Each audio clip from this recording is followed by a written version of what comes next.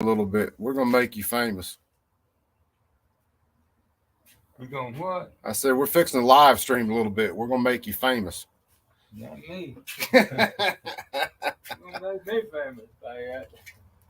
I'm famous already. We're gonna make you even more famous.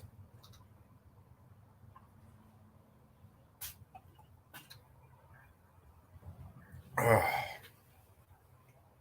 see. I can get.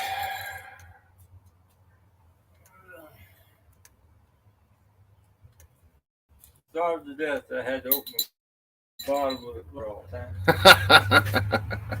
It'd be like the old boy in the desert. you just be out of luck, huh? That's that right.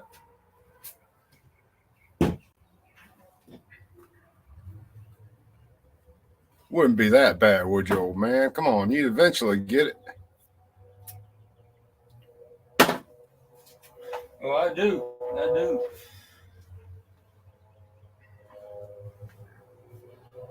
See how my stream, how much signal we're gonna get. PLA, what's up, brother? What's up, MC? Joe Morris, what's happening, brother? We'll try to keep everything straight down here. I'm gonna show off some projects I'm working on. Hell, I ran into something. Crap, I muted tab. I ran into something that was kind of interesting. That we might listen to while I'm screwing around. It was a case about speech. School administrator during the summer said some stuff on Facebook, and I think this guy is up in Washington, I think, and apparently a bunch of Karens and everything saw that he was posting some stuff that they didn't really like, so they ended up having the school just basically demote this guy and all kinds of shit. So, but I'll show you a couple things.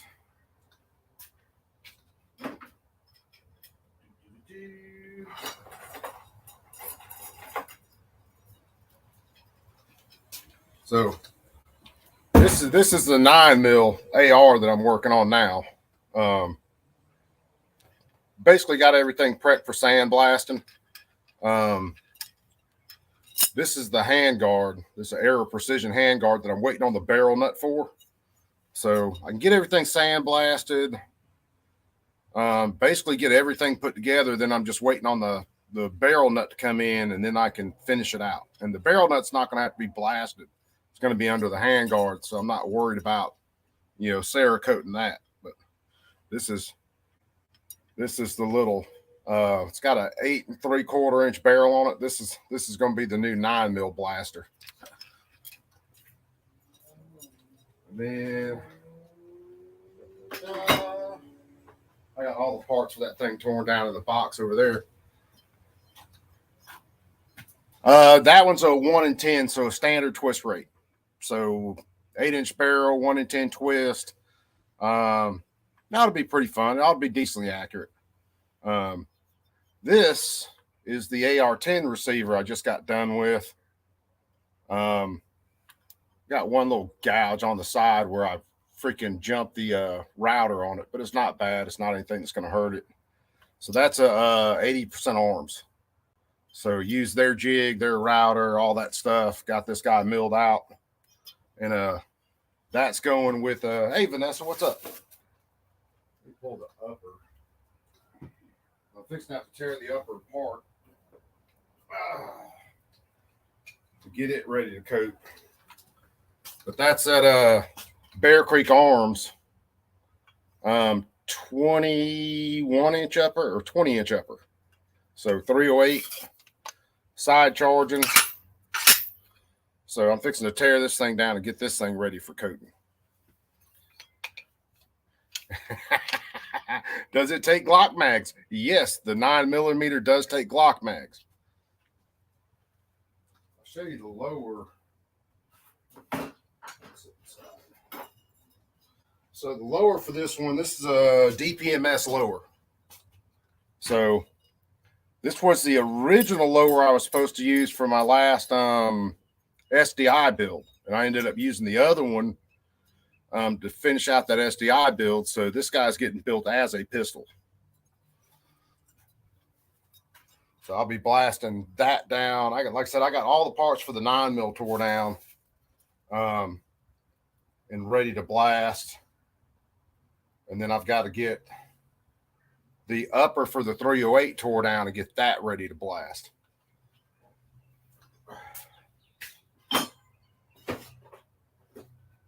And guess what's going on the pistol, kids?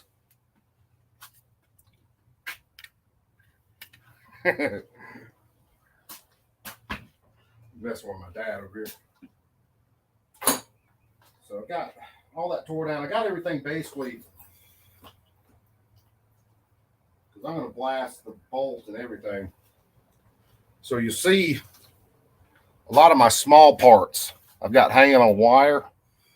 That way when I sandblast them, I don't drop the damn part in the bottom of my sandblast cabinet. Same with, takedown pins. Got those wired up. And then the extractor off that 9mm bolt, got all that wired up. So, and then, of course, it'll keep me from dropping them through the bottom of the sandblast cabinet, but then I've also got them ready to go to hang so I can go ahead and hose them down. And with acetone, let all that stuff kind of burn off, and then I'll be ready to Cerakote them. So that's the fun part. So.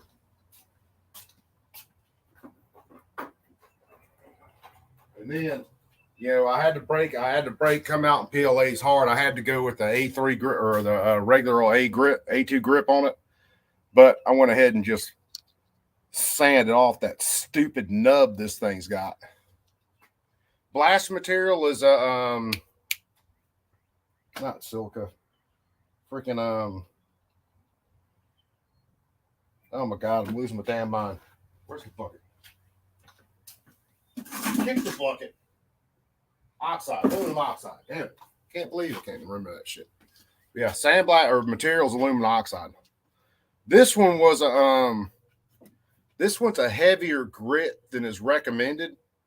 But the last one I did, that heavier grit worked out good. So I'm just going to go ahead and stay with that heavier grit for this stuff. So I'll even blast down the grips and everything just to give them a little bit more pitting and everything. So when I do Cerakote them, I've got plenty of hold on them. Say something else. I'm losing my damn train of thought like a mofo right now. Yeah, Vanessa, your state's laws are nuts, and I mean they're trying to get nuts everywhere right now. It's one of the reasons we spend so much damn time covering this stuff. Trying to hang out, watch what Washington's doing, watch what Minnesota's doing, Michigan. I mean, Alabama's trying to pass some stupid shit. So, it is what it is. But I figured we'd shoot shit and listen to a little bit of stuff, and I'm just going to play around and work. So I got to get my wrenches out. I got to tear apart this 308 upper, get this thing back in the vise.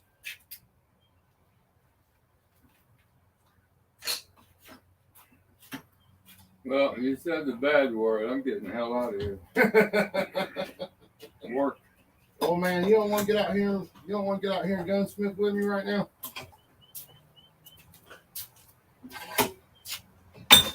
Look, I got more guns in that damn cabinet than I used at one time. Some kind of help you are. Tell them.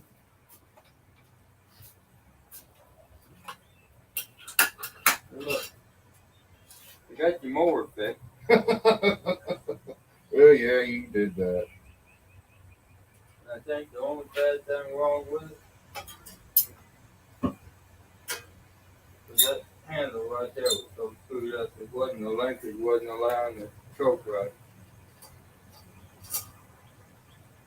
Well, as we all know, you got to be able to choke right. Depending on who you're choking anyway. Yeah, depending on who you're choking.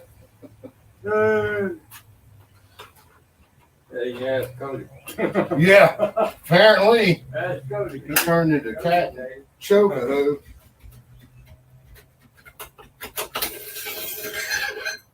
Cut to the top. Hand guard off of that. Keep track of everything. I'm just gonna run my screws back in the hand guard, and I'll blast the damn screws when I blast the hand guard.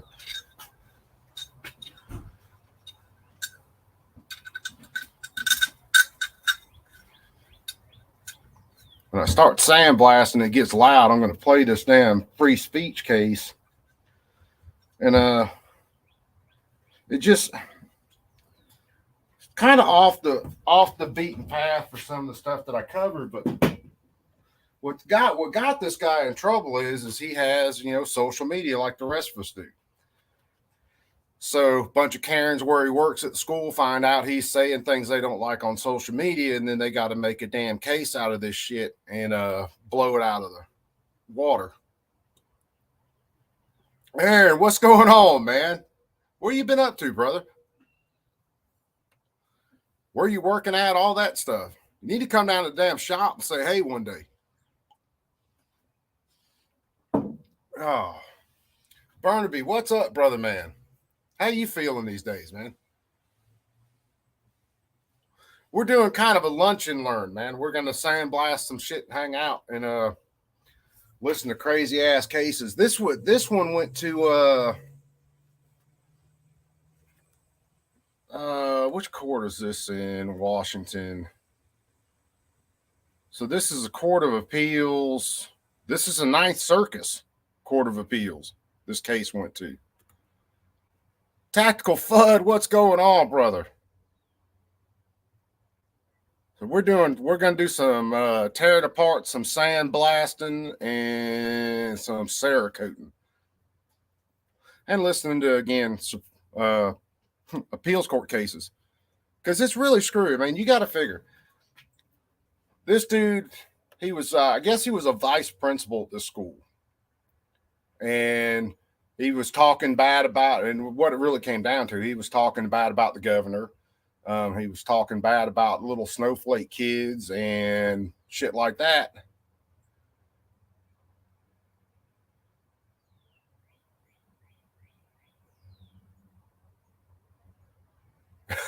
I've recently been bitten by the 2A bug. Welcome to the crowd. I got bit by it. I have a horrible case of it. Down to where, actually doing gunsmithing. So I'll show you guys. Hell, I'll show you guys another project. I don't feel like chasing down the receiver for this one,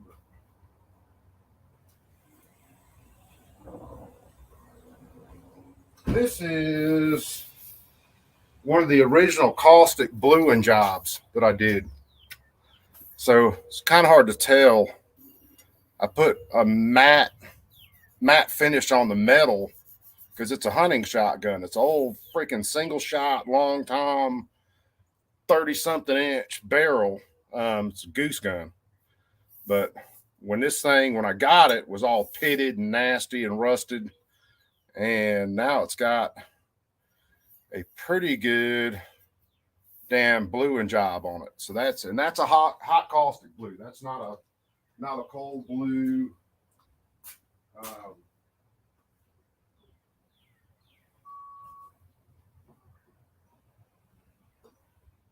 In between all the other SDI stuff I was doing. Crap. The other ones are upstairs. Let me see. I got to break out a wrench. I got to bust this damn barrel nut loose in a second. Excuse you.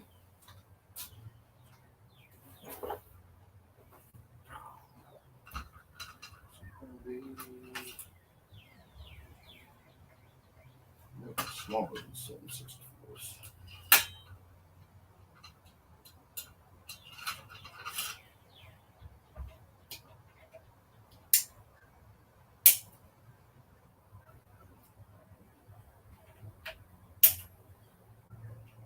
And drop this gas block off. That loosened up. I have to take that muzzle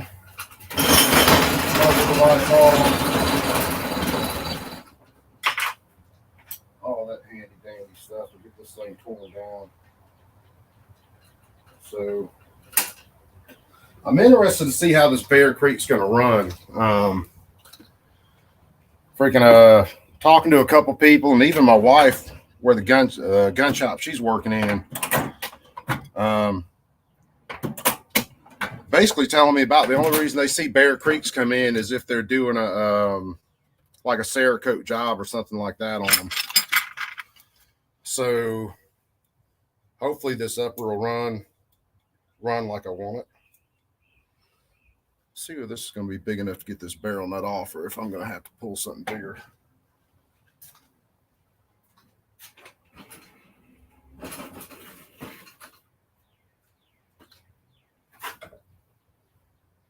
Oh, I have to pull something bigger.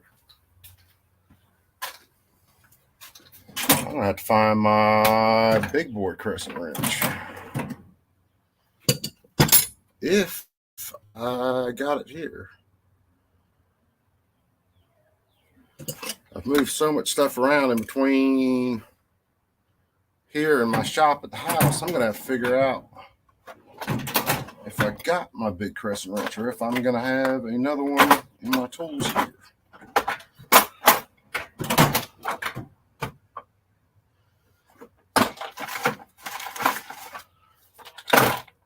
Man, that's going to annoy the shit out of me if I'm going to have to put that upper to the side instead of getting it tore down right now. Just so I can freaking run to go get a crescent wrench.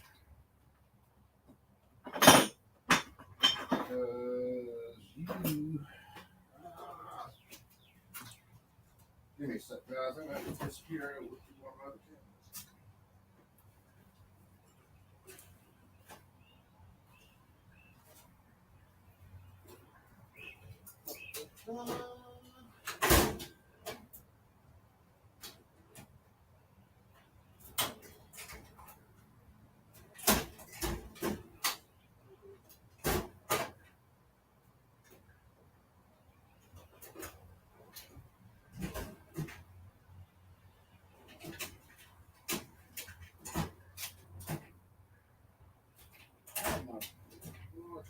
It's just doing jobs like that.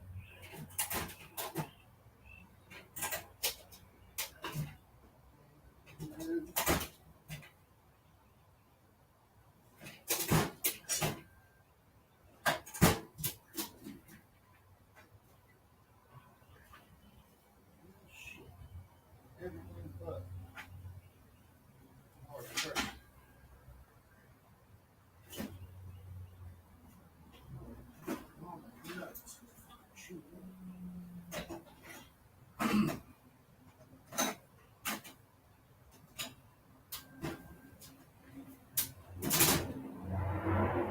Just because I'm hard-headed, I'm not going to keep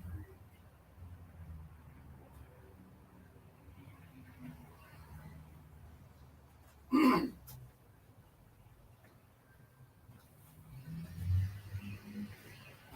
Just because.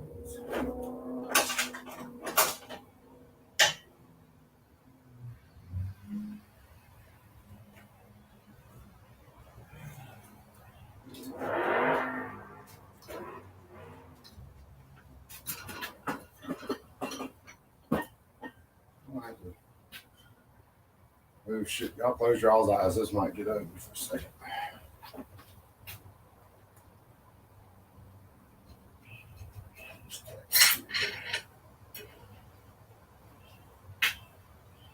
I think I need to pull that muzzle device real fast. 500 Magnum, what's up, brother?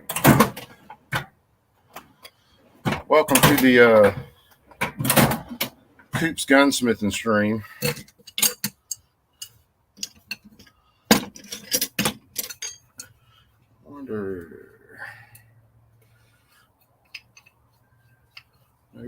I got this killing me, I'm telling you.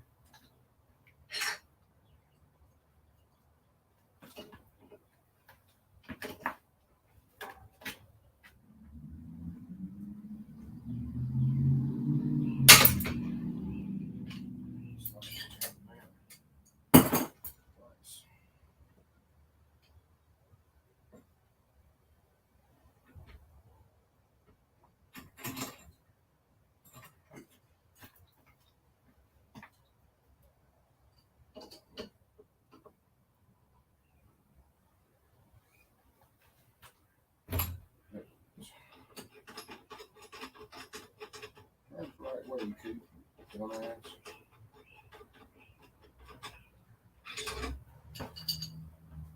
So there's my gas and block, gas tube, NERT.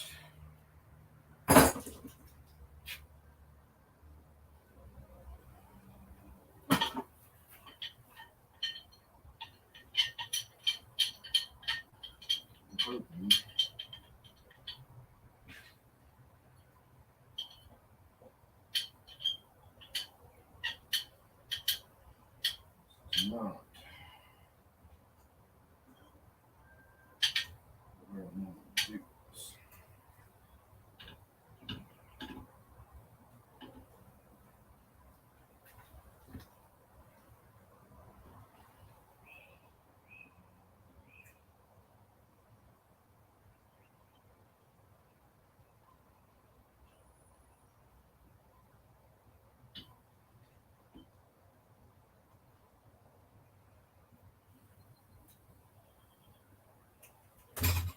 Damn drink the way I do anybody else.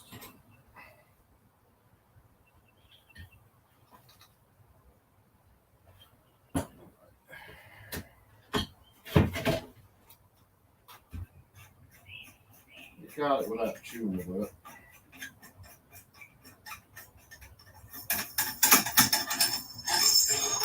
A little bit of nick on it, not anything horrible.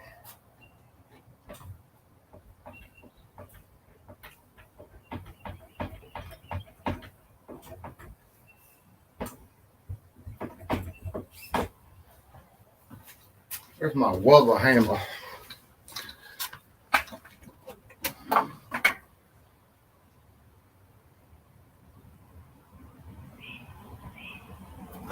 Yeah, that's man. You guys working with damn pre-bands and all this other crap. That's just freaking crazy, man.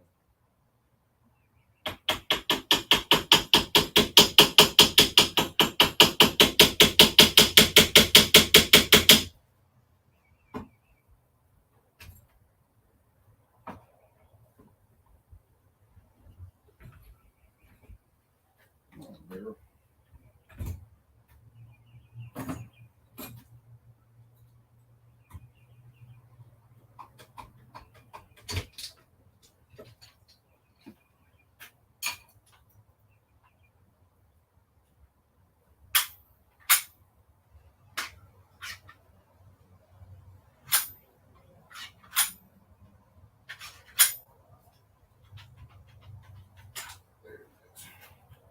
There it bees.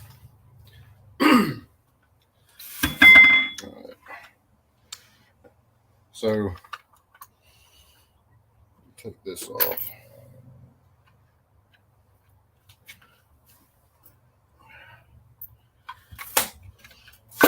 So definitely recommend it. If you're working on AR uppers having to do it, these vice blocks, these things are freaking great.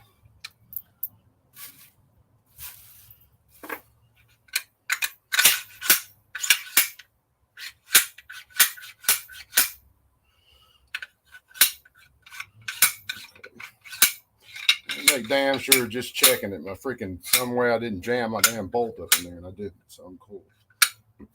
But I am gonna drop that bolt out of there.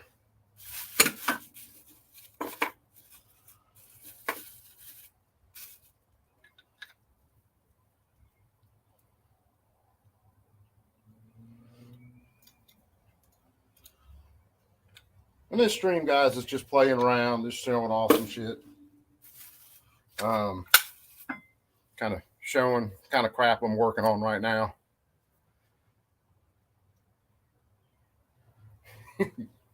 So everybody kind of sneeze the deal. Plus, it's just kind of cool to show off what you're working on, whether you're 3D printing shit or what.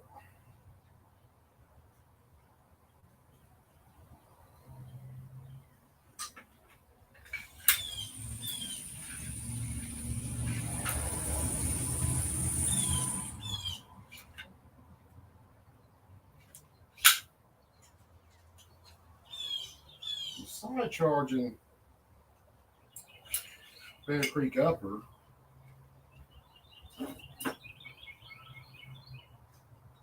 Looks pretty damn cool. I think I'm gonna like this thing.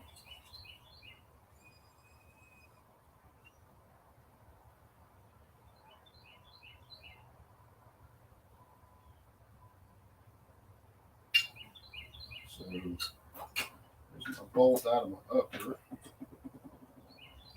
Damn, this thing's gonna have to soak. It's got some serious oil on it.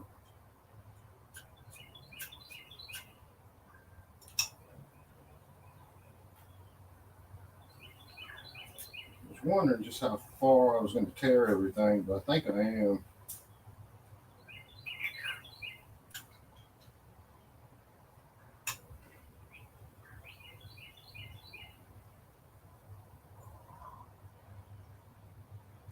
I think I am going to go ahead and tear it all the way and go ahead and Cerakote. I don't know. Cerakote damn bolt carrier. I might just leave the bolt carrier.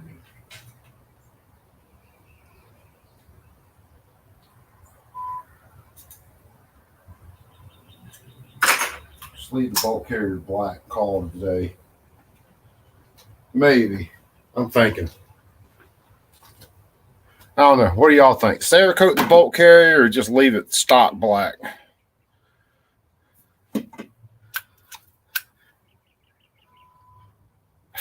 Freaking 308 bolt carrier seems massive after dealing with AR bolt carrier or 15 bolt carriers for so long.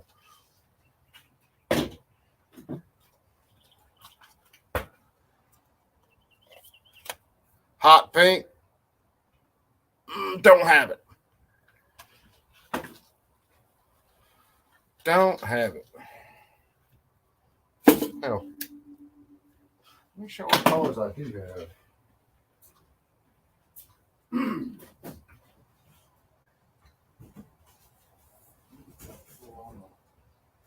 Cerakote supplies.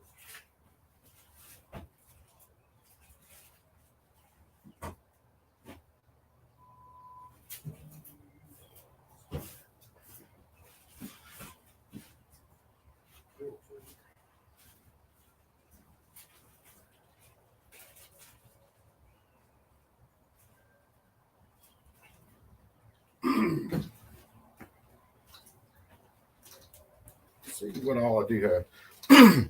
Got two colors of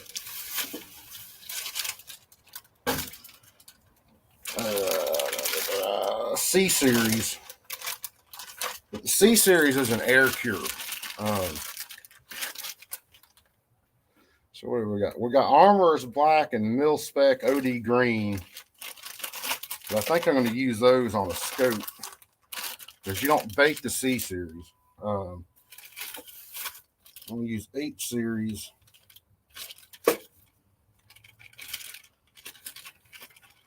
I've still got this bottle of damn special blue that I got to do for a gun I'm going to build in honor of Dark with that cobalt blue frame. Son of a bitch, I wanted to talk. So what we got? We got a Mil Spec OD Green, Flat Dark Earth, Armor Black, and Coyote Tan. That's going to be my camo colors on that 308. I think I'm going to do that 9 the same way.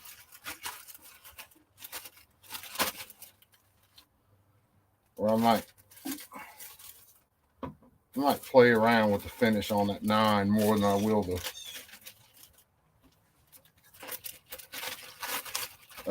308. Because I've still got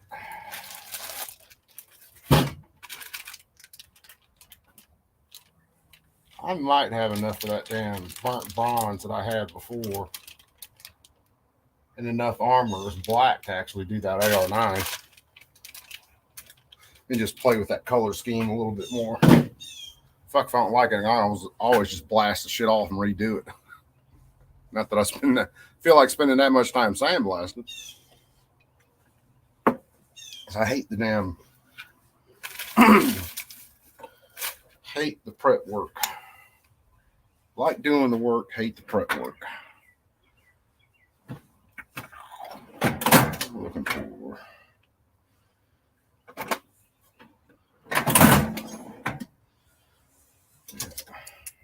That's not one. That's for colors.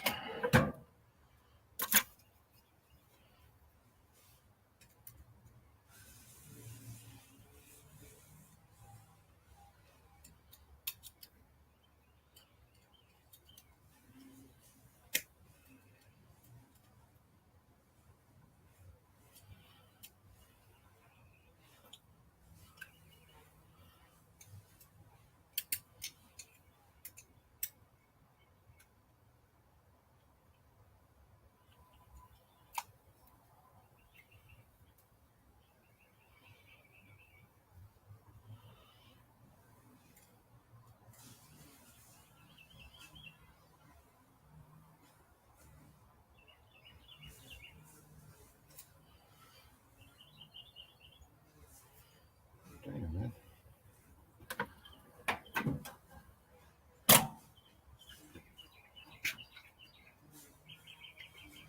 Yeah, I'm gonna do some camo on the barrel too. Instead of leaving it just stock black. I'm gonna blast that joker down. And have a little fun with that too. The damn staking job on that gasket doesn't look too bad. Of course, once I tear everything apart, I'll have to sit here and restake everything too. But you know what? It didn't look good. Okay, they got a dimple. I didn't think to look at it at first. I didn't know whether they had a dimple in the barrel or not. But I mean, Bear Creek seems like they put this thing together pretty damn good.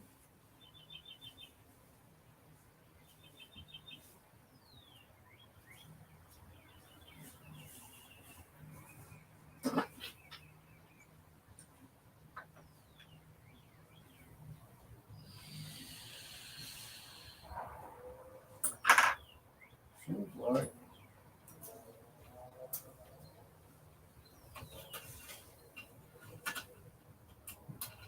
Of course, when I put that gas block back on, I'm gonna stake them a little better than what they were staked though.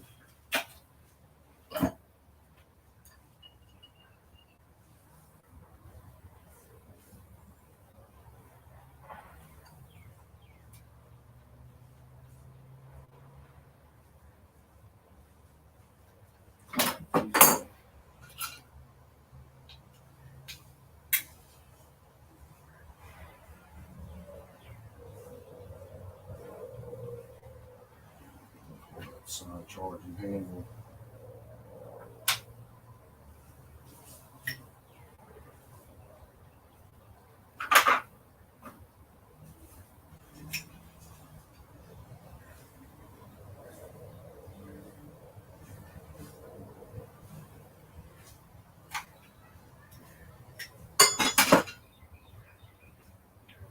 Damn. You don't want to come out of here.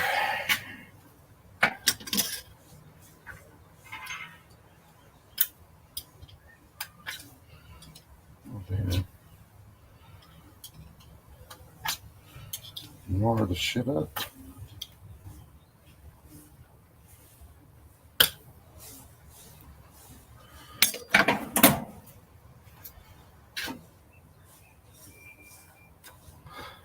Yeah, man, dude, I've sprayed hell a few of my guns.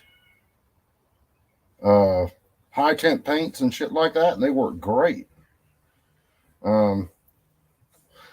A lot of this right now is experimenting with Cerakote, learning it a little bit better. because when I do actually start my shop, I'd rather be playing around, kind of screwing around on my guns than experimenting on a customer's gun.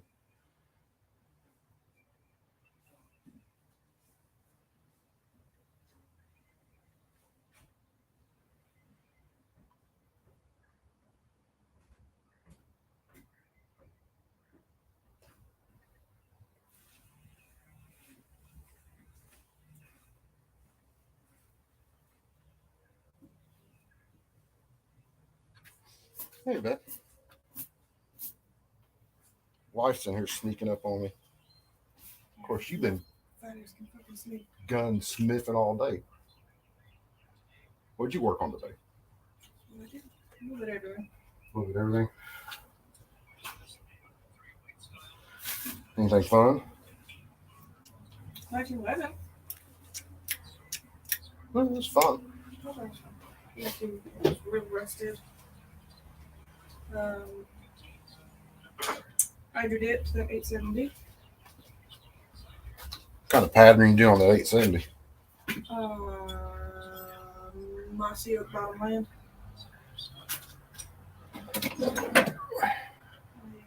Clean AR. Fixed it. You fixed it? What was wrong with Missing a bunch of pieces. it? So I want to, I didn't fix it. I just reassembled it. Was it missing pieces because whoever tried to build it didn't know what they were doing? Oh, it wasn't a build. It was one of the rent guns from Strong Point. So it's been run through the fucking rails. So it was a range gun. Yeah, it's a range gun. I'd be willing to bet actually somebody tried to do something. Lost bucket retaining spring and retainer detent, whatever the fuck that thing's called, and then one of the takedown springs and detents. And that thing was crusty from.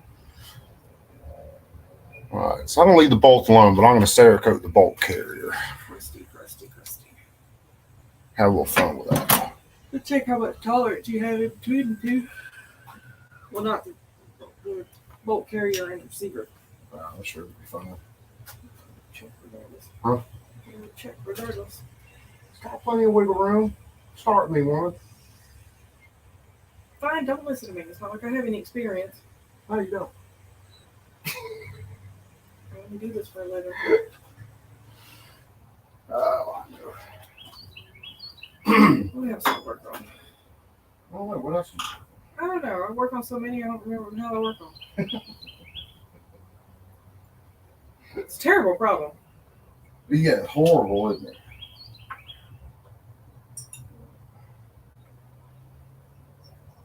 I'll leave the gas key off in Cerakote. I'll coat that too.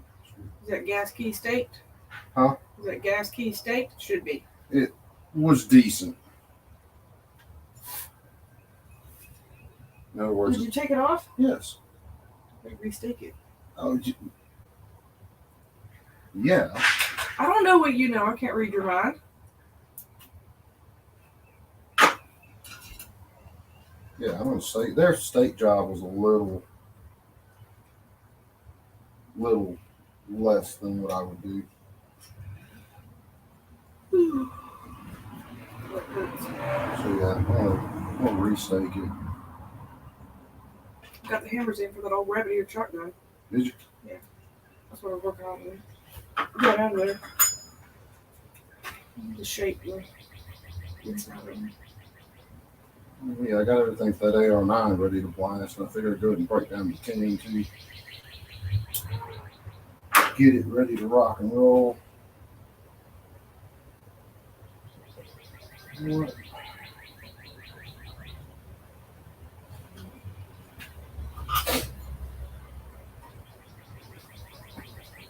Put all these damn boxes. So, hell, are any of you guys working on anything cool? You're on live chat or something? Yeah. Yeah, we're hanging out and gunsmithing.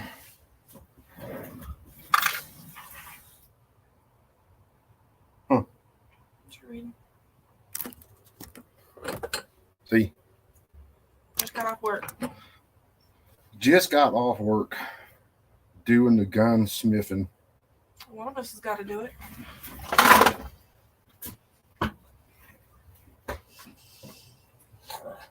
It's the only thing I have that I can one off on you with. I've seen so many words, so little time. So many words. I'll order these. I got them today. So they haven't They're sitting there fresh. for No, 2 they're- weeks. No, they're fresh. All right, so Pat's paying me wrong. Huh? The Pat is paying me wrong. Because when I go get Monkey, I don't always make it back at the same time. Yeah.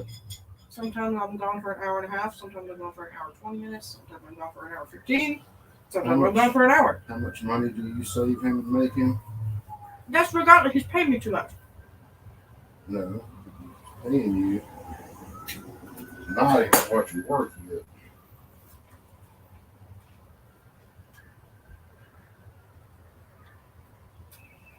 Whatever.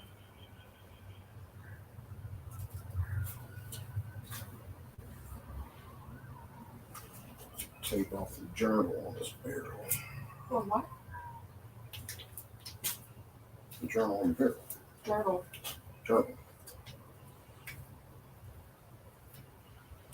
Barrel extension? Yes. Barrel extension journal.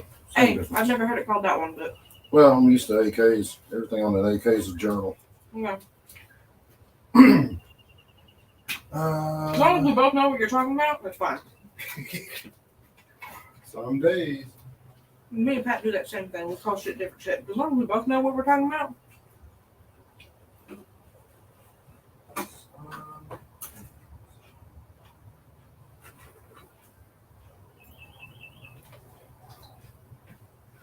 The 1873 is going to need a new barrel. Which one? I think it's 1873. It's that Uberti lever action. Oh, square in yeah, it. yeah. That guy fucked it up. You completely toast the barrel. We got the squid brands out, but there's 2 cleaning rods stuck in it where he was trying to jam everything out. Yeah, He fucked it up.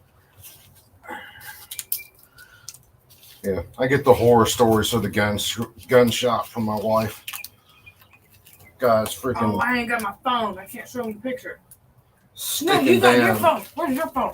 Where? Because I got to show them the picture. The one I just sent you and I gave you no details.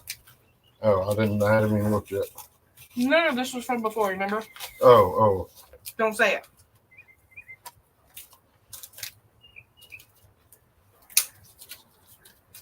Did you see the picture I sent you today, though? the Toadses? Mm-hmm. Yep. Caught 2 of them. Snake would be happy. Got a snob of a hog nose that won't eat anything but damn frog. Gently. This might be hard to see. Actually, no, that looks really clear. Any idea what could possibly have gone wrong? Stupid people.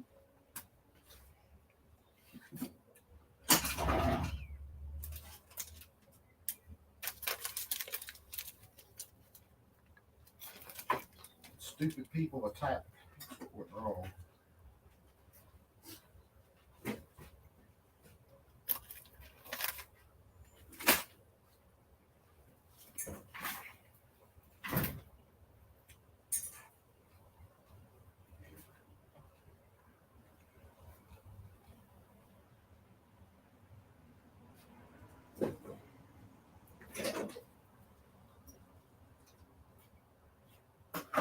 Making sure I got everything to hang my parts with.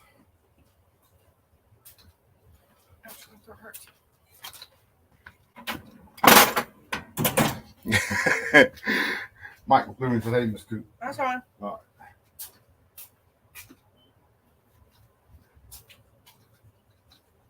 Yeah, that was an interesting malfunction to say the least. That one was the barrel end upside down. Yeah, Wasn't the it? barrel was upside down. How the hell do you take a Glock, tear it down, and then put the barrel in upside down? That was an M&P. Oh, the M&P. Yeah, M&P. Same difference. What's up, Chris? What's going on, brother, man?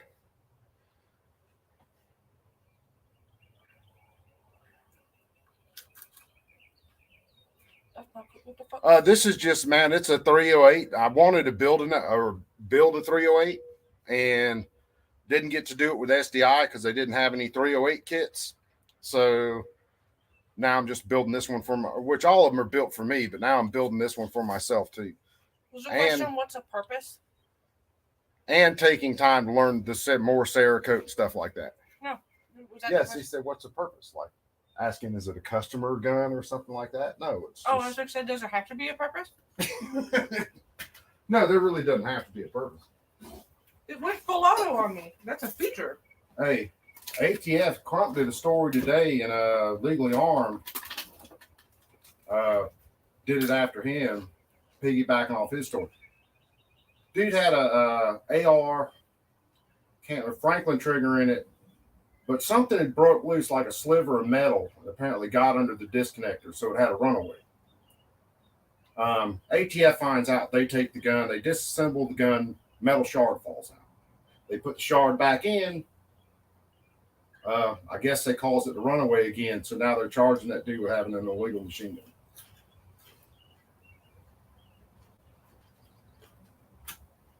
That's an expensive oops.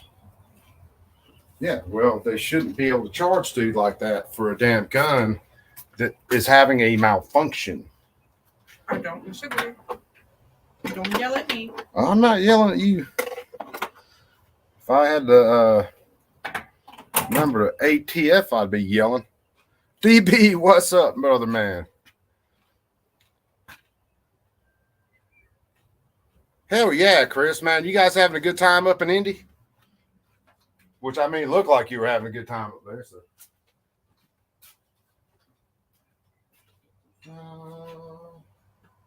So what's the plan for this weekend? Me and Dad are going to head fishing in the morning. Let's check Mom out. Because she basically said it was going to be a while before she went. So that's what. But why? Mama. So I ain't anyway, arguing with her. we're going to try to catch some stripes. Hopefully the stripes are still running. Hopefully we can catch a bunch of skipjack. And then Saturday night, Sunday, try to smash on some catfish. Me, you, anybody else who wants to go. I know I'm going.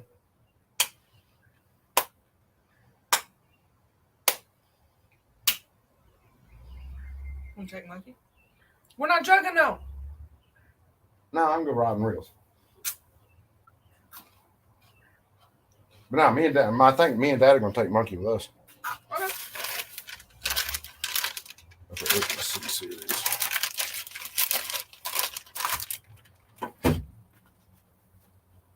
What? Ooh, how?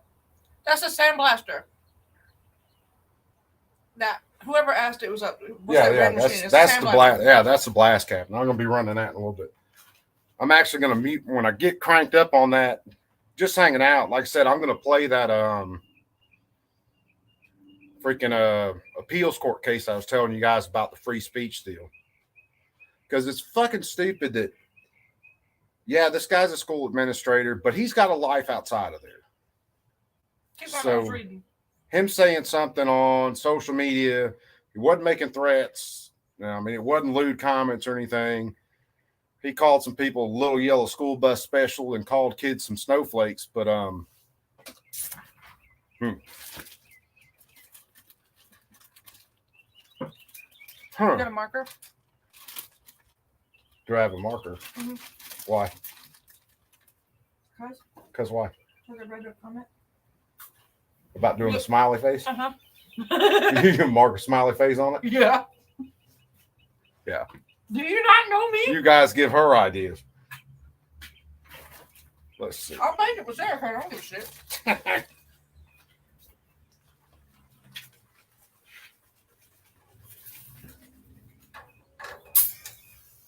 hate when they do that.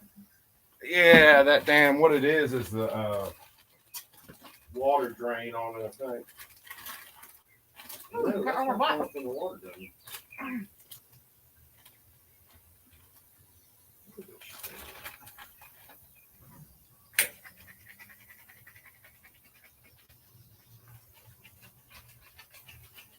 Damn. What?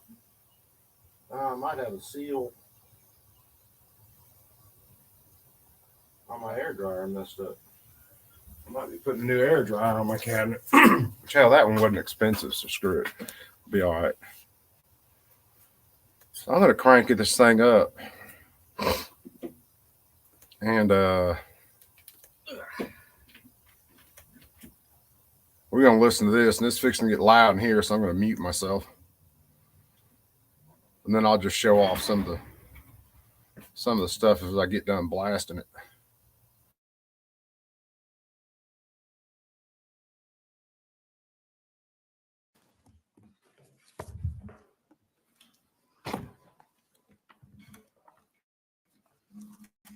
May it please the court. Good morning, Your Honors. Mick McFarland. I represent appellants Ben Small, Keith Clark, Tom Dingus, Deborah Long, Cynthia McMullen, and Misty Renaud. If I may reserve 5 minutes for rebuttal. There are two types of speech that we are looking at in this case. One includes Mr. Thompson's Facebook posts, and the second type of speech is the speech that occurred at school during the course and scope of Mr. Thompson's employment. And I'm going to talk about each of those types of speech separately and independently because the analysis is different with respect to the Facebook posts versus the at-school speech. But in the end, whether we analyze the case under the Facebook posts or we analyze the case under the at-school speech or a combination of both, qualified immunity should have been granted for my clients. Before I talk, however, specifically about those two different types of speech, I want to point out two things that I believe are relatively important in this case. First is that the trial court or district MC, court's we'll catch you after a decision while, in brother. this case, on its face, dealt solely and only with the but- Facebook post. And guys, when he's For talking about reasons that are qualified not immunity, clear, what he's talking about is in the is opinion from the school district being court, immune from the any district court just did not repercussions touch from on firing the this second dude. category of speech that we're dealing with. And that matters because that speech, the at-school speech, did not involve matters of public concern and give rise to a finding of qualified immunity for my clients. The second point I want to make is I think this case is very unique from First Amendment cases that at least I've been involved with or that I've read, in that when we deal with First Amendment retaliation cases, we as lawyers and you as judges come in after the fact, and the lawyers argue the Pickering balancing test and how it applies to the facts of this case. And then, of course, you as the judges apply the facts to the Pickering balancing test and make a decision of whether or not the test favors the defendant or the plaintiff. In this case, I think it's very unique and it's relevant to the issue of qualified immunity that the school district actually went through and overtly and actually undertook a Pickering balancing test before any decisions were made with respect to Mr. Thompson's employment. And they did that or went through that Pickering balancing test by hiring an outside attorney, Ann Allen, to perform an investigation into the underlying allegations. And then with that information, took it to the next step and had the impact interviews that were performed by Assistant Superintendent Jay Rowell, in which he actually looked at or interviewed people to determine whether the speech at issue caused the type of disruption within the school system that we look at when we're doing a Pickering balancing test. So at the end of the day, whether we're looking at the Facebook post speech or we're looking at the at-school speech, under either scenario, my clients actually underwent the Pickering balancing test. We know that.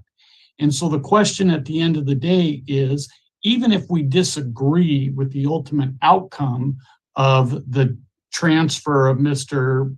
Thompson to a teaching position, the question is, was it patently unreasonable for my clients to believe they had the constitutional right to make that decision, knowing that my clients actually went through the actual Pickering test that this court requires? Well, that you're what you're really suggesting is that there's some kind of safe harbor if there was an outside investigation and counsel came to the conclusion that the school board was justified. Isn't that basically what you're arguing? Well, I don't know if I would go so far, Your Honor, as to say it's a safe harbor. I would say that in the qualified immunity context for the individual defendants, it gives this court great insight, especially in light of well-established law that there will, I believe the language is, rarely be an occasion where a public official has to undertake a Pickering balancing analysis where qualified immunity is not appropriate. Would you focus on the non-Facebook language and the board's justification in that instance? Sure. And I will start that, Your Honor, by saying that I don't believe the at-school words and speech are protected under the First Amendment because they don't involve a matter of public concern. When a school administrator, refers to short bus students, uses the term short bus, that is a patently derogatory statement that is harmful to the special needs students that the school serves. Along the same lines, and it's kind of, I guess, an extension of that, referring to Governor Inslee as Governor Short Bus, again, has that harmful and detrimental effect to, or potentially to, students that the district serves. There's also language that he used, such as referring to students as snowflakes, or referring to students as Tide Pod kids, or referring to a group of Marshallese students as being, I think it was, farts in a skillet. But all of that, all of those language, whether we agree that they are offensive or not, are simply not protected by the First Amendment when you look at the context and the content of that speech. You're saying that that would include the reference to the governor? In the context of the speech, yes. If he, I would say, taking it back to the Facebook post now, Your Honor. No, I'm sticking with the school speech and the governor. So you're saying a school administrator or teacher can't criticize and demean the governor? Certainly an administrator can criticize and demean the governor. The problem is that in the manner or the content of his criticism, he used an epithet that is derogatory and harmful to special needs students. And that therein lies the difference between a political statement or a criticism of the government, and moves into the field of protecting students. Did I answer your question, Your Honor? Yes, thank you. So are you saying that all of his statements were not matters of public concern? All of his statements at school, yes. Were In not the every one of them at school. in the context and content that we are required to look at in determining whether a matter or speech is a matter of public concern, yes, So you're that is conceding, our. and you're conceding that his Facebook post was speech. That was a matter of public concern then. The Facebook posts were made as a private citizen and were a matter of public concern. I will agree with that. I will follow up on that, though, Your Honor, and say, a lot of what you read about, and I'm sure that we'll hear about in oral argument, is the undisputed facts, or that there are disputed facts in this case. As it relates. Let me ask you a question about that. I'm sorry to interrupt, but it was unclear to me, and maybe I missed something. Since this was a decision made on summary judgment, are you asking that this court reverse and find there was qualified immunity, or are you saying that there are genuine issues of material fact and that the issue of whether or not qualified immunity applies is premature? Which are you asking? I am asking that this court reverse and find that my clients are entitled to qualified immunity. Based on the record, and that is the undisputed evidence, you believe that your clients are at this point entitled to qualified immunity, and not that it should be reversed because it's unclear based upon the record. That is true, Your Honor. And if I may quickly respond to that, I know I'm going into my rebuttal time, but the facts as they relate to the Facebook post are undisputed. There is no dispute that a version of the Facebook post that included the term demtard and included referring to Michelle Obama as a racist bee, those type of things, that's undisputed that he posted those. And the question then becomes, did the officials who analyzed the effects of that, are they entitled to qualified immunity? And I submit that under the Pickering balancing test, they are, because of the harmful effect those type of statements can have on the students. Well, But can even Let me if tell the you court what, doesn't, I want to just put on the table what bothers me about this case. Leave aside the Facebook post because, well, somewhat distasteful in the manner that they were conveyed, they're political statements made in a private capacity, and they aren't disrupting the school as we generally consider it. But these other statements surfaced only during kind of interviews and focus groups.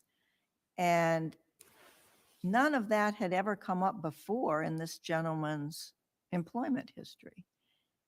And so all of a sudden, he's never disciplined or counseled.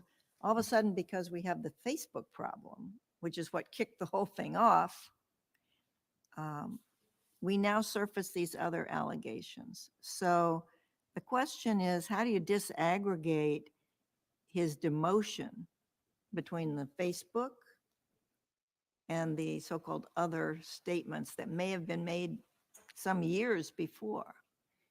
I think I have three responses to that, Your Honor, maybe only two. Okay. The first of which is we need to separate his claim that he has against Central Valley School District versus the individual defendants. And we have to look at what the individual defendants' roles were in this case.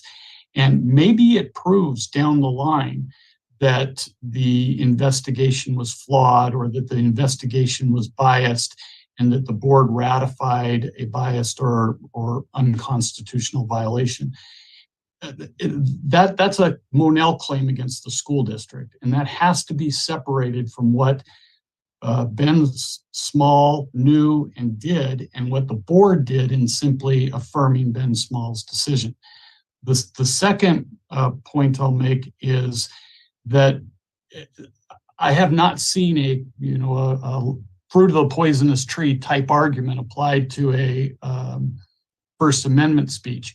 And I would submit that just because the administration didn't know Mr. Thompson was engaged in this type of speech at school doesn't make the speech protected.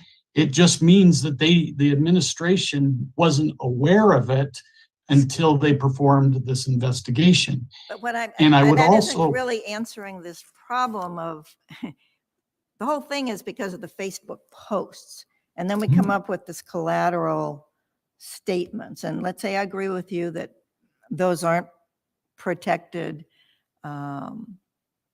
as, private, political, or other speech because they're made in the school context. But if the firing is predicated in part on the Facebook situation, then aren't there factual issues that preclude the grant of qualified immunity at this stage?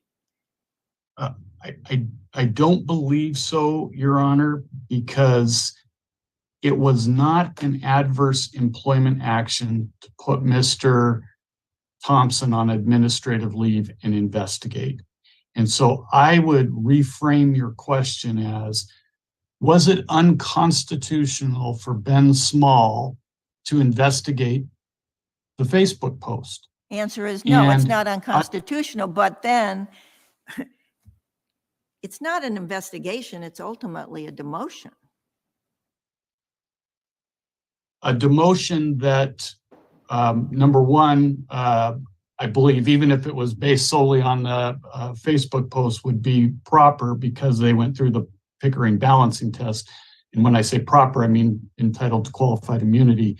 But secondly, and I'll just reiterate and be done, but just because a constitutional and proper investigation turns up harmful conduct to students doesn't mean you can't take action based upon that harmful conduct to make sure it doesn't happen in the future. Okay, so I'm looking at the requirements under Pickering, and you have said that the school did in fact very carefully comply with the requirements that Pickering versus Board of Education. So I'm looking now, and I think what you're saying is under the fourth criteria, whether the school district had adequate justifications that outweighed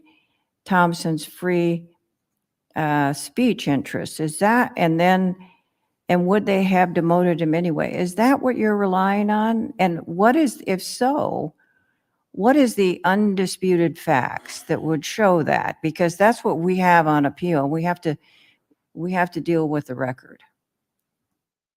Well, what Mr. Thompson claims or argues are the undisputed facts are whether or not he necessarily engaged in the conduct for which he was accused. And my position, Your Honor, is that what we look at is what was presented to Ben Small and what was presented to the board. And those are undisputed. And what are they? Tell me what they are in particular, because you're asking us to reverse and grant you qualified, or your client qualified immunity based upon the undisputed facts. That's what I'm missing. So the undisputed facts with respect to the Facebook post are that he made that post and that it was distributed beyond his private friends, and it was brought to the attention of the superintendent by employees of the school who expressed concern about an administrator in the school and the effect that that could have on students of the school. As it relates to the undisputed facts of the in-school speech, first and foremost, I believe it is undisputed. Mr. Thompson never denied having referred to students as short bus or using the term short bus in school. He likewise never denied using the term governor short bus. There's also, that we haven't touched on yet, but it is undisputed that the board genuinely believed that they had an employee that had been dishonest with them. Mr. And- McFarland, you're out of time, so why don't you wrap up your answer to Judge Silver in the next 10 seconds, and we'll put 30 seconds on the clock for your rebuttal. I appreciate it. And so I just believe that the information presented to the board was undisputed that the investigation had unearthed these type of statements, and they reasonably relied on what they believed was a proper investigation. Thank you. Good morning, Your Honors. My name is Megan Clark, and I'm here on behalf of Randy Thompson. I had planned an argument, but I feel it'd probably be more appropriate to talk about some of the questions that Your Honors have brought up during the course of Mr. McFarland's statements and argument. Well, let me And, start by you know, asking. starting- Let me start by asking a question about the Pickering balancing test that your friend on the other side spent a lot of his argument talking about. And wouldn't you agree that public employers have an interest in prohibiting speech that undermines the employee's ability to perform his or her job and the employer's ability to carry out their mission? Your Honor, I don't disagree that there is a provision and there is law that would suggest that public employers do have the ability to restrict the speech of their employees in some capacity.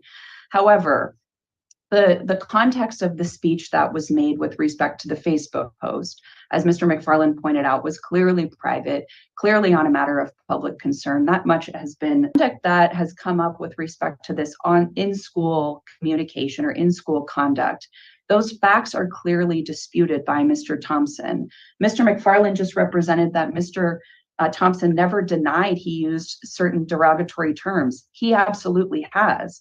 He Okay, has and denied that is in the record, you're saying, and that Correct. it is something that the district court relied on as undisputed, or maybe the district court said it was disputed, or the district court said it was undisputed, that he in fact disputed it.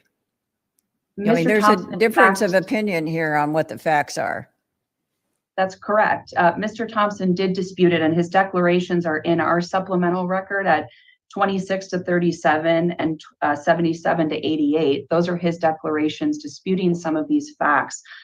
Unfortunately, the district court's opinion didn't lay out which facts it believed were disputed. It just indicated that with 4 or 3 elements of the Pickering test, element 1, 2, and 4, there were issues of disputed material fact.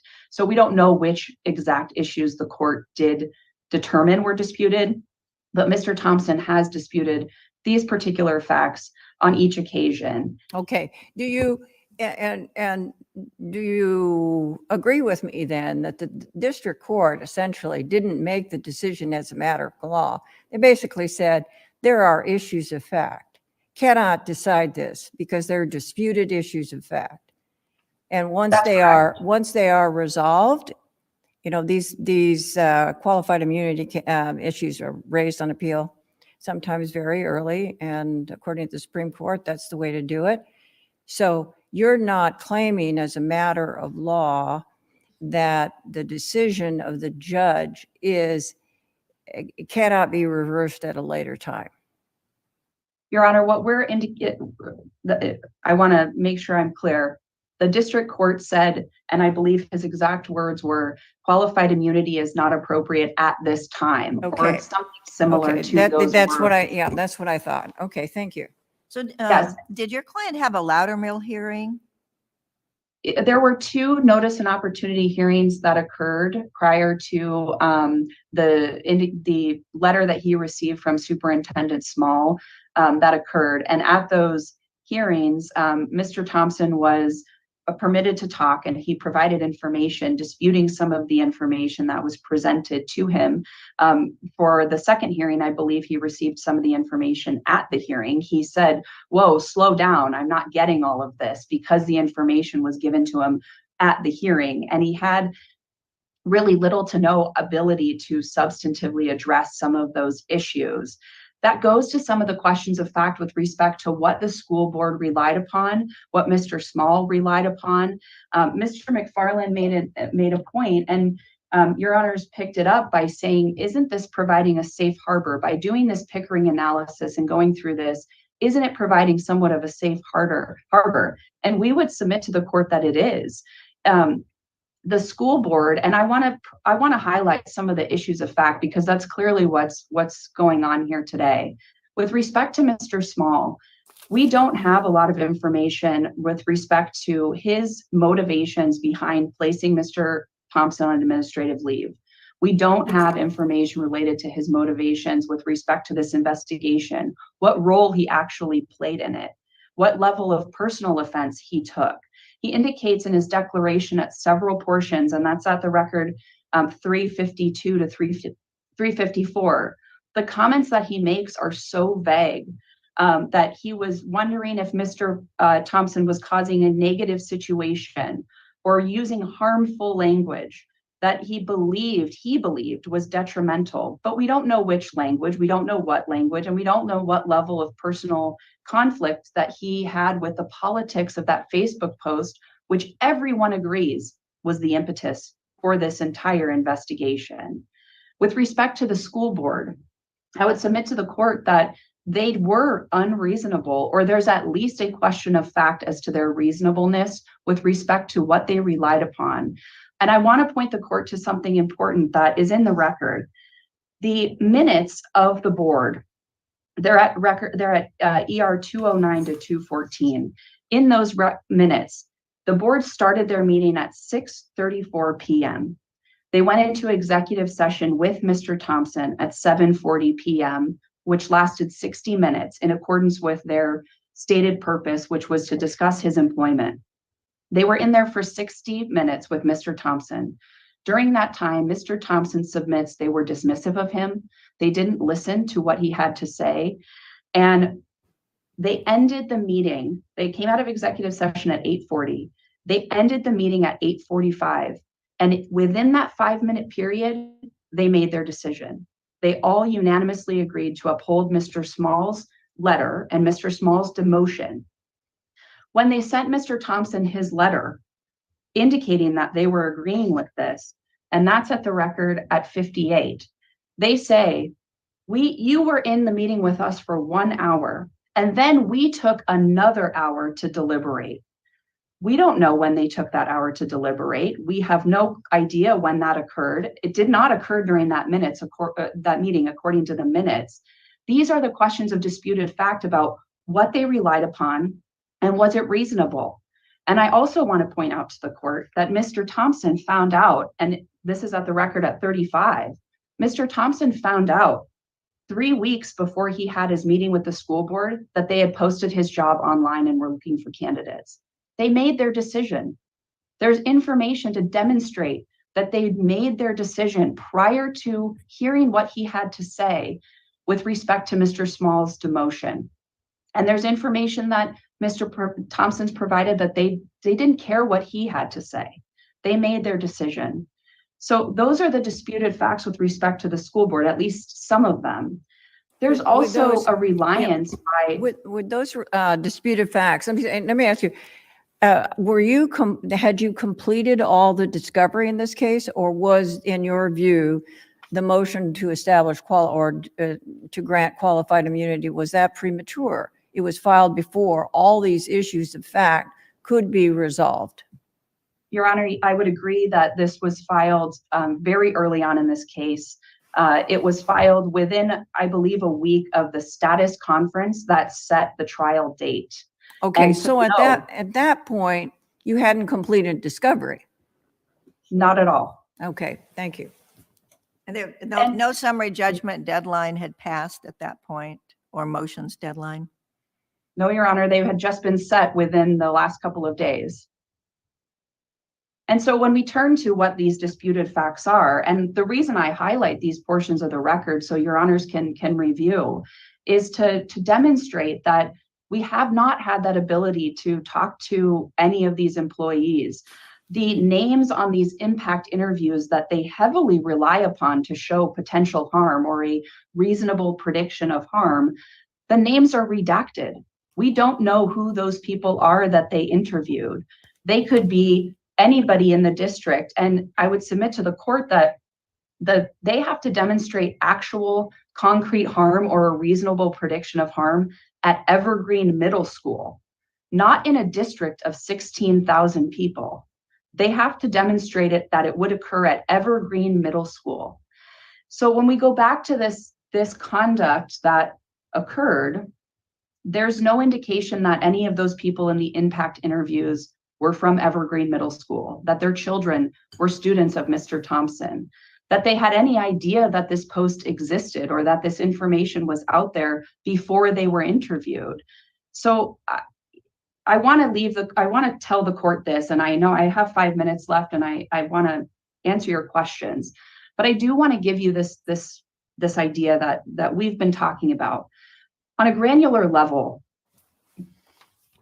giving qualified immunity for these 5 individual defendants, Mr. McFarland and his clients may believe that it's appropriate at this stage. It's early in the litigation. That's when traditionally immunity should be provided. But I would submit to this court something broader than that. And that is this idea that this would give a blueprint to everybody out there in the future to disagree with one word in a political post, use that one word and take the long arm of the school district and investigate that post, that political speech, and utilize that and go from one word in a Facebook post that was meant to be private, political speech, use the arm of the school district to investigate, find remote instances of prior conduct that we don't have the context for. I will tell you that, though we don't have the context for those comments. Use that and then say, we will do a Pickering analysis test on these comments, and then we are insulated. You can't do anything about it.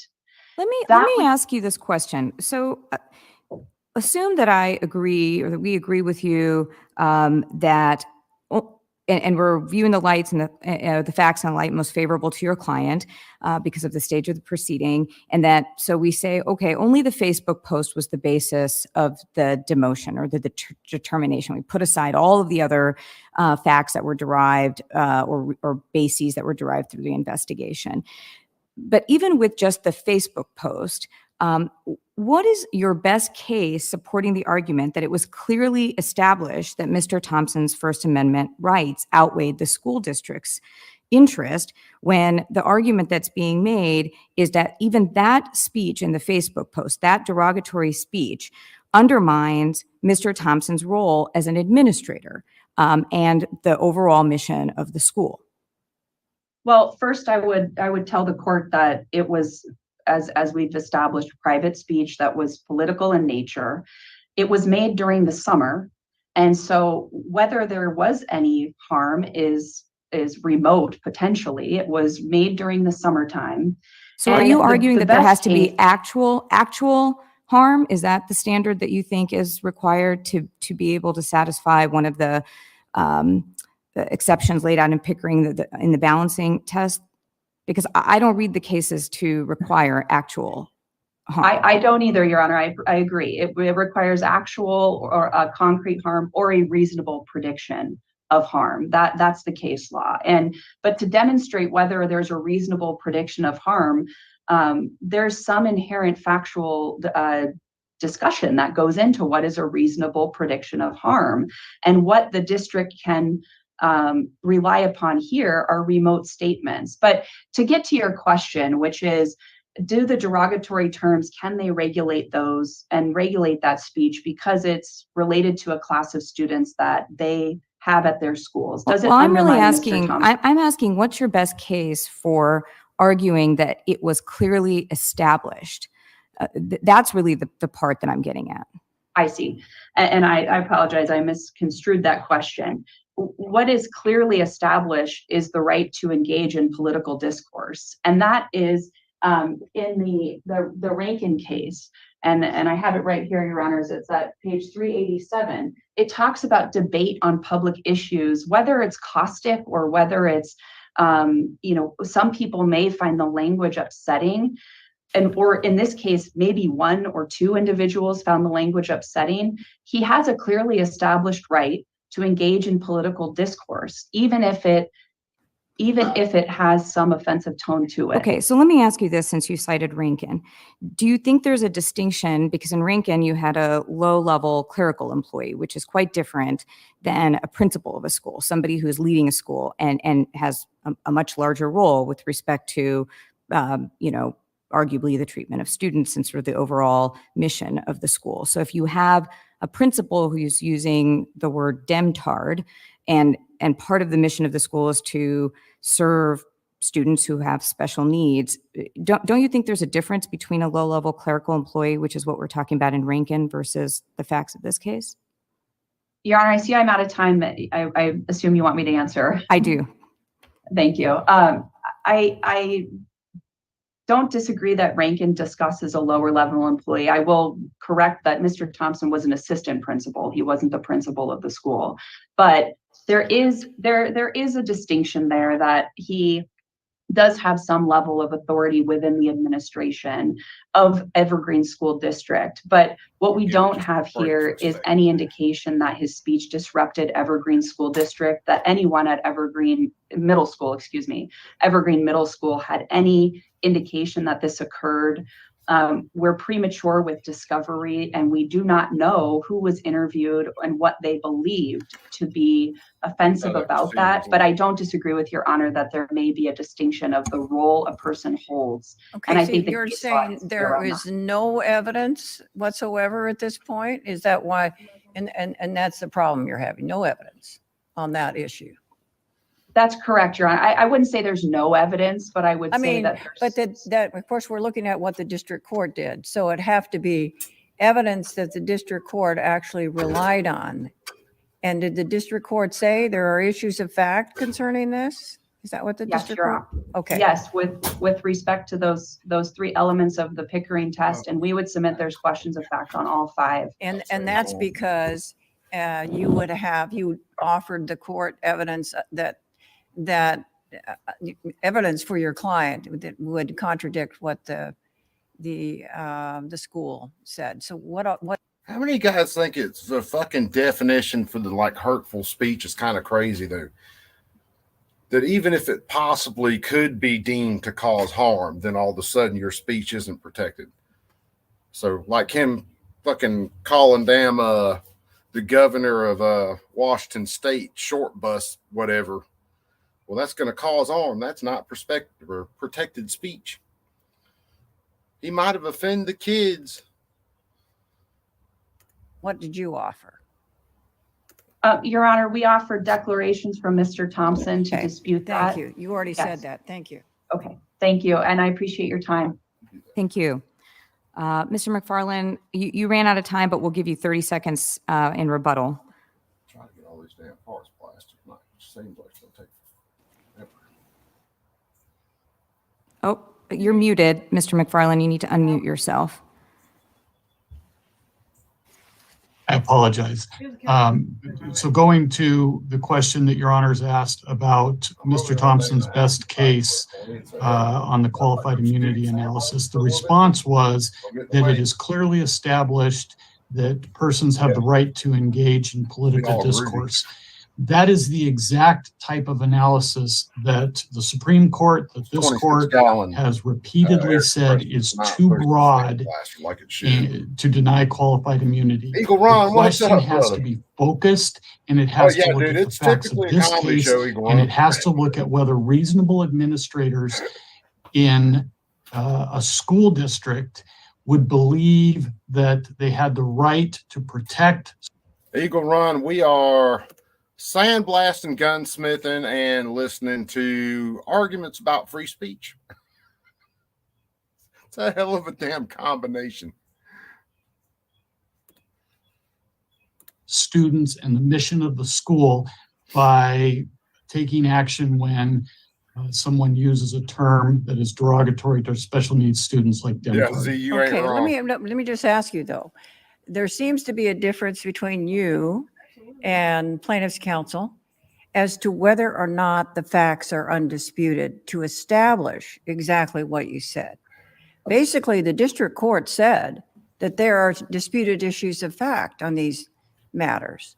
Was the district court wrong? I mean, did you offer something to the district court Yes. and say, these are undisputed facts, Judge? We're entitled to qualified immunity. We did. And the And- judge said otherwise. Why shouldn't we then give deference to the judge's decision? The school board I meeting. believe this court can review the record de novo to And that is correct. And I'm sorry, it is de novo, but what facts are you're disputing plaintiff's counsel and saying that there aren't disputed facts? As it relates to the Facebook post, there aren't disputed facts. As it relates to the at-school conduct or speech, I agree that Mr. Thompson disputes many of those statements. My argument or my position is that we have to look at what was provided to Ben Small first and then provided to the board and ask if that evidence, which I submit doesn't have to be undisputed for them to make a decision. They can weigh the evidence and we can say the evidence that was before them, a reasonable school board would believe that they had the right to take the action based upon this disputed evidence. Thank you, Mr. McFarland. Thank you, counsel. Thank you. This case is now submitted. And we will hear Martinez v. Zoom Info I think that was Technologies the next. last one on here that was kind of interesting, at least for this one.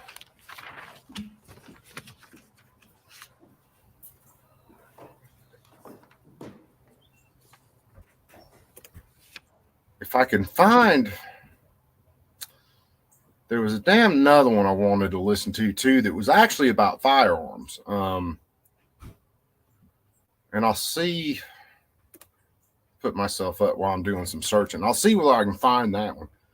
But Eagle Run, just to give you the lowdown on that case, there's a school vice principal up in Washington State made some comments on Facebook about some snowflake kids. The governor riding a little yellow school bus, saying he was basically little yellow school bus special, and some other stuff. Not anything absolutely horrible.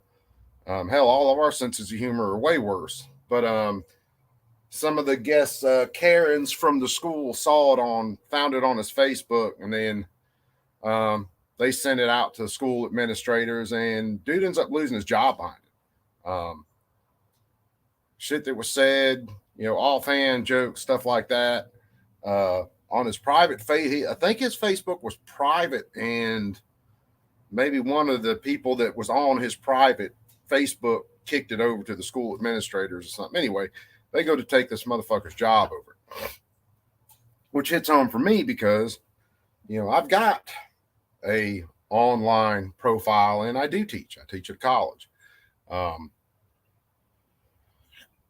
And I don't pull any punches with a lot of the shit that I say. I'm very honest about what I have to say. And sometimes I say it with very coarse humor. They'll just have to get over that. So, we'll see how that goes. But it was just an interesting case I ran into today. For you guys, I'll explain to you guys in case you don't know. And I think I've said it before, I think. I follow a lot of the circuit courts on YouTube. Basically, anybody who's got a presence, who's putting their stuff online where you can view it or listen to it, I follow. And I get alerts every time, just about every single day. And when I get time, I kind of pick through what they're showing for the day and see whether it's something that's, 2A, free speech, stuff like that. And if it is, well, I try to bring it to you guys. Because it's interesting to see this stuff go through the courts. What's funny is listening to those judges, it seemed like they were really siding with the free speech end, except for a couple of questions. It seemed like they were really hammering the state, saying, look, you don't have a safe harbor with this. Your guys really aren't, getting that protection from their actions. So,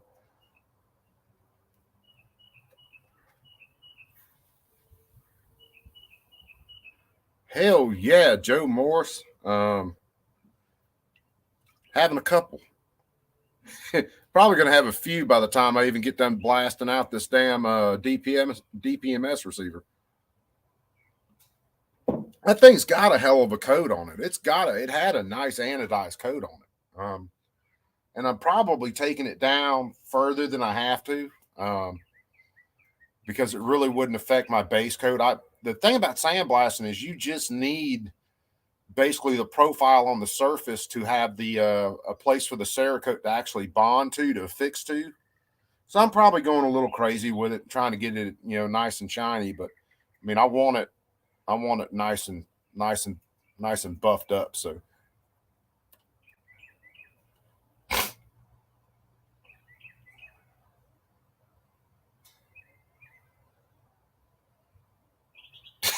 son bitch, dude, I did not know that, Z or Sam, shit, both of y'all.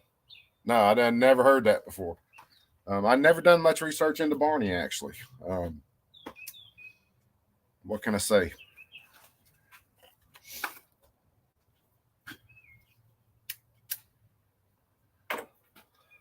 Oh, see. I'm gonna look back through my bookmarks and see where I can find this other case. It was about 2 weeks ago.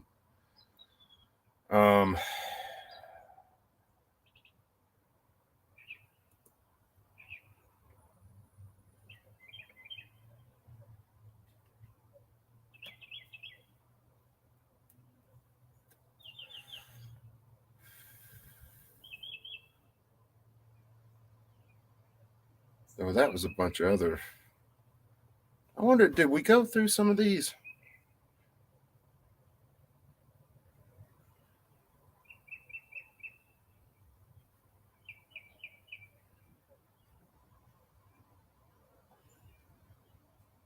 Colby versus Hogan.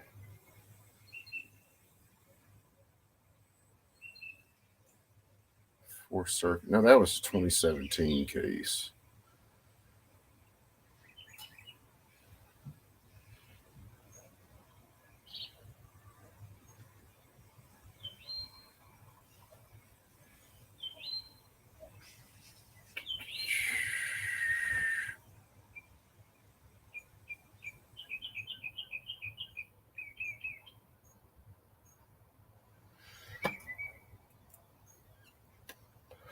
I don't see.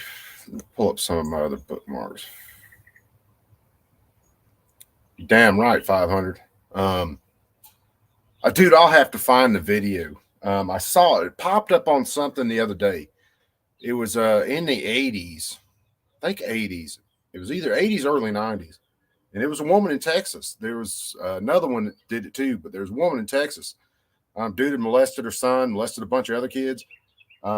Mama snuck an automatic in there with her to the court, and I can't remember whether she walked up to the front of the court or what, but man, she tapped that dude with every round out of that mag in front of God and everybody. And if I was on her jury, I'd have been like, not guilty. Hey, you need another box of 45 ACP? There's no way I'd have convicted that woman. I think she ended up did get convicted. Served a few years. I can't remember how long. But yeah, dude, she smoked that dude in front of God and everybody. Hell, hold on. Let me see.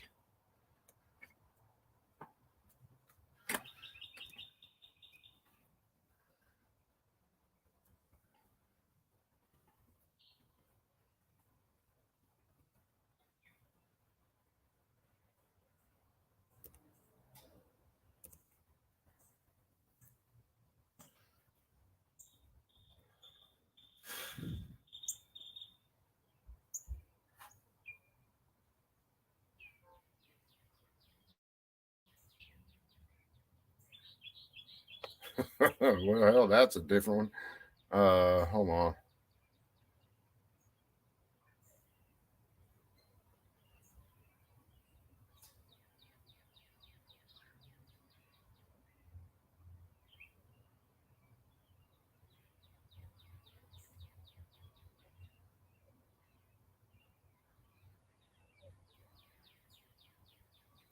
See, Donut covered that one. That's that dude spoke the dude who molested his son, that karate coach.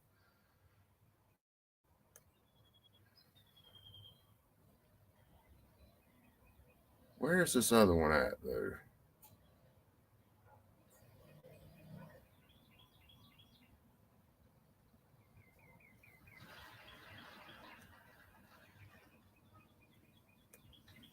Oh, we'll watch this one just because.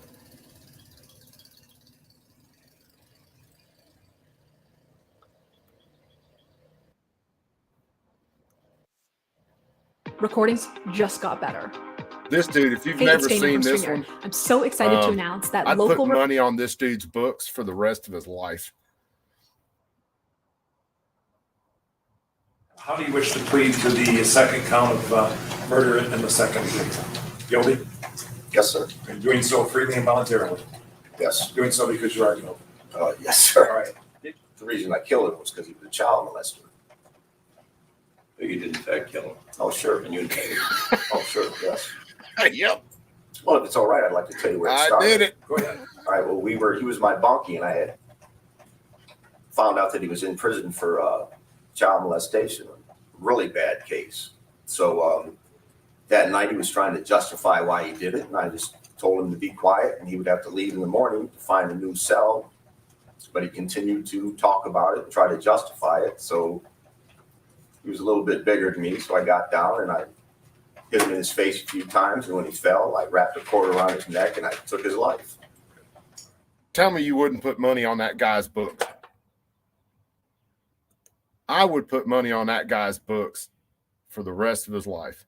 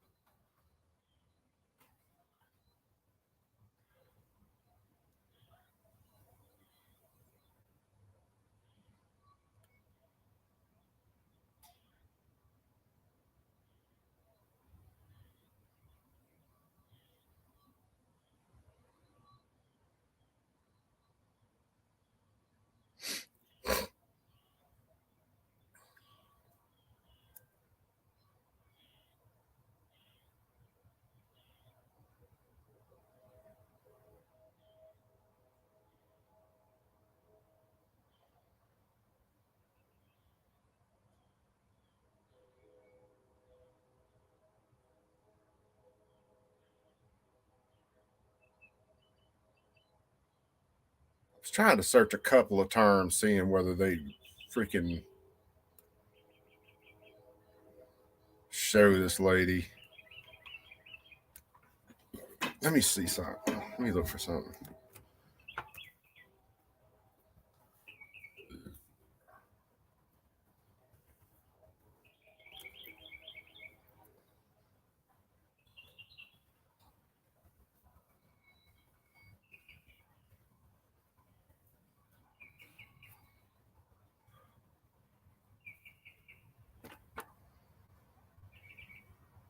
I wonder if, let's see, is this her?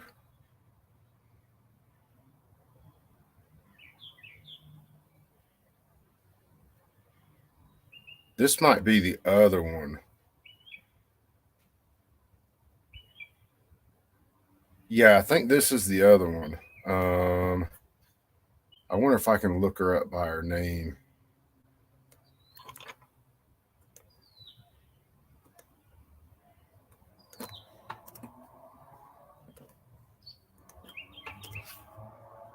Damn it, what the hell? It didn't copy it.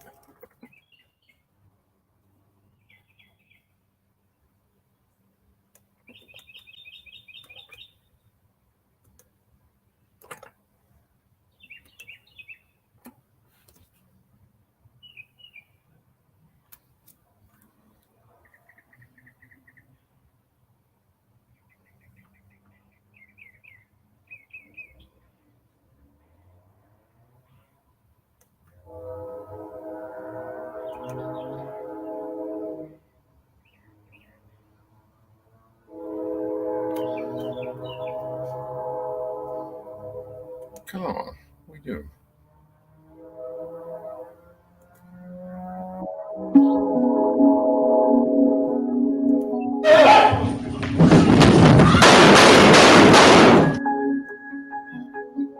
No, that's not it. Come on.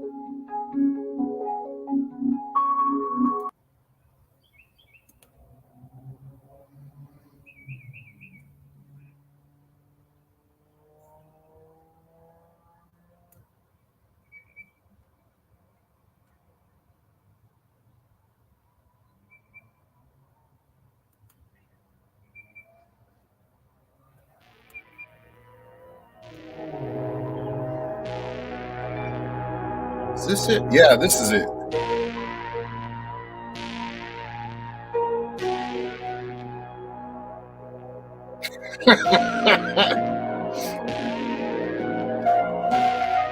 Excuse me, ma'am. Do you need a reload? Do you have another magazine? Court's adjourned. Are you single? Yeah, she dusted homeboy up in the courtroom. Paul, what's happening, brother man? Let's see. I still got to look and see if I can find this other case I wanted to listen to, though.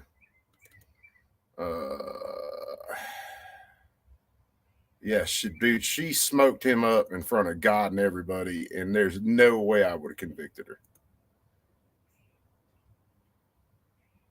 No way. Marks.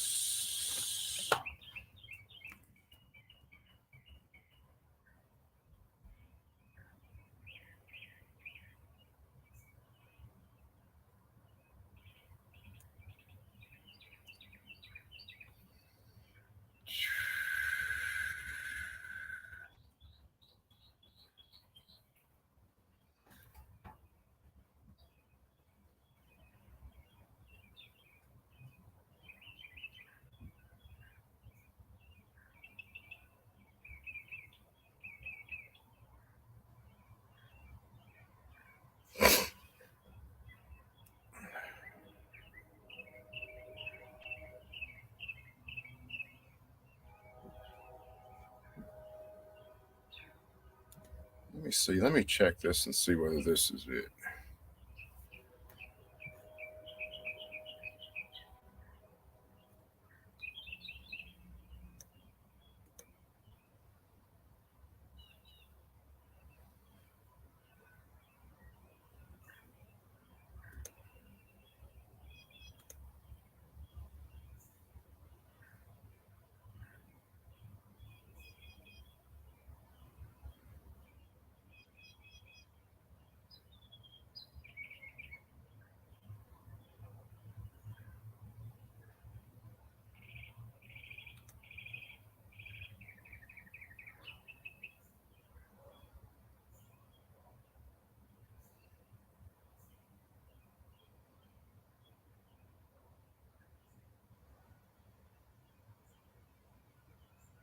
Maybe this is it.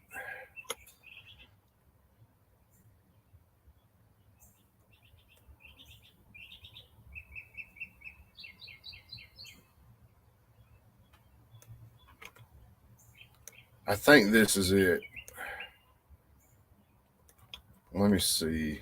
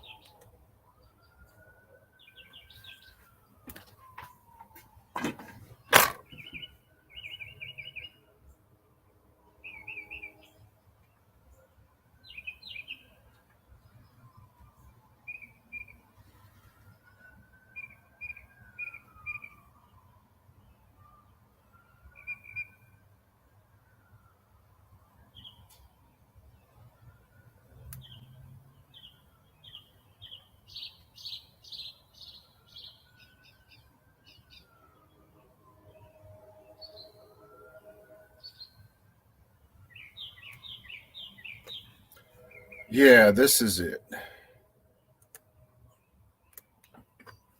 Let me pull this over into another tab.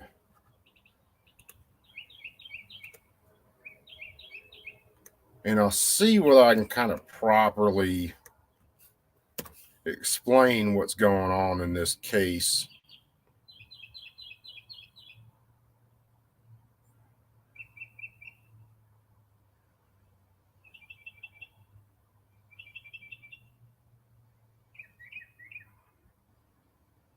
December 7th, 2021. This is another one. So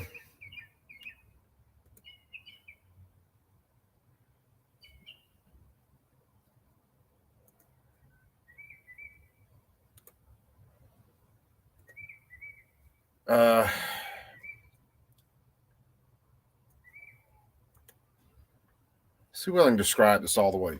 So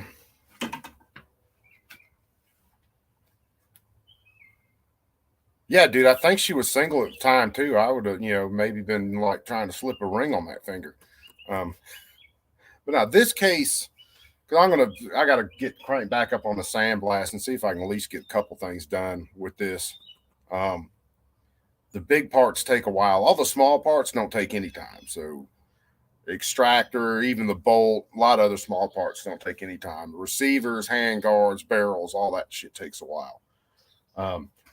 But this case I want to listen to, I listened to it once or twice, but this was about what constitutes a crime of violence. So, and, that crime of violence being something that would,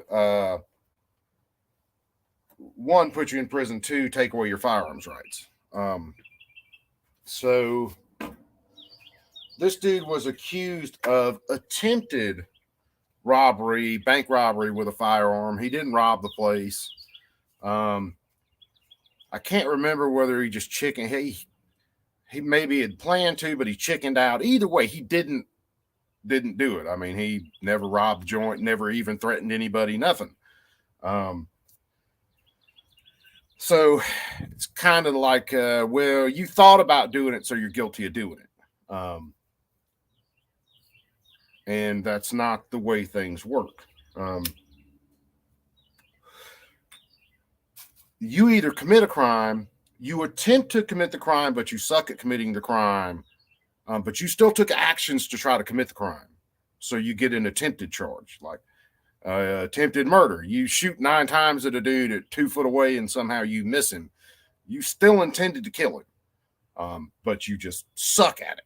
Or maybe you gave him a flesh wound. You just suck at killing people. So therefore you get charged with attempted murder. But you took some action to actually start completing that act. This dude didn't take any real action. I mean, I think he walked in, looked around, and then walked out, basically. So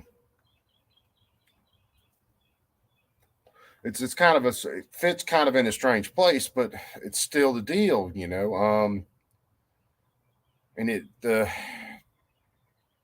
the way that the case was being prosecuted was kind of like saying, if you even thought about doing it, you did it, which fits in with some of the ATF stuff, where you thought about making a short barrel rifle, you have constructive possession, shit like that. Is the reason this case was interesting to me. So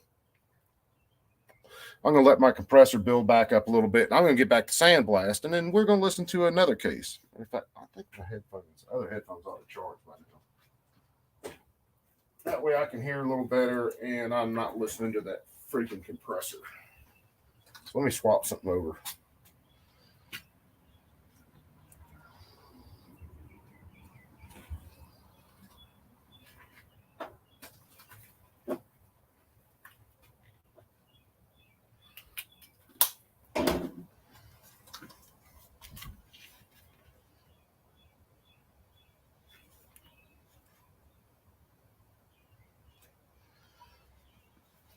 Maybe sometime in the next century, I'll be able to show you guys some Cerakote.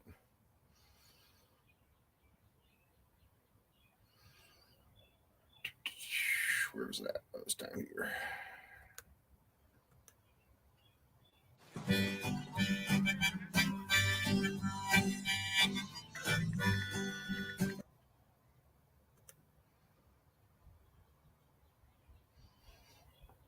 And you'll hear in this case, as usual, if you've watched any cases with me, where Justice Stephen Beyer and the more leftist judges on the court are trying anything they can to, especially since this possibly involved a firearm, especially because that they're trying like hell to really hang somebody.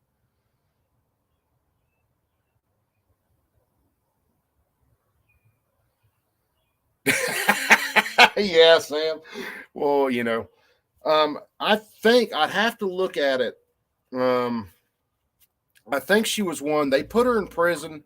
She ended up, I think, with breast cancer, believe it or not, after being in prison for like a year or two.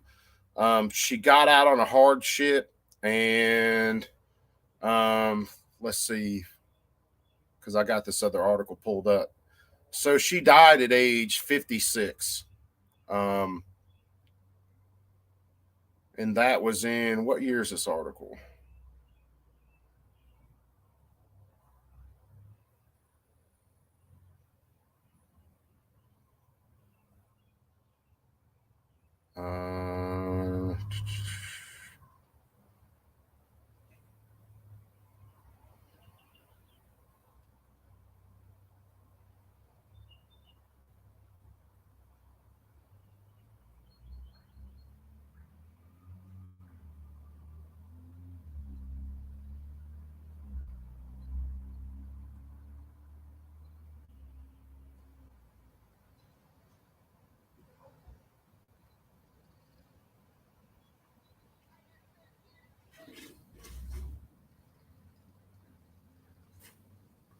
I was trying to figure this out. So that happened in 89.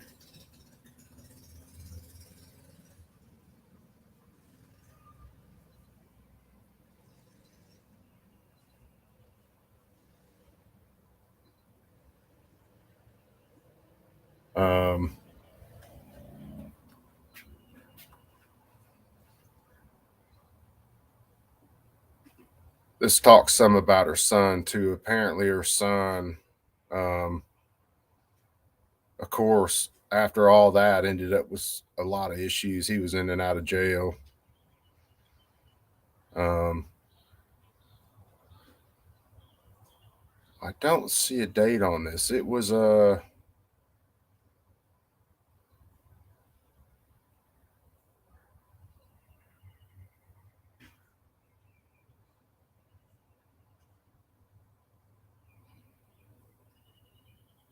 I want to say she died in the early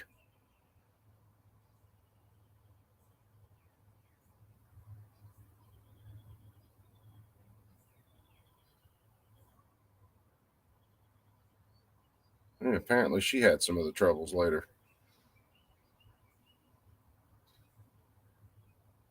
Anyway, she ended up dying at 56.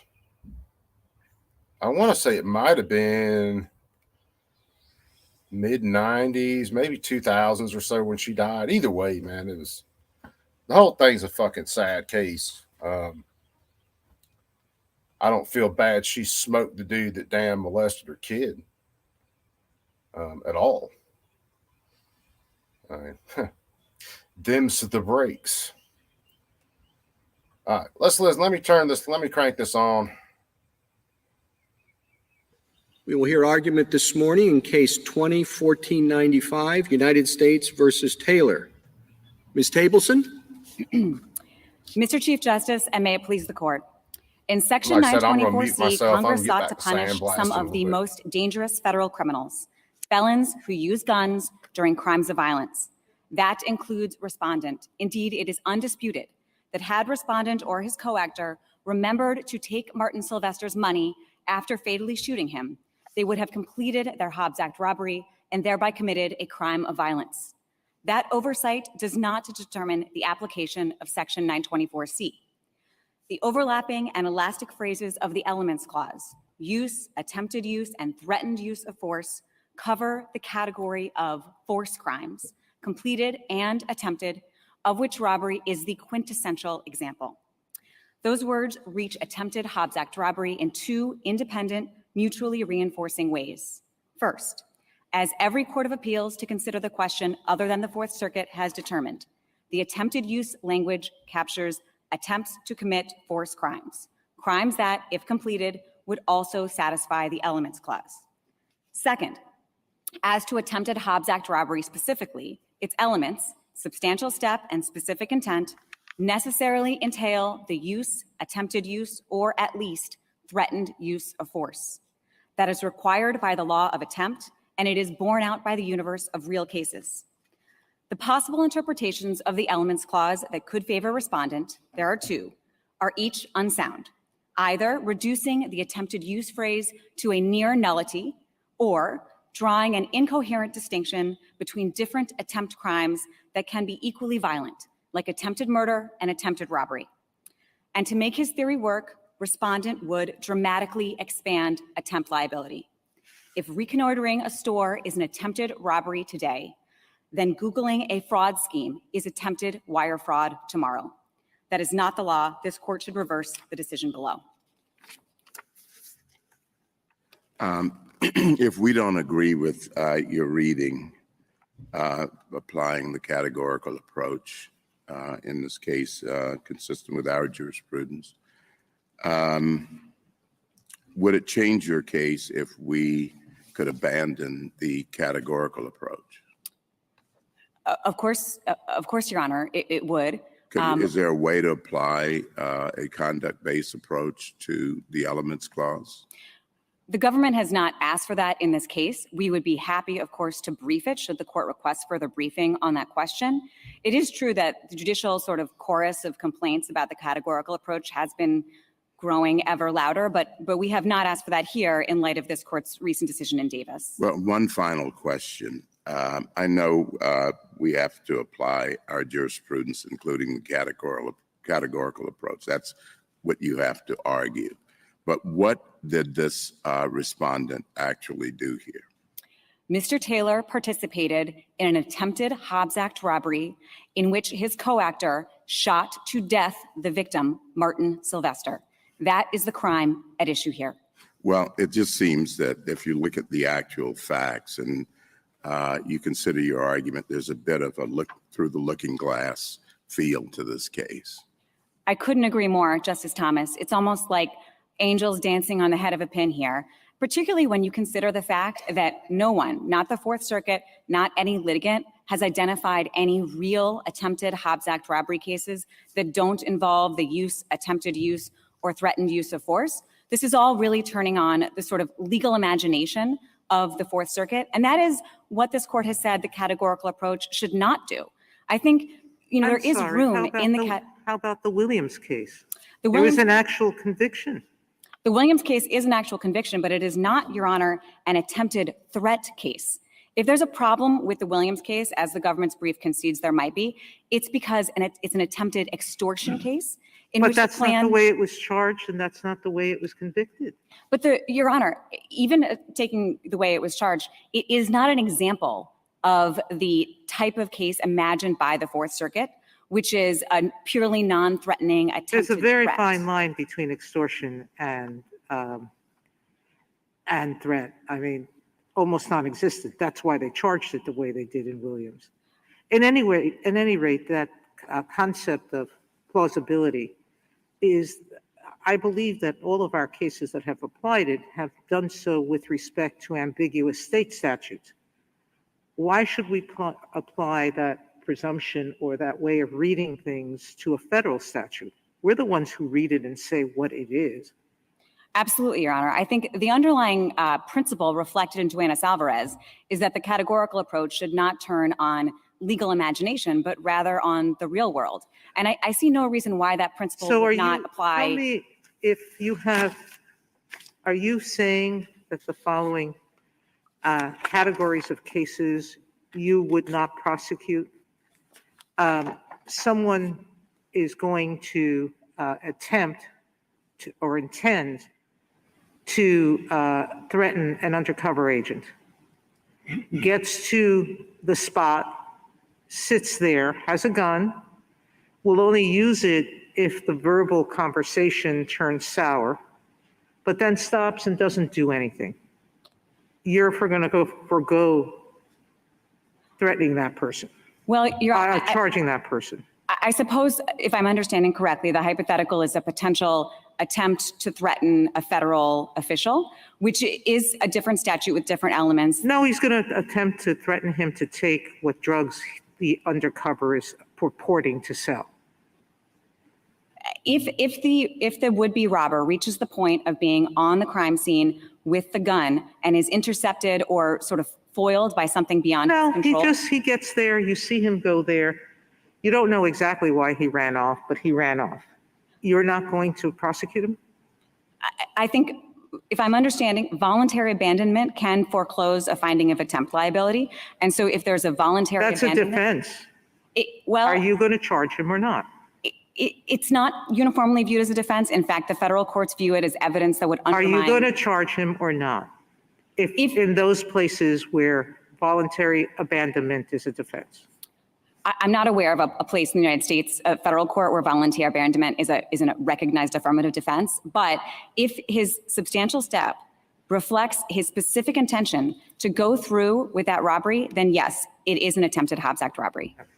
Ms. Tableson, is it your position on this, legal imagination of the Fourth Circuit? Is your position that you actually have to be able to point to a case where there's been an actual prosecution? You don't say that in your opening brief, but I think your reply brief is a little bit less clear.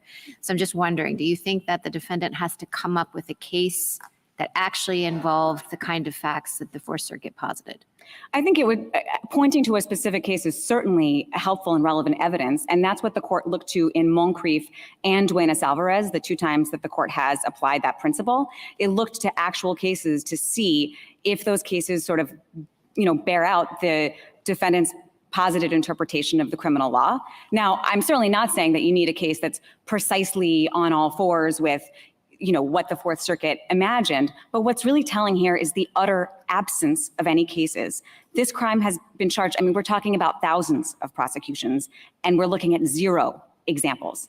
Instead, what has happened is the Fourth Circuit has excised from Section 924C a core violent federal crime based on the imaginary supposition that someone might commit it with a purely non-threatening attempted threat, and yet somehow still come to the attention of law enforcement and be prosecuted. And I would submit that that's not the way we do statutory interpretation in any context. I think we always interpret federal statutes with a modicum of common sense and assuming that we sort of live in the world that we live in, which is what Congress, presumes when it writes these laws.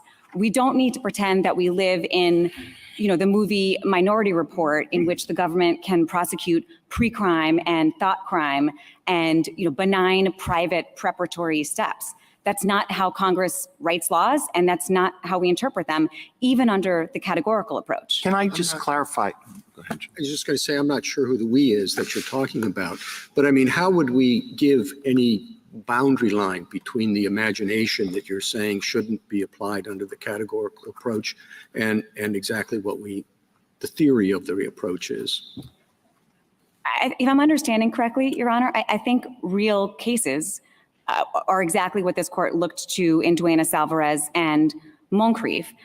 I suppose I don't have, it doesn't have to be a certain number of real cases, but, some evidence that this crime in the real world, as courts have interpreted the legal doctrine, does, manifest in the way envisioned by the defendant. And here, this court need not articulate how many cases one needs to cross that line because we're talking about 0.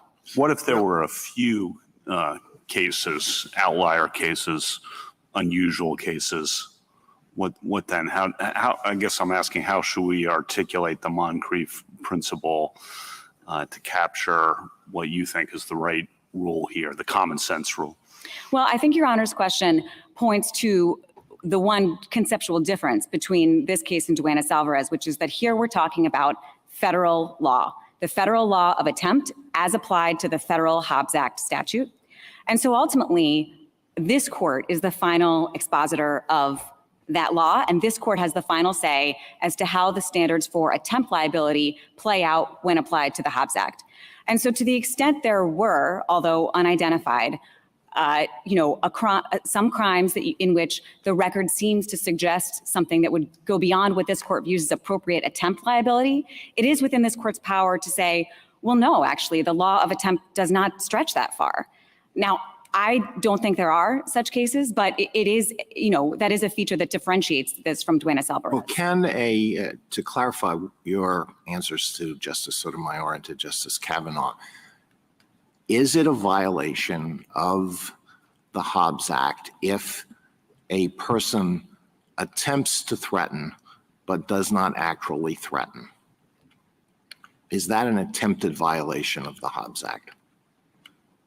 I don't think there is such a thing as a non-threatening attempt to threaten under the Hobbs Act, if that makes sense. So whatever. I'm not sure I understood that. No, can you attempt, must the person actually make a threat, or is it sufficient? And a threat doesn't, I think a person may threaten without having either the intention or the ability to use force. That's a different question.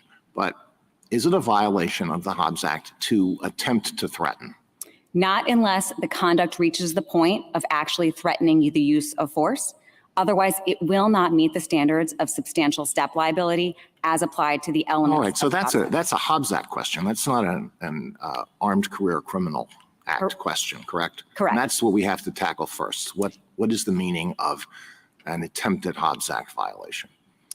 Correct. I think the government thinks there are two ways to approach this case textually, and they're mutually sort of reinforcing. The first is, as every court of appeals other than the Fourth Circuit has said, the attempted use phrase in the elements clause could simply reach all attempts to commit force crimes. The second is, as Your Honor posits, to focus on the elements of attempted Hobbs Act robbery, substantial step, and specific intent, and analyze whether they, under the law of attempt, always entail the use, attempted use, or threat. So can we take that as a concession by the government, that there is no such thing as an attempted threat of force? If that's the government's position, maybe we could just say that and say, okay, it doesn't exist. There we are. And can we or not? I don't know. You may know. Justice Breyer, I don't think we need to answer in the abstract whether there is ever such a thing as an attempt. I'm not answering the concrete. I probably am being overly imaginative, but my experience suggests that there are quite a few cases where people might go into a bank, and they're going to rob it, and they use a wooden gun, or they use something that looks like a gun, or they have something in their pocket that looks like, okay. So somebody goes through enormous effort to get the right shape and the right kind, but it's made out of wood, and he walks into the bank, and just as he's about to present it to the teller and say, give me your money or your life or something, before he did, the policeman walks by. But the teller turns the other way. And before the teller turns back, the policeman walks by. Goodbye. End to that. No, that doesn't seem to me to be a comic book. It could happen. And in which case he's attempted to threaten force, but failed. I think, Your Honor, he has threatened the use of force within the meaning of Section 924. He's actually threatened it. He hasn't gotten it out of his pocket. Nobody knows it's there except for him. Who did he threaten? So to the extent, Your Honor, whatever he has done by hypothesis has been threatening enough to garner an emergency. No, all he did was walk into the bank. He spent 1 month writing to Amazon to find the exact shape of the gun, though it was made out of wood. And he puts it in his pocket and everything's set. He walks into the bank. And just as he's about to pull out the gun, because he's now right first in the queue, in walks a policeman. Or the teller turns the other way. And so forget it. Now, he was attempting to use force, to threaten force.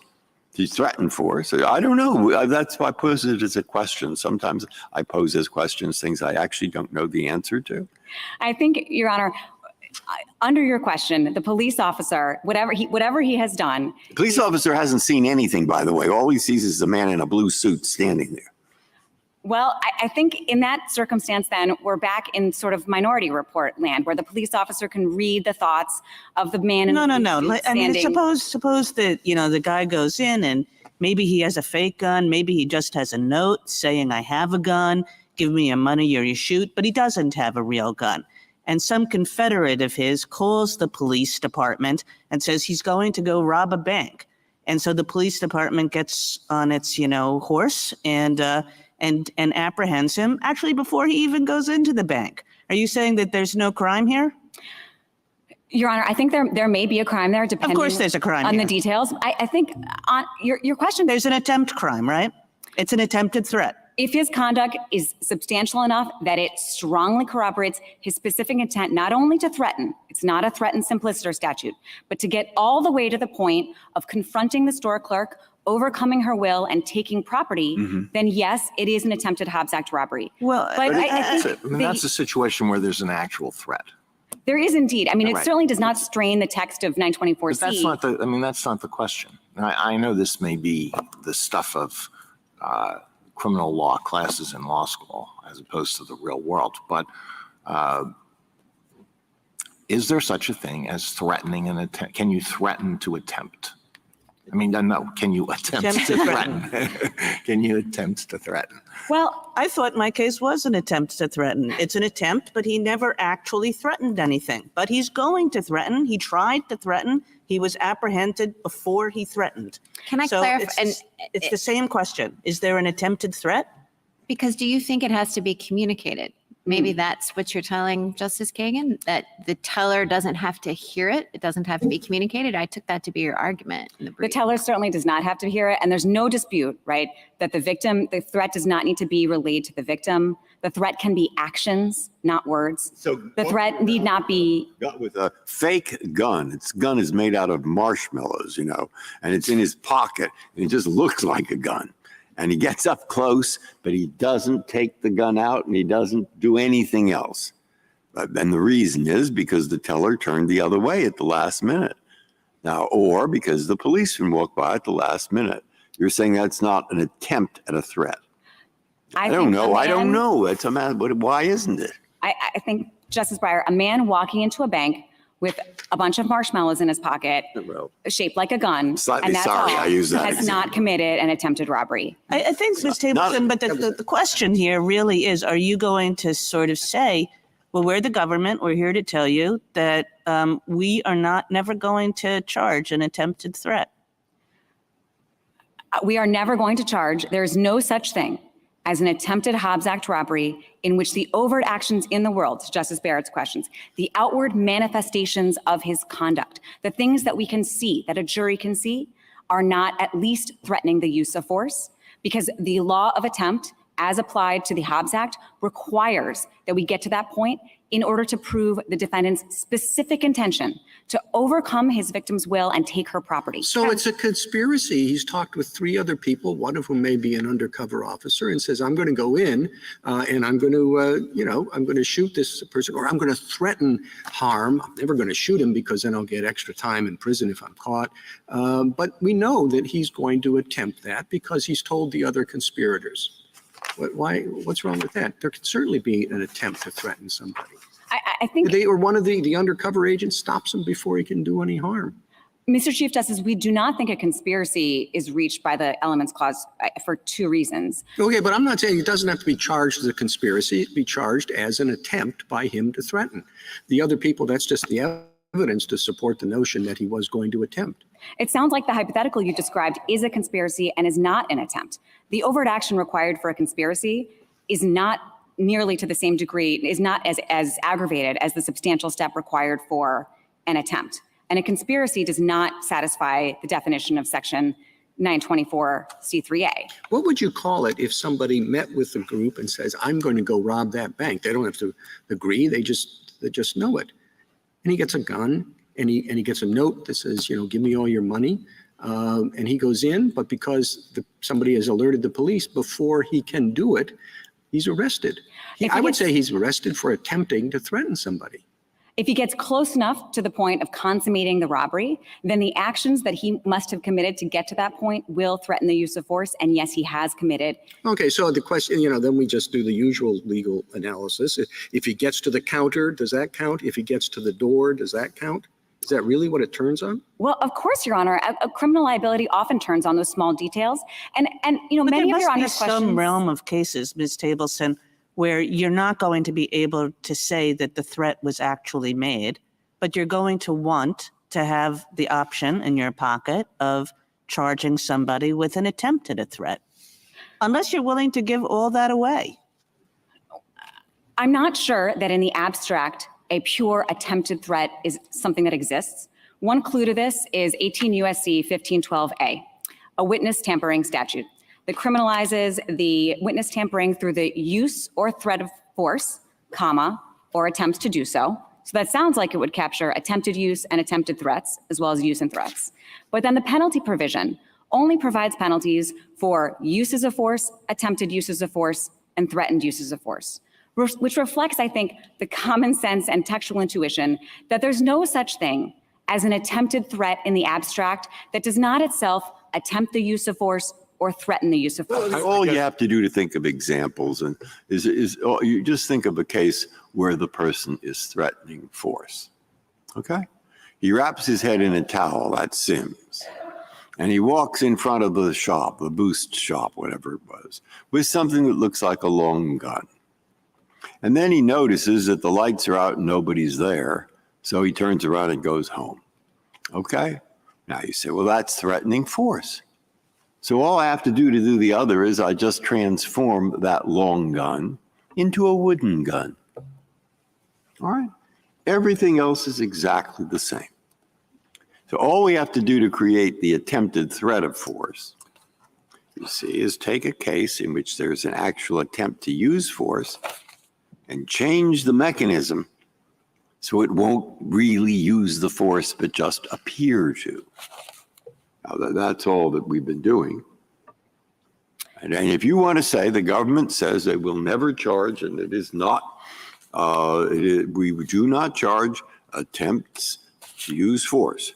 And we will not, because the statute doesn't cover it, and that is our view in the Department of Justice. Oh, okay, I will certainly listen to that. Two responses. First, I think I am saying that, but let me respond more substantively. The defendant in an attempted robbery, Justice Breyer, is specifically intending a confrontation with the victim whose response is, by definition, impossible for him to predict. So even in just a simple threat case, the victim might simply hold on to the property for a second longer, and the robber has to yank it out of her hand. Stoeckling teaches us that is force, not to mention the fact that she might actually resist. So this idea of a robber who ex ante has irrevocably disavowed any idea that there will ever be any direct physical contact during a robbery that satisfies force under Stoeckling, it is a fiction. It's a thought experiment. And would be very strange to excise a core violent crime from the elements clause based on that thought experiment when every actual instance. Go ahead.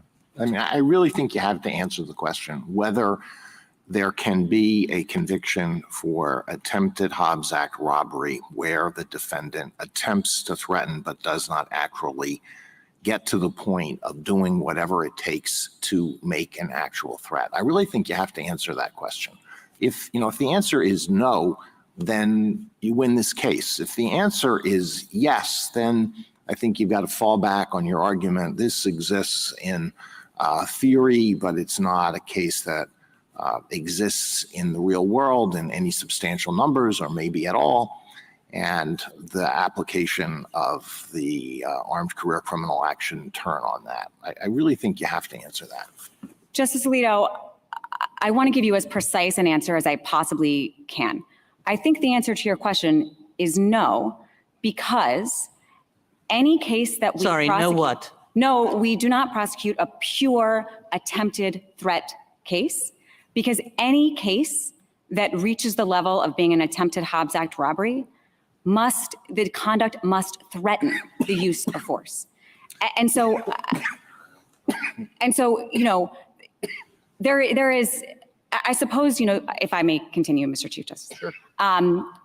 You could describe that, I suppose, as an attempted threat, which the Fourth Circuit did. It's sort of a pithy formulation. But in practice, no, we do not prosecute, and we cannot prosecute a pure attempted threat case that does not rise to the level of a threat. Well, Sure. no, I'll do it my turn. That's fine. Justice Thomas, you think?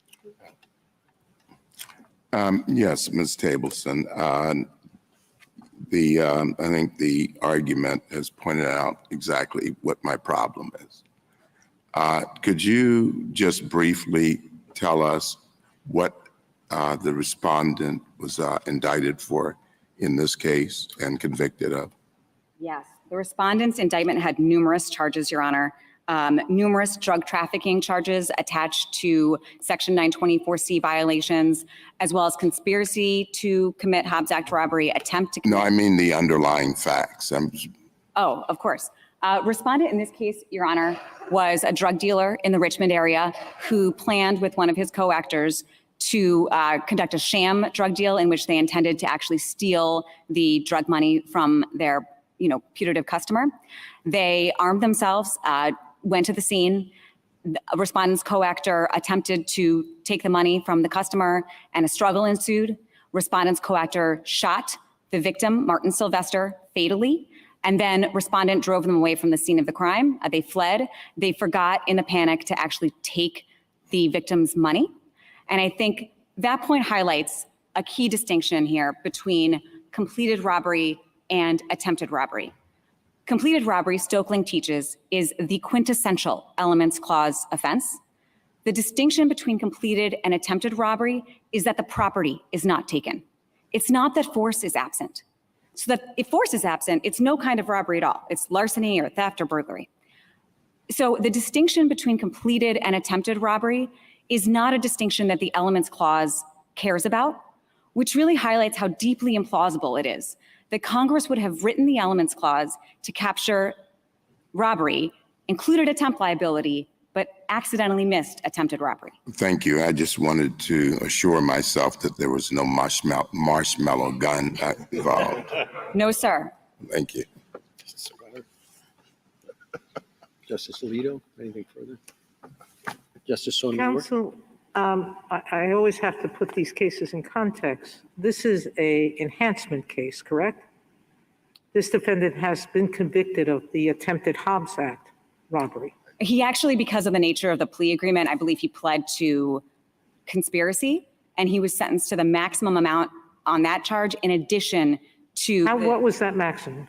I believe it's a 20-year. And then. And in fact, your brief sounds like if we do this, we're going to let out all these horrible criminals. But most of them are facing very substantial sentences like this man.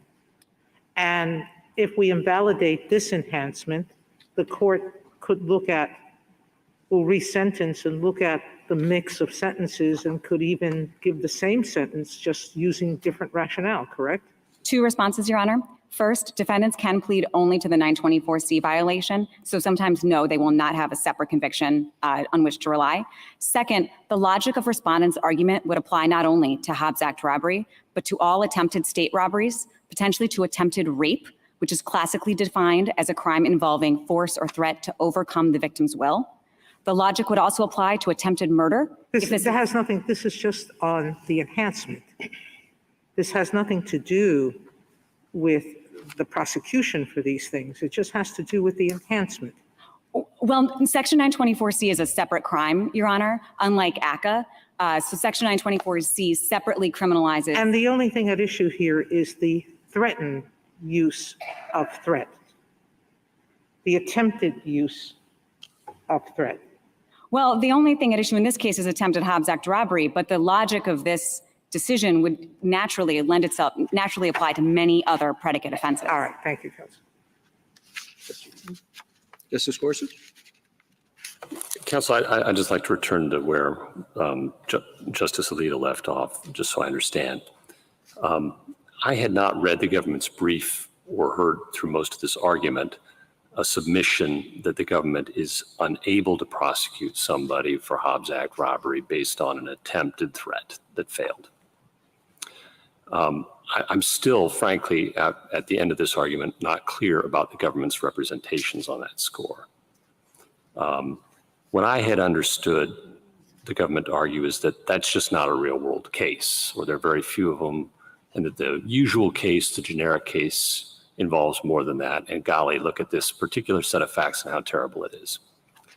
I'll be honest, my reaction to that argument is, boy, that sounds like the residual clause all over again to me. What do you want to say in response to that? Two responses. First, Your Honor, we're arguing both. We're arguing it's not a real case, and also that it's not a real case in large part because it is foreclosed by the law of attempt, so we cannot prosecute it.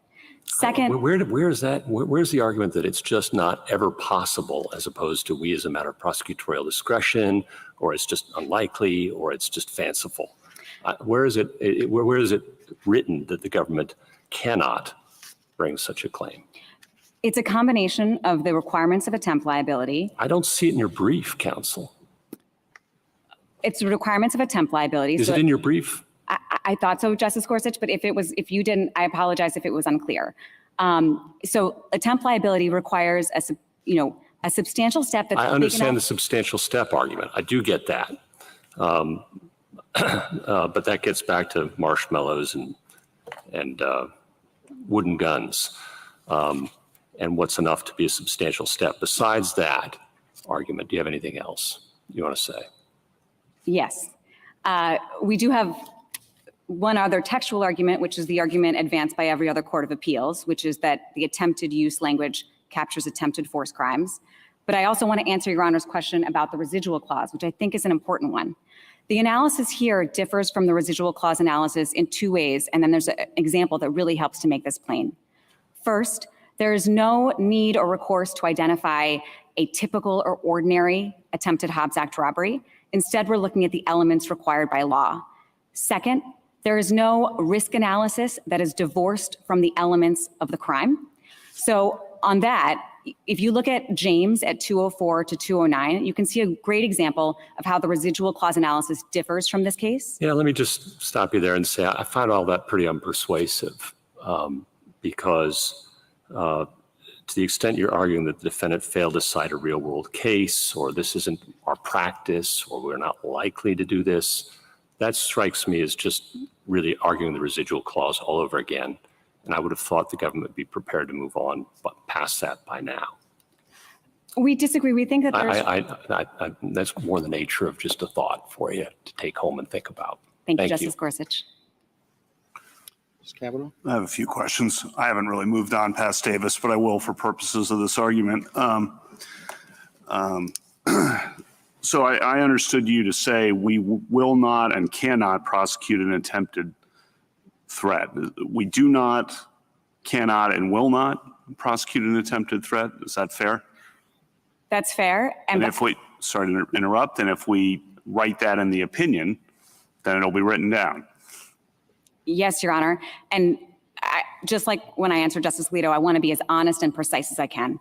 What I mean is that we cannot prosecute conduct that does not at least arise to the threatened use of force. So nothing that could be purely described as an attempted threat as the Fourth Circuit envisioned it. Certainly there can be threatening conduct that is displayed to someone other than the ultimate victim. There's no dispute that that's still a threatened use of force. And so we can prosecute crimes that don't, ultimately get to the point of that confrontation with the victim, yes, but the conduct must still threaten the use of force. And then I understood your alternative argument, but I want to make sure this is correct to be, even if you could theoretically do it, which you're saying we cannot and will not do, but even if we theoretically could do it, that's a 1 in 10,000 possibility, and Moncrief and Duenas-Alvarez say that's not something we should therefore throw out the other 9,999 attempted robbery cases, correct? That is correct, Your Honor. And if I could add, I think, the existence of these potential hypothetical extreme margin cases of attempted Hobbs Act robbery are not only are we cautioned against relying on them by Duenas-Alvarez, but the fact that the extreme margin example of attempted Hobbs Act robbery is also at the extreme margins of the elements clause actually reflects the congruence between those two statutes. It's not a reason to throw the baby out with the bathwater. It's what we would expect to find in two statutes that both turn on the concept of force. Then last question on the sentencing provisions. Congress obviously did this and imposed this because there was a huge problem with violent crime committed with firearms and thought that the sentences were not sufficient to protect the public. I mean, That's correct, Your Honor. These are some of the most violent federal felony prosecutions that we have, that we are defending here, like respondent's own case. thank you. Justice Barrett? I just want to be clear about what you're conceding. So you're saying, you know, Justice Alito is right. I think the government has to answer whether such a thing as an attempt to threaten to use force. You're saying that if someone is in the parking lot of a convenience store that they've cased out, has in their pocket a note that is going to pass to the cashier saying your money or your life, and also has a loaded gun on them, gets out of the car and starts walking towards the convenience store, and then is intercepted because maybe, as the chief had posited, he's confided his plans to a Confederate, and so there's a way to prove intent. You're saying that the government could not prosecute that as an attempt to threaten. No, Justice Barrett, the presence of the loaded gun there is a key piece of evidence. A man intending to rob a bank or a store, walking up to the store with a loaded gun does threaten the use of force. Well, even though a he threat hasn't- has to be communicated, right? It does, and it has to be not communicated in the sense of sort of reduced to words exchanged with the victim. It does not. It has to be actions or words that convey the intention to inflict harm. That's the definition of threat that this court quoted in Alanis, and that's the definition relevant here. So if I disagree with you about that definition of threat, if I think that a threat has to be something that the other person hears, you know, that's actually communicated to the potential victim, then you lose. Well, under that one, then you would not accept one of our arguments, yes, but I would caution against that interpretation of threat. There's no, the case law on the word threat is really uniform. It need not be conveyed directly to the recipient, to the intended recipient of the threat. That's clear under Alanis. There are numerous federal statutes that refer to threats that are not ultimately communicated to the victim. That's clear under the case law on true threats. So I don't think that there's actually much dispute between us here as to that feature of the word threat. Thank you. Justice Kagan? Just to follow up on both of these, I mean, it seems to me that what you're doing is you're sort of disclaiming something with one hand and then taking it back with the other. You're saying, oh, we won't prosecute attempted threats, but then you're saying that everything that all these hypotheticals that sort of sound like attempted threats to the people who are posing the hypotheticals, that you can just prosecute those as threats in themselves, and that you don't disclaim the ability to do that. But I think what you're hearing is that there are some threats that just haven't been consummated to the degree that they are threats. And the question is, if you accept that idea, that there is some threats that just haven't been made yet, but they're trying to make them, are you just going to leave those alone? Justice Kagan, let me try a different answer because I hear that you're unsatisfied.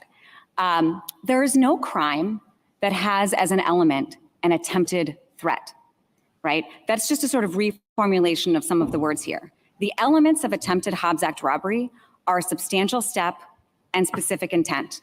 And so what I am doing, and I think what Your Honor is hearing, is I'm sometimes reformulating my answer in the language of substantial step and specific intent, which is what the government has to prove. And that is the criterion for our federal prosecutions under law. And so to the extent that's what I'm doing, I'm simply filtering the question through the prism of the actual law. There's the Fourth Circuit did, say, oh, there's not an attempted threat in the elements clause, but there's no crime with an element of attempted threat. So that's simply sort of not the correct, filter of analysis here. Anyone else? Thank you, counsel. Thank you.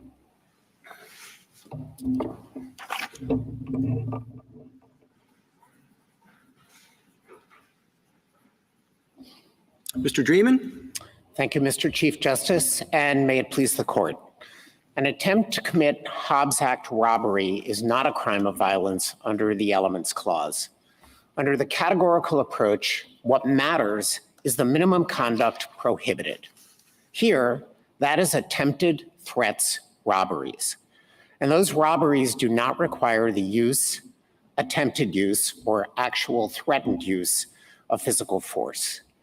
An example proves the point, and my example is similar in form to Justice Kagan's, Justice Breyer's, and Justice Barrett's. The defendant drives to a convenience store with a note and an unloaded gun. In previous note-only robberies, he never used force.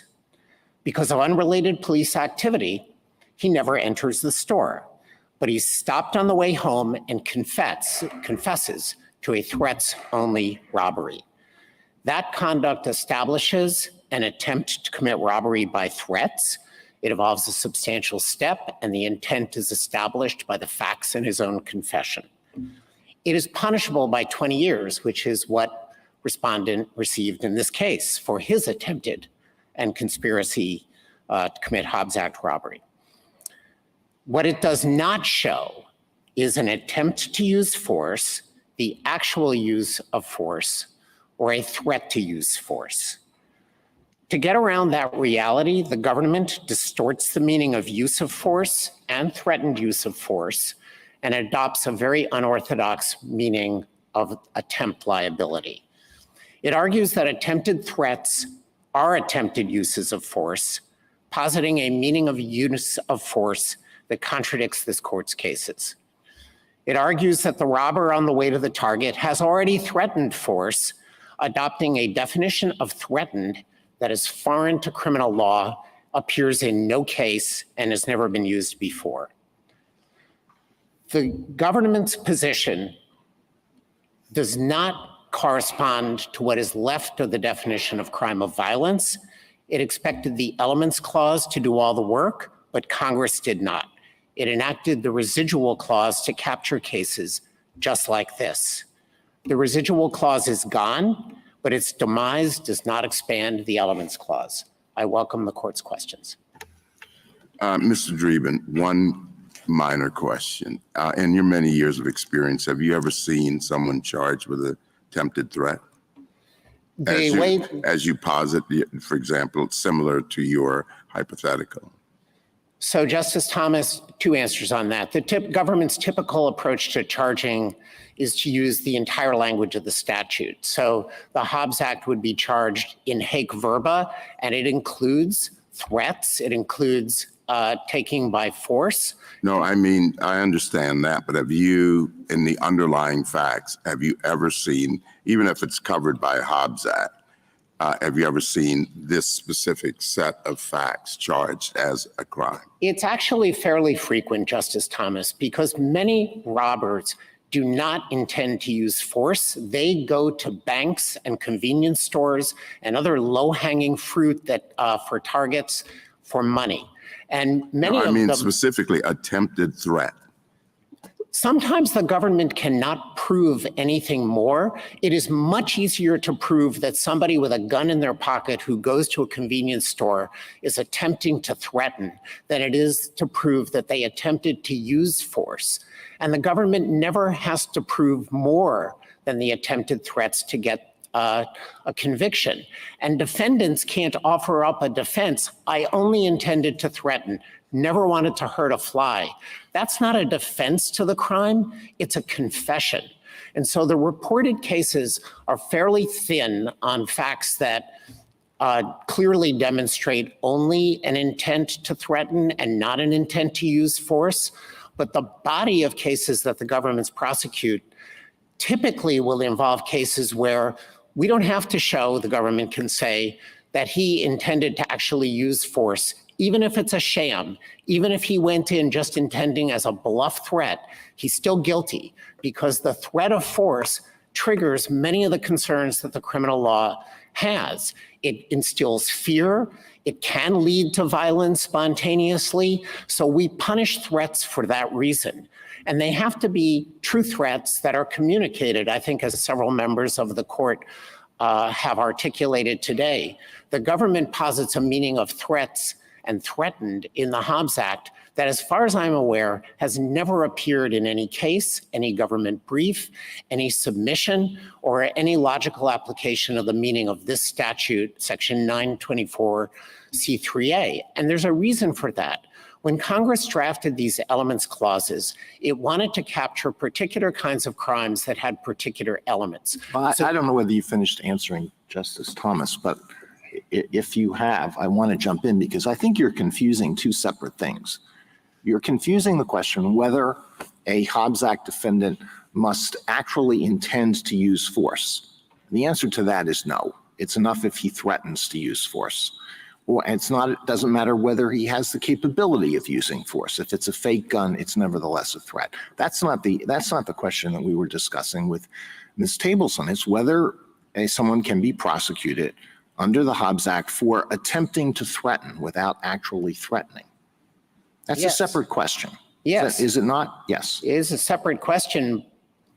But Justice Alito, I think all of the hypotheticals that were propounded by the court satisfy. No, I understand. I I understand that. They go to that separate question, not what I think you were discussing, which is the actual intent to use force.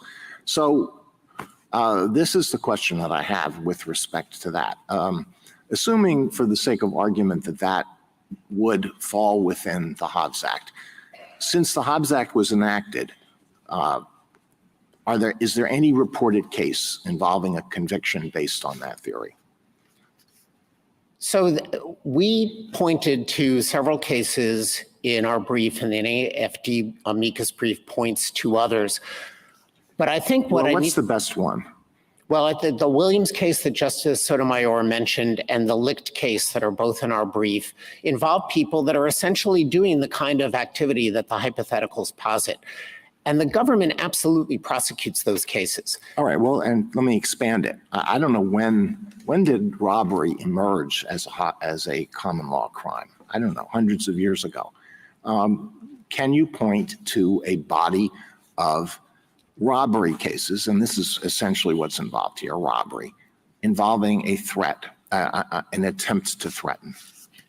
People who were convicted of robbery where they didn't actually threaten, but they attempted to threaten. So Justice Alito, almost every one of the attempt cases, and there are many, and most are not reported because there's no issue to appeal, involve the interdiction of crime, oftentimes because the suspect is under surveillance, as in one of the cases that's mentioned in the briefs. And the police don't want the person to actually get inside the store with what looks like a gun, so they take him down outside. It's an attempt because a substantial step has been taken. Notwithstanding what the government said, a substantial step in all of the reported cases and in the model penal code involves activity that is strongly corroborative of the intent to commit a crime. So you have cases, lots of them, where people are on their way to the target. They've equipped themselves with either a real or a fake gun. They have the note in their pocket, and they're taken down before they get there. No, I understand the theory. I'm just asking, are there reported cases involving prosecutions based on this theory, where there was no actual threat? There was simply an attempt to threaten. Yes, I think almost all. Where are they? Well, I mentioned the two that we cited in our brief. Dr. Williams is a non-precedential Third Circuit opinion. All right, it's the Third Circuit, so wow. You know, I would have thought a special place in my heart. What do you have credit. beyond that? In the hundreds and hundreds of years of robbery prosecutions, do you have? I guess I don't understand the question, Justice Alito, for two reasons. One is the question of what the Hobbs Act prohibits is a question of federal law. The government said that today. So it is up to this court to decide what the scope of the Hobbs Act is. Once it's identified its elements and how the crime can be committed, it lays it up against the elements clause of 924C3A, and it asks, is there a categorical match? I think also more to the point of your question, there are a large body of prosecutions that never generate any law because there is no dispute that if the facts establish the substantial step and the intent to commit the completed crime, and the crime has as a means of committing it threatened use of force, the defendant is guilty, and the defendant is not going to go to trial or set up a pointless legal context to say, all I did was attempt to threaten. So this sorry, please. I mean, just to explain what you're saying a little bit further, Justice Alito is saying, I don't see the cases. You're seeing, you said as a first matter, you don't need to see the cases, but then as a second matter, you wouldn't see the cases, but there are a ton of these cases. So I guess I would like explained a little bit more why we don't see the cases. And, you know, I guess there are two questions here. Like, why are you so sure that there are a ton of cases? And if you are so sure of that, why don't we see them and reported in the U.S. reports? So, Justice Kagan, there is no reason why you ever would see them. What the government needs to do is show that the person intended to commit a robbery. Many people who go into stores, and this is anecdotal, but you can look at it on Google, you can look at it from the vantage point of the NAFD, which represents multitudes of defendants whose cases never make it up on appeal. There are people who go into stores, they want money. They don't want to hurt anybody. They often will use guns, either loaded, inoperable, or fake, as a means of communicating the threat so that they get the money. When the government arrests and prosecutes them, it doesn't have to peer in their mind and say, did they intend to use force? It is enough that the facts show that they intended to threaten force. That's a different question. That's what I was talking about before. Must you intend to use force or have the capability of using it? No, that's Correct. clear, okay? I understand that. Question is, are there cases where all that the defendant has done is attempted to threaten? That's the question. And I mean, if you had a client and that client did nothing but attempt to threaten, didn't actually threaten, wouldn't you argue this doesn't constitute an attempt under the Hobbs Act or under the common law of robbery? If you had nothing else, yes, you'd make that argument, and then there would be reported cases. I'm not arguing that this isn't a theoretical, this isn't a theoretical possibility. Maybe it is, maybe it isn't. This is a separate question. Is this something that comes up in the real world and not just in a law school criminal law class? Well, the reason maybe that's irrelevant, but I just would like to know the answer to it. Well, I think the answer to it, Justice Alito, is that the government's conception today of what a substantial step is not the conception that's reflected in the decisions of the circuits or the charging practices or litigating behavior of the government. So a defendant who did all the things that these hypotheticals reflect has attempted to commit a crime, and oftentimes the only intent you can prove, or the easiest intent to prove, is that the defendant intended to threaten. So do defendants appeal and bring futile arguments that really there's no such thing as an attempt to threaten? I don't know why they would do that, because the Hobbs Act is incredibly clear that it prohibits robbery, as did the common law, by means of use of force or by means of fear. It's enough if the robber is successful in threatening and gets the property. And so when the person goes to the store, all of these cases that come up on appeal are sustained by the government if the evidence shows or the defendant admits an intent to threaten, does not have to be proved, and he does not have to admit that he intended to use force. I agree that they're distinct, Justice Alito, but the reason why these cases aren't challenged is it is not a legal defense to say, I didn't intend to use force. Mr. Dreeben, I'd like to pick your brain in a different direction, if I might. It's good to see you. The government this morning seems to be disclaiming what I would have thought a natural reading of the statute would suggest, that you can attempt to threaten and that would violate the Hobbs Act. I confess I didn't quite see that in the briefs. Perhaps I missed it. I'd like you to comment on, in any event, what you think we should make of a government's concession or disclaiming of power under a plain language of a statute that it would otherwise apparently have. What weight we should give that, number one. Number two, Seems to me that what they're trying to do is, as Justice Kagan pointed out, at least in the discussion today, is to move a lot of those prosecutions that would otherwise fall under that into a broader and more capacious understanding of threats. And I'd like you to comment on that too.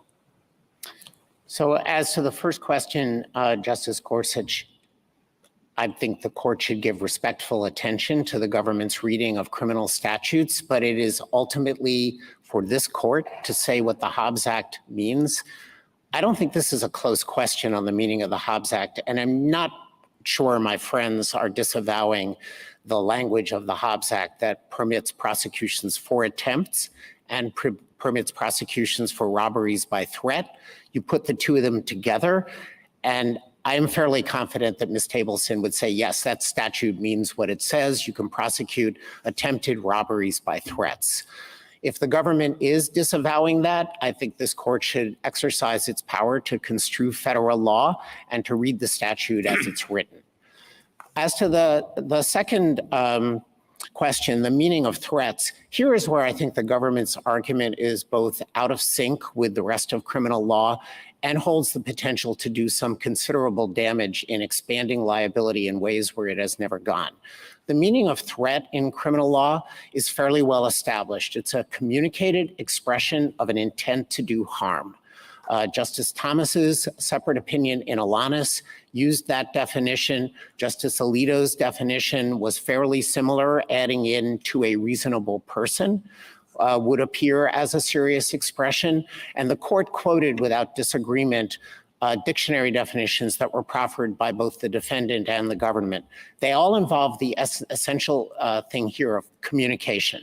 What the government has said is that threatened, apparently alone in section 924C3A, although I think its rationale would extend to all the elements clauses, means something other than a communicated intent. The government is shifting over to a definition of intent that we use in the real world sometimes, like the threat of bankruptcy. It's a risk that may materialize, but it is not the definition of threatened that you would expect to see in a statute that's trying to describe real world criminal offenses involving threats. Those all involve communication. As I understood the government, they would say, well, it has to be communicated to someone, but not necessarily the victims. What's your thought on that? Agree, it does, but it has to be communicated. And what the government is doing is saying, the guy on the way to the store who actually wants to be rather secretive and doesn't want people to know that he's on his way to a store to rob it, has somehow communicated to an omniscient, objective observer, aware of all the facts, conduct that is threatening. I'm sorry to interrupt, but just to finish this up and then I'll be done. I think the government would respond, well, we had an informant who alerted a police officer, and surely the police officer would have felt threatened. I think if you add in the informant to whom information was communicated, you get into some nice questions about whether co-conspirators speaking with each other could generate the kind of communication that we think of as a threat. But the government's position is not that. The government's position is anyone just driving on their way, if they are a threat because they intend to go in with a gun, that is threatened. It's a non-communicative use of threat.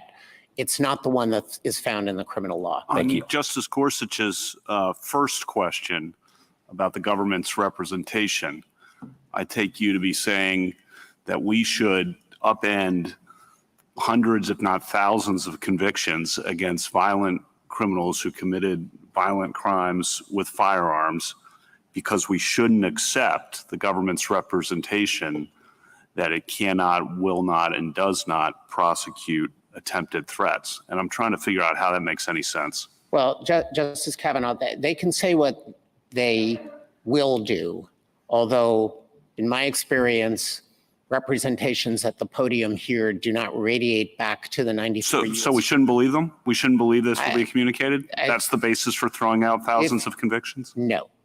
I think that the reason why the court should accept the Fourth Circuit's reading and our position is that it is legally correct. And the court should decide for itself what the Hobbs Act means and what attempt liability entails, and then apply the elements clause. And Justice Kavanaugh, if I could respond, I think, to the underlying impulse, the concern that this is upending congressional intent. When Congress originally enacted all the definitions of the crime of violence, here in ACCA, in Section 16, it paired the elements clause with a broad residual clause, and it did that for a reason. It knew that not all the crimes and the conduct that it wanted to reach would be comprehended by solely looking at elements under a formal categorical approach, which is what this court has always used. When this court invalidated the residual clause, first in Johnson, then in DiMaia, finally in Davis, it took away that backstop. But as Justice Thomas said in his recent separate opinion, I believe in Borden, it doesn't change the scope of the elements clause, which I agree with that, but I think there's a mistaken impression that you're creating there. You're not intending it, but which is if it's covered by the residual clause, the old residual clause, then it couldn't have also been covered by the elements clause. And I think that's a misreading, of how the two clauses fit together. I think there was overlap between the two clauses. Yeah, I agree. I agree with that. And there are a handful of cases where you see courts applying both to the same crime. It is fairly notable that the government has totally given up on conspiracy as a predicate crime that satisfies the elements clause, even though, as I understood Ms. Tableson's argument, I don't see why the government couldn't argue that when a lot of conspirators get together and agree to commit a crime, that's a threatened use of violence right then and there. But the government doesn't go that far. It's abandoned conspiracy. And the ultimate reading of the elements clause remains something that the court should do under its own power. Even before the residual clause was gone, the government was prosecuting cases like this, but it did it by saying attempted robberies fit within the residual clause on several occasions. Well, that was just very easy, right? So it was easy to fit it under the residual clause. Once that's gone, then it's a tougher question. That's why we're here. But I don't think that means just because they used to charge them under the easy approach, they couldn't have also charged them under the elements clause. I mean, I think we're agreeing on that. We do. And I think it's important to look at the language of the elements clause. That's typically the way the court has tried to match up the elements of an offense with the elements clause. The government said here today something that I don't really think it said very clearly in its brief, which is that the attempted use part of the definition of the crime of violence somehow carries over and captures all attempt crimes, all attempts that could be prosecuted under underlying statutes. That isn't the way that Congress worded the crime of violence definition. It's use, attempted use, comma, or threatened use of physical force against another. The attempted piece modifies use. It doesn't modify threatened. And Congress had ample models before it and could amend the statute tomorrow if it wanted to capture all attempts to commit crimes of violence. S-52, which was the original progenitor of the Armed Career Criminal Act, covered robbery and burglary and attempts and conspiracies to commit those offenses. That would have been a perfectly natural way to pick up all attempts. The sentencing guidelines do it that way. The three strikes provision does it that way. And it could easily be mapped onto the language here, but that's not what Congress wrote. Can I ask a different question, which is suppose that there is a theoretical possibility and that we don't accept the government's representation and that there are the couple of cases or few cases that you reference. I think their other argument rests on Moncrief and Duenas-Alvarez that we shouldn't do what you're suggesting based on just a few outlier cases. Just wanted you to respond to that argument. So Justice Kavanaugh, if I could unpack this a little bit, because I essentially agree with what Justice Sotomayor said. Those were cases involving state crimes that had certain ambiguities. And what the court was essentially saying was, you, the defendant, have come up with a very unorthodox application of a very typical offense, aiding and abetting, and you're extending it far beyond where other courts do. We're not California, the court could say. We need to know whether California construes its law that way. And to prove it to us, show us some cases where there are prosecutions like that. The court has not extended that approach when the language on its face is clear. The government cites Moncrief, but I'm a little puzzled by that citation because the holding of Moncrief was a Georgia Controlled Substances Act was not categorically a match for a federal drug definition because the Georgia statute didn't have an exception for social sharing of marijuana without remuneration. The federal law did. And the court did not look to see whether there were any cases in which Georgia actually had prosecuted social sharing of marijuana. It went with the plain language. So here you have both elements. You have a federal statute that it's up to this court to construe, and its plain language covers attempted threats. And you have the fact that the language is clear. Well, the analogy to I'm California, already though, I ignoring think, them, so doesn't that fit this case as well? I guess I'm not understanding the federal state. When the government I'll says keep going as actually long as I do can. not and will not extend the statute that far, isn't that the same as saying, well, we don't have any evidence that California would extend it that far? It seems similar. I think it's quite different because the question for the Sure, court in guys. Buenos Alvarez was, what does California law mean? When the court asks the question, what does federal law mean? It doesn't need the government to tell it what federal law means. It says what federal law means because— show you guys what this is looking like now. Of federal law. So, And it does that by looking clearly at the that's that statute. DPMS The other receiver. distinction in Buenos Alvarez was the defendant offered something that the court thought was rather implausible, that aiding and Nice abetting and- in California reached nice and the blasted. circumstance of you Dumping shared stuff a all over drink my with a computer. young person, and then later on, the young person went out and drove and caused an accident. The court didn't buy that was an actual aiding and abetting So, violation. yeah, it and took it's forever.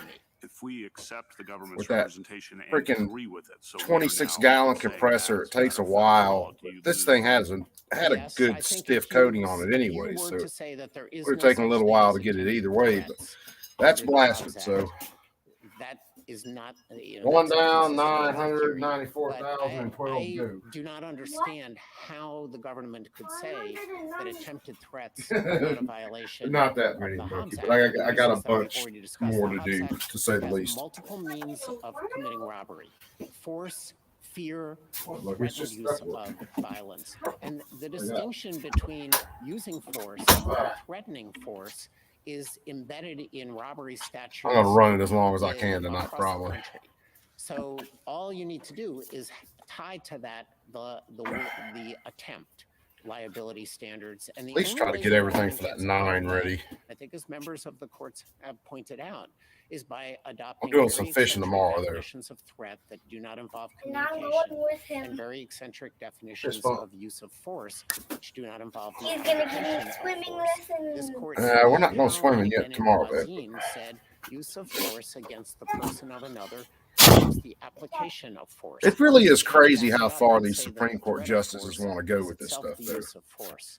So I think the Yeah, problem for the government's case here is that the categorical It approach always shows up focuses reversed. on elements. It's not about real world cases. The way the It's about cameras what work. the statutes mean. It focuses on the minimum conduct required to violate. Sometime in the next century ought to be and then comparing ready it to the elements Syracuse. clause, and then asking, is there a match? And here there is not Just want a to get to match, pull out and the it's spray for gun. that reason why this case falls outside the elements clause. And if I can make one more comment in response to some of the questions that Justice Thomas was asking, the government here charged 7 different counts. It charged several counts that involve drug trafficking and use of a We firearm. do this, during and a then you can hear me relation because to some of you drug guys trafficking probably, offense. Had it while we're listening to this, I'm blasting down all the parts for a 9mm AR. It's going to be a 8 3/8 inch barrel, and got to blast down everything for that AR-10. The good thing is with the AR-10 is this was 80% arms, 80% receiver that I milled out using their jig and everything. So this one I don't have to blast the coating off of. All I have to do is take the aggregate and basically rough the surface of this thing, and it'll be ready to Cerakote. So That's one piece that won't take as long. Receivers, barrels, and hand guards tend to take Hand guards. the longest. Hand guards probably being one of the ones that takes the longest. I don't even take paint off on anymore. I'm going to take that one down. I'm not sure which color I'm going to use for the base coat yet. So.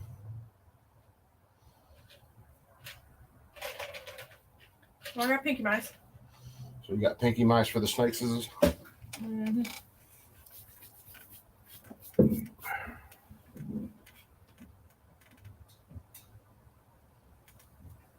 No, dude, she's got a when she gets to it, she's got a AK that I built her that she's got to do her own custom on. Sam was asking whether you had an AR with like your own custom stuff on it yet. I was like, no, she's got an AK that she's got to custom out. It's got the big tank brake on it. Big flat. I know I've probably showed that one on stream before, but yeah, that AK's got a big flat tank brake on it. So she's got that she's got to do. Yeah, I'm gonna put when she gets around to it. The big bulky charging handle on that one. What else was I gonna do? An Ultimac rail? Yeah, because you wanted to change out that big bulky one I've got on there now.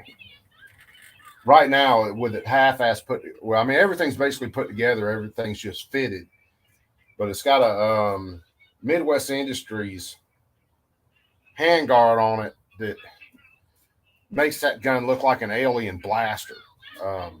She wants to change it over. She wants to do another different handguard on it. Go with the Ultimac rail.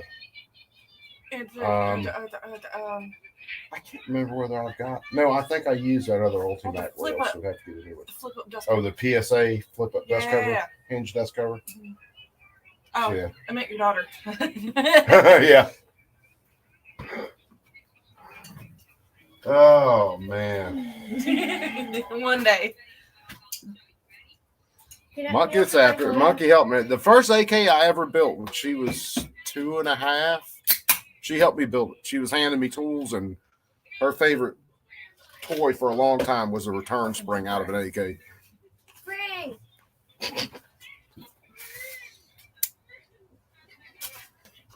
Oh man.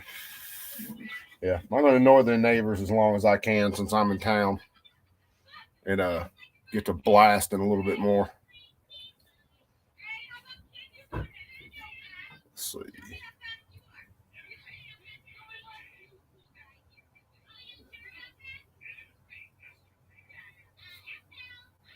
Yeah, that quad rail is thick. That Midwest Industries handguard's thick.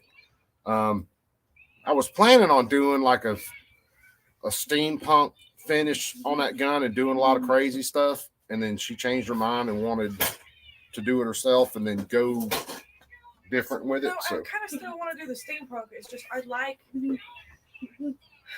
that handguard.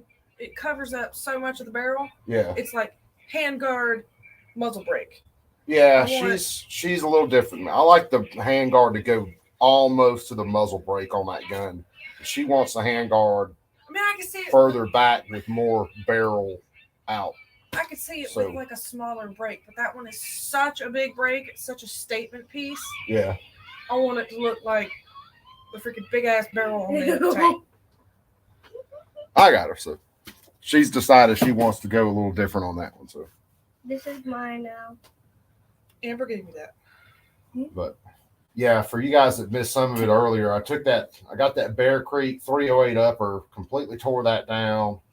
I've had everything torn down on this 9 lower and all that already.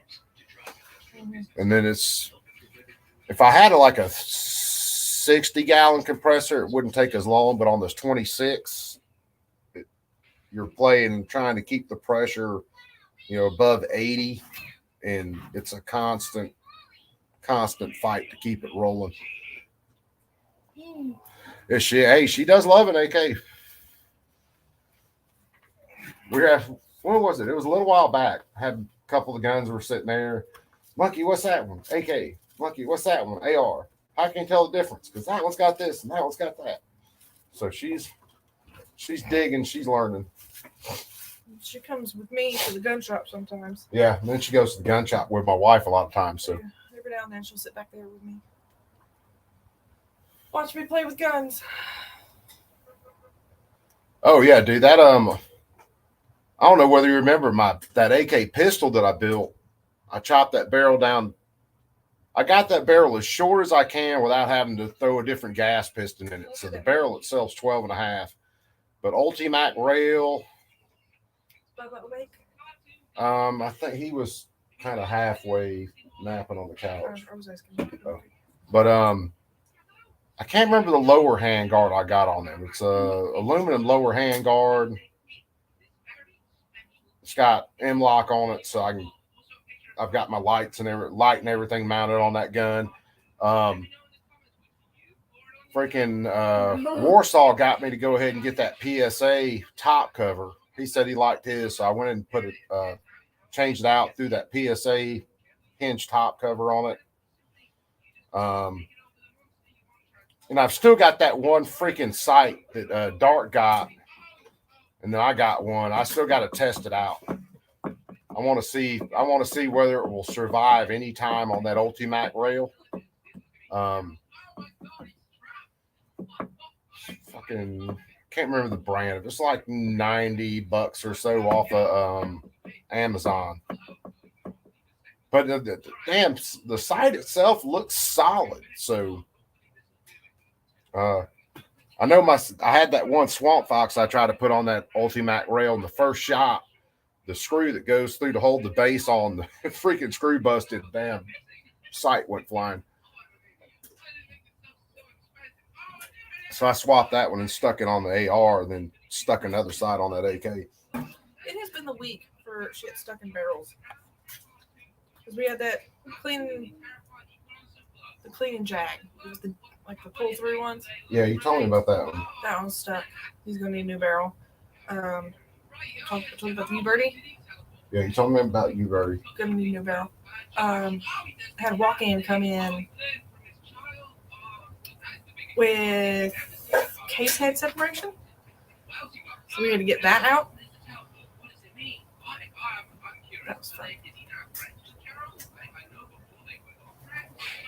Sorry, you asked me what all we did today, and I just remembered that one. Yeah. Don't get stuff stuck in your barrel, kid. Or if stuff gets stuck in your barrel, take it to the gunsmith. Don't fuck with it. Because most of those ones we could have gotten out. Had they not fucked with it. Oh, man.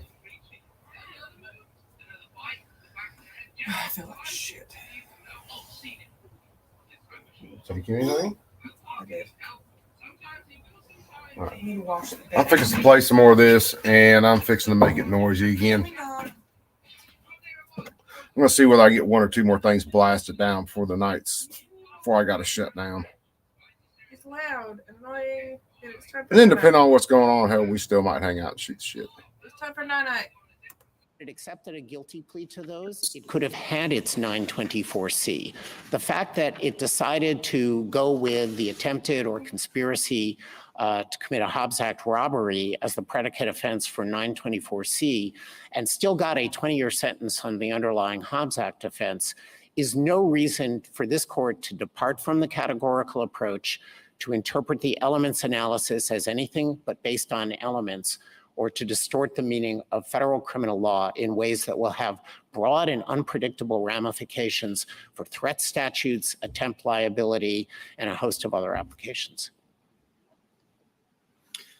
Thank you, Mr. Dreeben. This discussion actually reminded me of a scene in a Woody Allen movie. I don't remember which one it was, but you might, where the robber walks into the bank, hands a note to the teller, and the teller reads it and says, "Give me the money, I have a gub."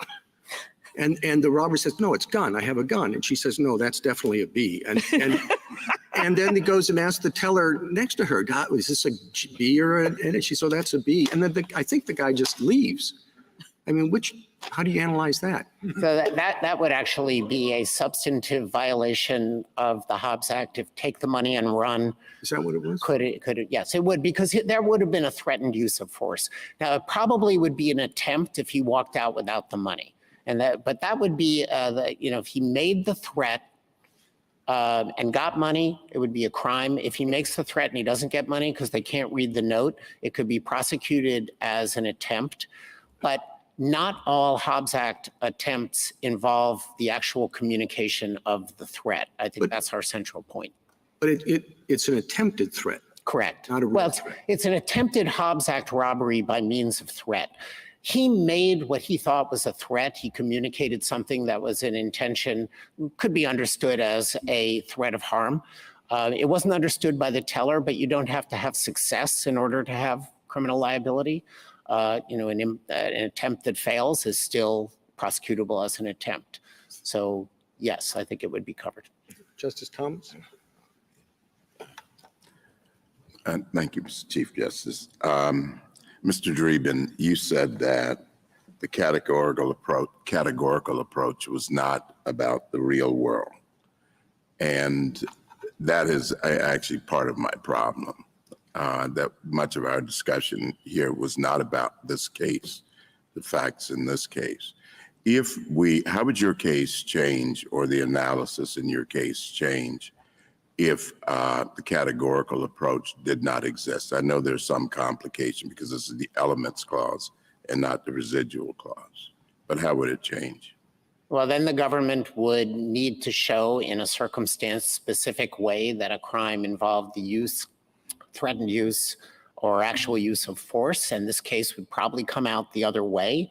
The reason why I think the government has never challenged or even argued that the elements clause doesn't involve a non-categorical approach is because of the word elements and because of a sequence of decisions of this court going back to Leocal and extending on and on that say that it does focus not on real world facts. The court said that very clearly most recently in United States versus Davis. It said it earlier in Mathis. And I think Mathis is perhaps a good answer to some of the concerns that have been raised. There you have an Iowa burglary statute that covers not only dwellings, but also vehicles. And vehicles are not part of generic burglary. The object has to be a house. And so the court said in Mathis, none of those burglaries under Iowa law count because the statute is overbroad.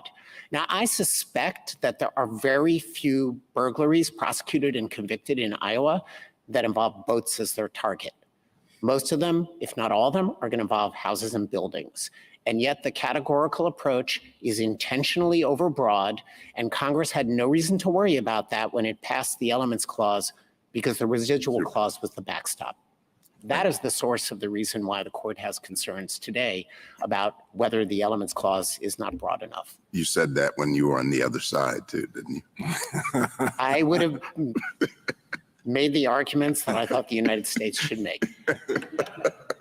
Justice Breyer? Yeah, Mr. Dreeben, it's always good to hear you argue. I would have thought when you left the Solicitor General's office, you would never want to have anything more to do with an Armed Career Criminal Act case, but maybe it's more congenial on the other side in these cases. Well, this case is actually under 924C, and I think another notable thing that the court should just have in mind on the scope of these statutes is that the Hobbs Act itself prohibits robbery through the threat of force against persons or property. The Armed Career Criminal Act enhancement does not include, under the elements clause, threats against property. So already the Hobbs Act has fallen out of ACCA, and the nation and criminal justice seem to have survived just fine. Justice Sotomayor? I'm a bit confused, and possibly because of the government, and so I'm going to ask you to clarify it if you can for me. What is it that you think the government thinks is the unusual situation? The one that they wouldn't charge? So as I understand the government's position, the government sees the substantial step requirement as so rigorous that any defendant who could be charged with an attempted Hobbs Act robbery has already reached the point of engaging in the threatened use of force.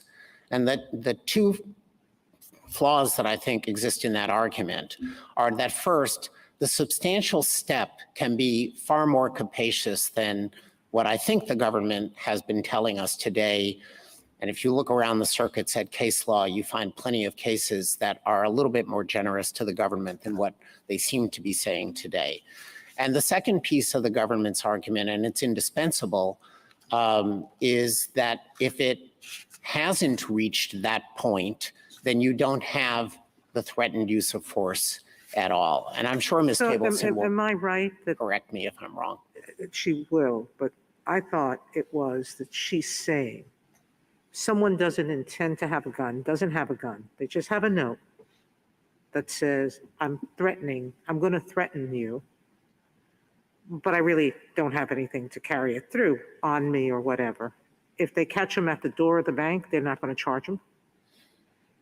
I'm pretty sure that that is not the government's intent. I think the government would say, I'm going to charge him. Well, the government frequently does charge people like that because it's safer to take them down before they get inside if they're under surveillance.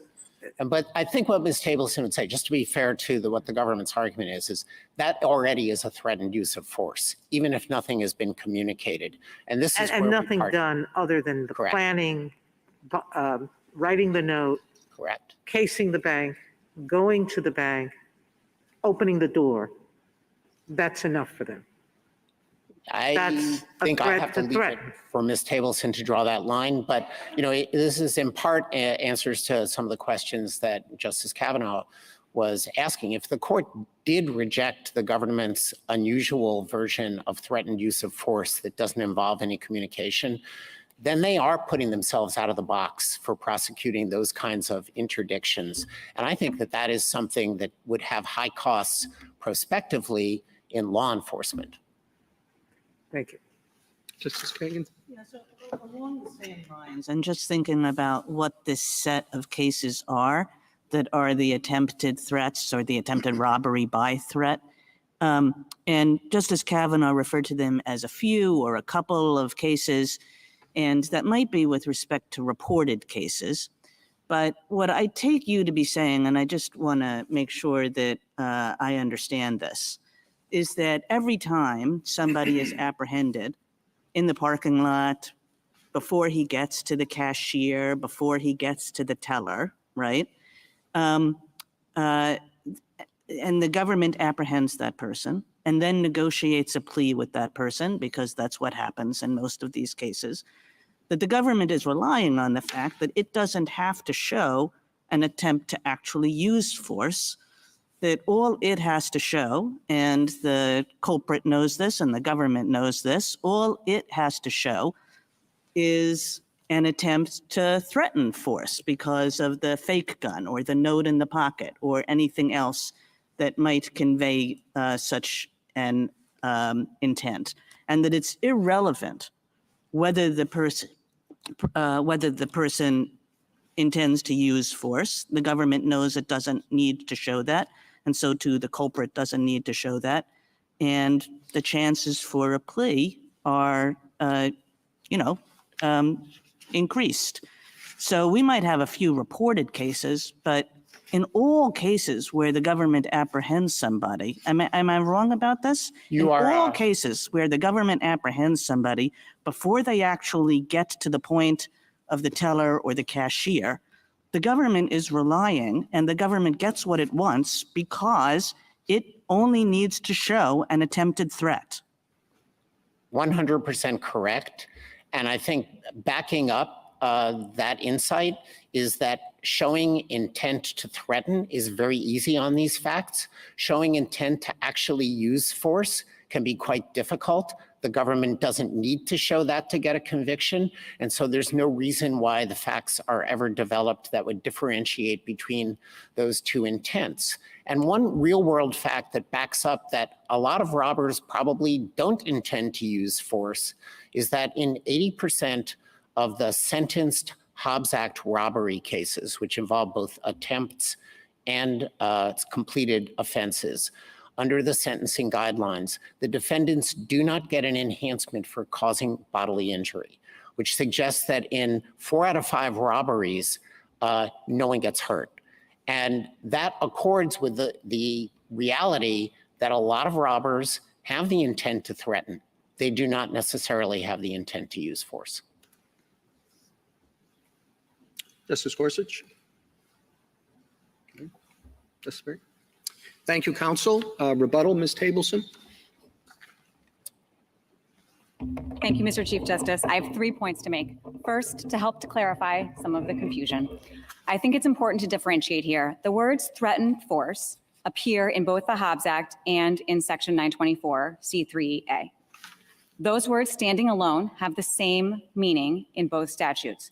Actions or words that objectively manifest or convey the intention to inflict harm. Now, the Hobbs Act, in defining robbery, also adds other elements to the crime, right? So you can see this in the text. It has to be, from the person or in the presence of another, to against his will, and to take property. That means that a Hobbs Act robbery sort of adds those extra requirements on top of the basic definition of threat. 924 C3A, of course, does not. It simply refers to a threatened use of force by itself. And that makes sense because 924 C3A that language does not create the actus reus of any new crime. Instead, it is written to cover a category of other crimes. That category includes completed Hobbs Act robbery, which will have a threat that meets all those other definitions requirements too, but also crimes that do not have all those other requirements met, such as sometimes attempted Hobbs Act robbery. So to be clear about the government's position here, as a matter of law and as a matter of sort of practice and the laws of physics, we cannot prosecute what we're calling attempted threat cases under the Hobbs Act for actions that do not at least threaten the use of force as that phrase is used in 924 C3A. That is what I mean to say, and to the extent I created confusion on that, I'm sorry. Second, as to the records reflecting prosecutions for non-threatening conduct. First, contrary to my friend, there is every incentive for a defendant to argue that he did not commit a substantial step sufficient to constitute an attempted Hobbs Act robbery.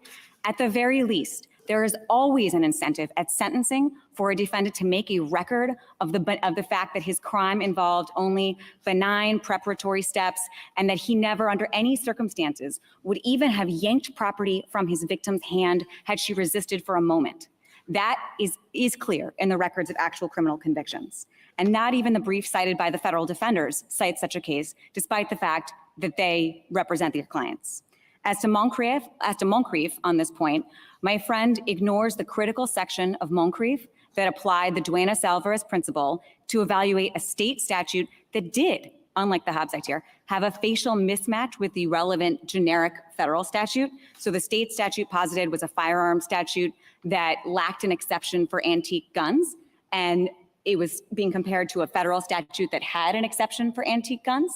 And Moncrief applied the Duenas-Alvarez principle in noting that there would not be a categorical mismatch if, in fact, there were no actual state prosecutions under that firearms offense for crimes involving antique guns. Third, I want to briefly touch on the potential interpretations of Section 924 C3A that could actually support respondent here. There are two, and they are both unsound. First, respondent could interpret the phrase attempted use of force as applying only when the listed statutory elements of the crime include the unsuccessful application of direct physical force, like shooting and missing, or trying to shoot and having your gun jam. That would reach almost a null set of crimes. Respondent identified two in Fourth Circuit briefing, but the language of those two statutes, and it's one subsection of an aggravated assault statute and one subsection of a witness tampering statute, that language was not in effect in the 1980s when the Elements Clause was drafted. So we're talking about a null set. That cannot be right. This court has repeatedly declined to interpret categorical language that reaches a category of crimes to reach nothing. Second, the Fourth Circuit's approach, slightly broader reading, recognize that the phrase attempted use is a sort of term of art that captures some attempt crimes, like attempted murder, even if the substantial step does not reach the point of swinging and missing or shooting and missing. But it limited the phrase to exclude attempts to commit crimes that can be completed with a threat of force. The problem is there's no crime that has as an element the attempted threat. Instead, the elements that we have to look at under the categorical approach are substantial step and specific intent. And when we compare the substantial step that could support an attempted murder conviction to the substantial step that could support an attempted robbery conviction, we see that they can be equally violent. So a hired hitman sitting outside the victim's house with a gun, if I could just finish my sentence, Your Honor, thank you. Sitting outside the victim's house with a gun compared to an armed robber about to enter the store with a gun. That conduct must rise and fall together categorically. If there are no further questions, Your Honor. Thank you, counsel. The case is submitted. The Honorable Court is now adjourned until tomorrow at 10 o'clock.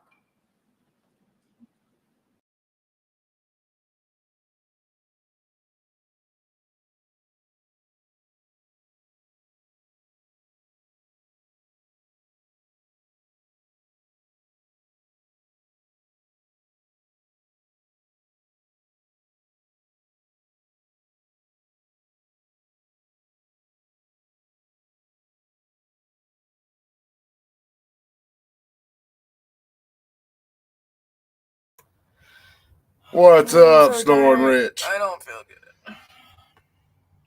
Let's see. Yeah, I'm gonna try. I got a little bit longer. I'm gonna try to blast for tonight, and then I'm gonna have to quit before everybody tries to kill me. Oh man.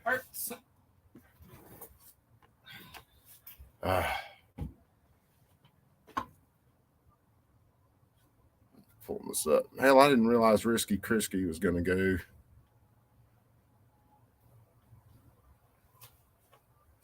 Anyway, I'm hanging out blasting, so I might find another thing to listen to for a little bit while I try to finish up a little bit more blasting.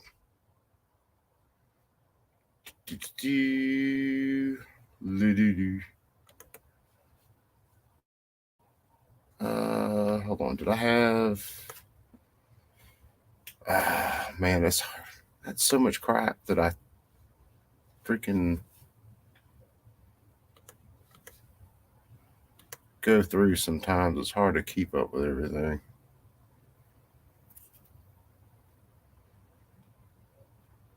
And some stuff I don't remember why I bookmarked it. Oh, hell.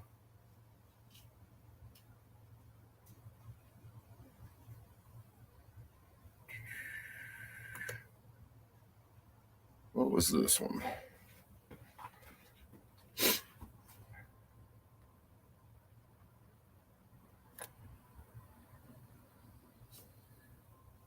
This was another Ninth Circuit case. This was in 2012.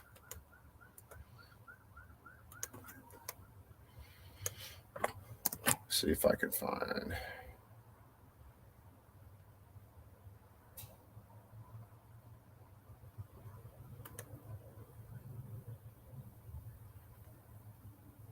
See if I can find this real fast. I'll give you guys a background on this one. Case text. Luis Caruso against the ATF. This was in the Ninth Circuit.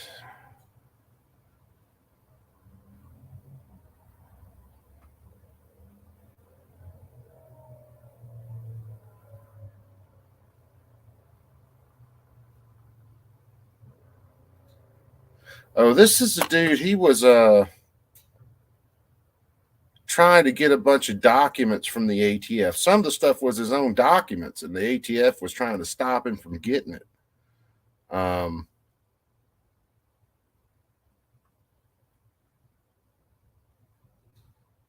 don't think I've listened to this one before. So this one might be interesting to listen to. Yeah, no kidding, man. Too bad I can't just play through some of my playlists and stuff and just jam out or DJ songs. I just have you guys request songs and we'd freaking listen to music. But no, even though you can hear everything on the radio, that would be too much to be able to. I'm surprised that one clip of music I used on that video I did the other night. I'm surprised I haven't got any emails from YouTube going, you can't do that. We'll see. Hey, please support. I'm Lindsay Powell for the government. With the court's permission, I'd like to reserve 3 minutes for rebuttal. This is a case under the All right, Freedom you of guys hear that Information already? Act, in which the plaintiff seeks records in the possession of ATF. Congress has expressly prohibited disclosure of the records at issue by precluding the expenditure of federal funds in furtherance of their disclosure and by immunizing these records from legal process. This broad prohibition applies to all records that are required to be kept pursuant to 18 U.S. Code, Section 923G1, and there is no dispute that the records at issue fall within that category. In granting summary judgment for the plaintiff, the district court did not hold otherwise. Instead, it relied on a separate provision unrelated to the appropriations riders that established the prohibition, 18 U.S. Code Section 923G1D. For several reasons, that provision has no application in this case. As an initial matter, the factual predicates of that provision are not satisfied. By its terms, it applies when the Attorney General seizes records, and in that circumstance provides that copies shall be provided to the licensee within a reasonable time. Here, there was no seizure. The records were voluntarily transferred to ATF. There was no contrary finding by the district court, and plaintiff has not made an issue of the seizure point on appeal. That should suffice to resolve the case. Now, had the wife, the dealer, requested these records, could she have gotten them returned to her? Your Honor, if the records had been seized from... No, not seized, just under the circumstances here, she delivered the records to the alcohol division. These two people she wants them back. No, Your Honor, no. Without a seizure, there is no entitlement to copies under 923G1D. It's an express predicate of the requirement to provide copies. It's a very narrow provision intended to ensure the continuity of a licensee's record-keeping requirement. By law, a licensee must maintain certain records, but for this provision, if the government seized records, it could cause a disruption to that record-keeping function, and so the provision applies only in these very narrow circumstances where the records are taken by the government in order to ensure continuity. If her contention were that she had inquiries which under law she was required to respond to and she needs the records, would that make a difference? Your Honor, as an initial matter, a licensee with ongoing operations is required to keep her own records on the premises, so there shouldn't be a situation where a licensee doesn't have access to her own records for those purposes. And that is one of the distinctions in this case, is that the plaintiff is a person who had ceased being a licensee, had transferred his business to another individual, and with it, certain record-keeping obligations. When the plaintiff himself went out of business, one of two things can happen with the out-of-business records. They can either at that point in time be transferred to ATF, or they can go to the successor in interest of the business. And here, in effect, both things happened. They briefly went to the successor in interest, and then she decided that she didn't want to keep those old records from the other business and transferred them to ATF. So it's a fairly unique set of circumstances. It's likely why it hasn't come up before.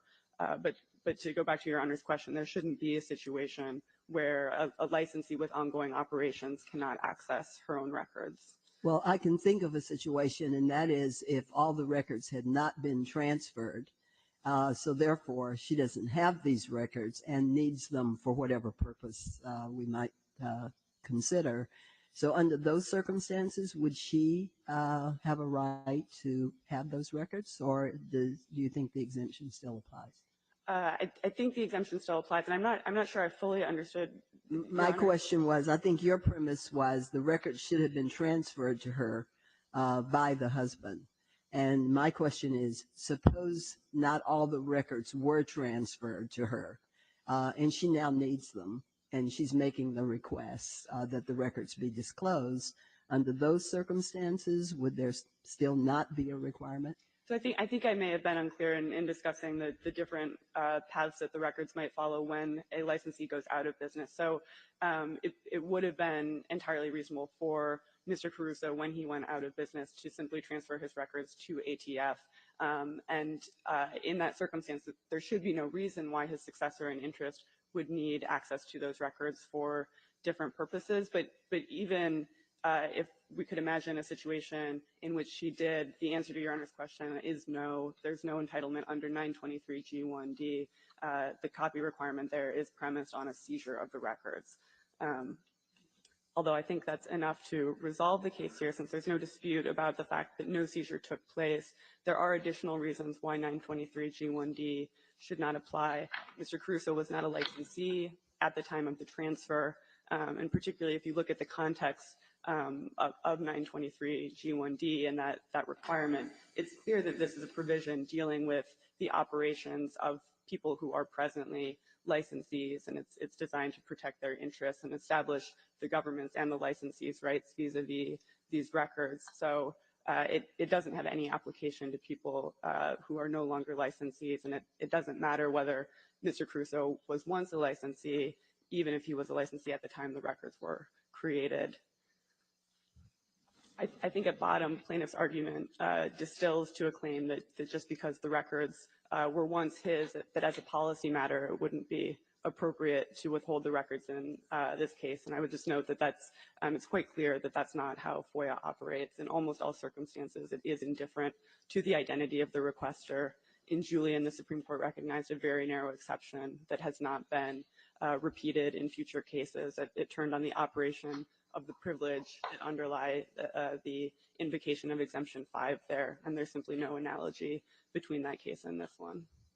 If the court has no further questions, I'll reserve the remainder of my time for rebuttal. All right, thank you.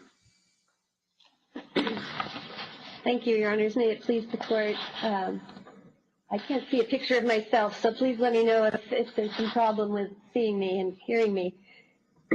As we explained in the response brief, the government did not mention any exemptions at all until summary judgment, which was nearly a year and a half after the FOIA request was made. And in fact, the government claimed in its answer to be processing the request at that time with no mention of a waiver. And so we would argue, Your Honors, that they have waived. We've lost. We lose her? Are you speaking? We can't hear her.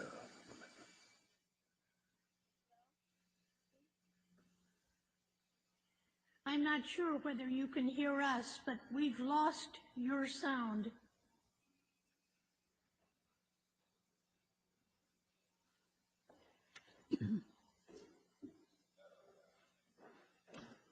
This might be a good time for you all to close your eyes and meditate.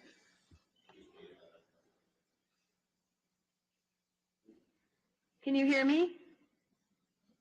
Yes. Yes. Yeah, we can hear you now. All right. But don't breathe, don't move. Pardon? I didn't hear that. So don't breathe, don't breathe, don't move, just talk. Oh. Okay. Your Honors, may it please the court, Mary Ann Dugan for the appellee. First of all, the exemption was never mentioned in the answer filed by the government, and until they filed their summary judgment motion. And in fact, in their answer to the complaint, the government claimed to be processing the request, and at no time up to the summary judgment motion did the government claim any sort of exemption, and that the summary judgment motion was a year and a half after the Freedom of Information Act request. And so But the government, explained in the brief. The government did raise it in the summary judgment motion, so you were put on notice that this was a position being taken, correct? Yes, yes, Your Honor. My point is that I believe there should be a waiver deemed by their failure to put it in their answer. I was not able to find any case law for or against that argument, but I did submit that as a preliminary threshold argument. Why don't you tell us why you need these documents? This is all in connection with divorce proceedings, right? There is a very complicated set of facts that I attempted to summarize in the declaration I filed with the lower court. First of all, the reason for a FOIA request is not relevant to whether the document. I know that, but we have people listening to what's going on here in the gallery, and so it'd be nice to let them know what this fight is all about. I appreciate that, Your Honor.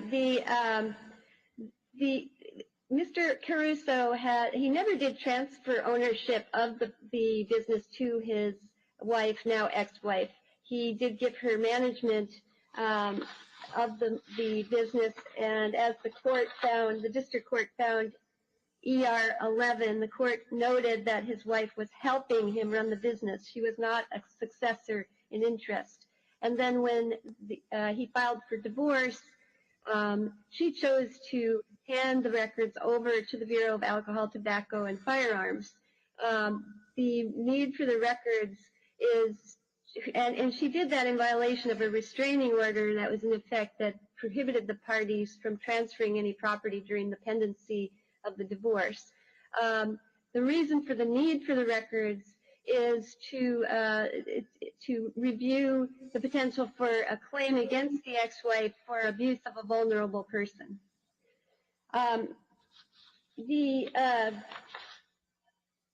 The testimony of the plaintiff's ex-wife in the divorce is cited by the government in their brief at page 8 to state that Mr. Caruso was not a licensee at the time of the records being handed to the government, and that is not true. There's nothing in the record that, other than the wife's self-serving testimony, that claims that that's true, and tellingly, the government did not submit the document that she was supposedly testifying about on those pages. Furthermore, the Freedom of Information Act request clearly requested documents regarding Mr. Caruso himself when he was a licensee and his business as a licensee. And so the fact that his records as a firearms licensee were held by his wife at the time that they were transferred to the government does not change the fact that they were his records and were regarding his activities as a licensee. Apparently, the law cited by the government. Judge Fletcher has a question for you. Counsel, apparently the district court thought that the exemptions would apply. That would be 3 and 5, but then granted access on a completely different basis. Are you in a position to defend that position taken by the district court? The district court, on reconsideration, withdrew part of its opinion. The part that is on appeal is the district court's correct finding that although Section 923G1 does prohibit the government from disclosing information required to be kept by licensees, the exception to that statute applies, which states that when the government takes documents from licensees, it must give those licensees copies of those records. And that is completely in line with the Supreme Court case that we cited, U.S. Department of Justice versus Julian, which interpreted the Freedom of Information Act in the context of a privilege. In that case, the court stated that the pre-sentence reports at issue in that case were not privileged with respect to the subjects of those reports themselves, that the people who were discussed in those pre-sentence reports have a right to those documents, even though there is a privilege normally that would keep those documents exempt from FOIA. Here, it's even more compelling to find that Mr. Caruso has a right to his own records that were created while he was the owner of the business. And they But are from what his about the language of the statute that the records must be seized by the government? Thank you, Your Honor. There is no evidence in the statute itself that that term has any particular meaning. There's no definition given of that word, and there's no indication that that means that it applies only to an involuntary transfer of records. To hold that the records must be seized creates a very strange result, which is that if somebody is so recalcitrant and or so problematic that the government has to seize their records, that person still has the right to get copies of those records. But if the licensee voluntarily allows his wife to help run the business and she voluntarily hands the records to the government, the licensee has no right to get copies of his records. And that is simply a nonsensical result. Clearly, the intention... Why is that nonsensical? In one instance, the government seizes the records, goes in and grabs them, and the other example is that the party who now runs the business or owns the business turns over records voluntarily to the government. You'd assume that they keep copies of records they turn over voluntarily, but I mean, here you're telling us that you need these records because the acts and omissions of Mrs. Caruso, when she was helping to run the company, she did certain things that were wrong, and then we're talking about him being a vulnerable person, whatever that means, due to disability under Oregon law. So somehow she was taking advantage of him. And so we're embroiled, and the ATF is embroiled in the middle of a divorce proceedings. Now, what Your Honor, that is why I kept that declaration very short, because I do not believe that the purpose, frankly, would be relevant. But if we go back to, first of all, our first argument is you do not even need the effect. I don't know why you say the purpose. You think the purpose is not relevant. But I know personally I like to have the full picture, what's going on.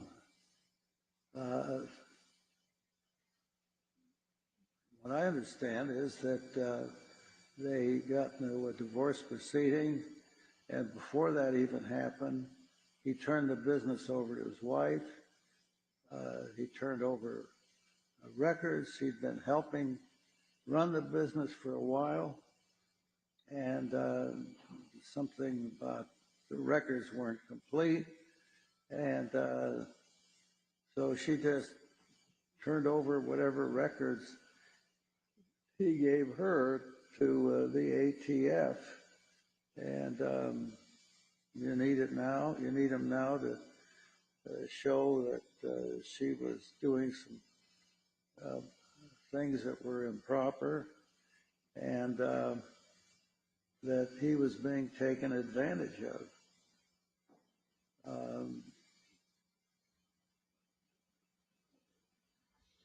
So Your Honor, a couple of things. You don't think any of that's relevant, huh? Well, I agree with you that it is always good to have the full story and find out what is the story of this. Otherwise, we're moving around in the dark. I agree with you, Your Honor. And to be more clear, there were significant assets in the business. There's some question about where some of those assets went. It's fairly complicated, and I didn't want to burden the court with the lengthier story. But and the vulnerable person statute talks about people with disabilities. As a basic matter, we have two alternative arguments. One is related to that exception, which I just discussed. But more basically, we are arguing, Your Honor, that you do not need to, Your Honors, you do not need to look to the exemptions, or I'm sorry, the exceptions to Section 923G1, because that statute simply prohibits the use of federal funds to disclose information required to be kept by licensees.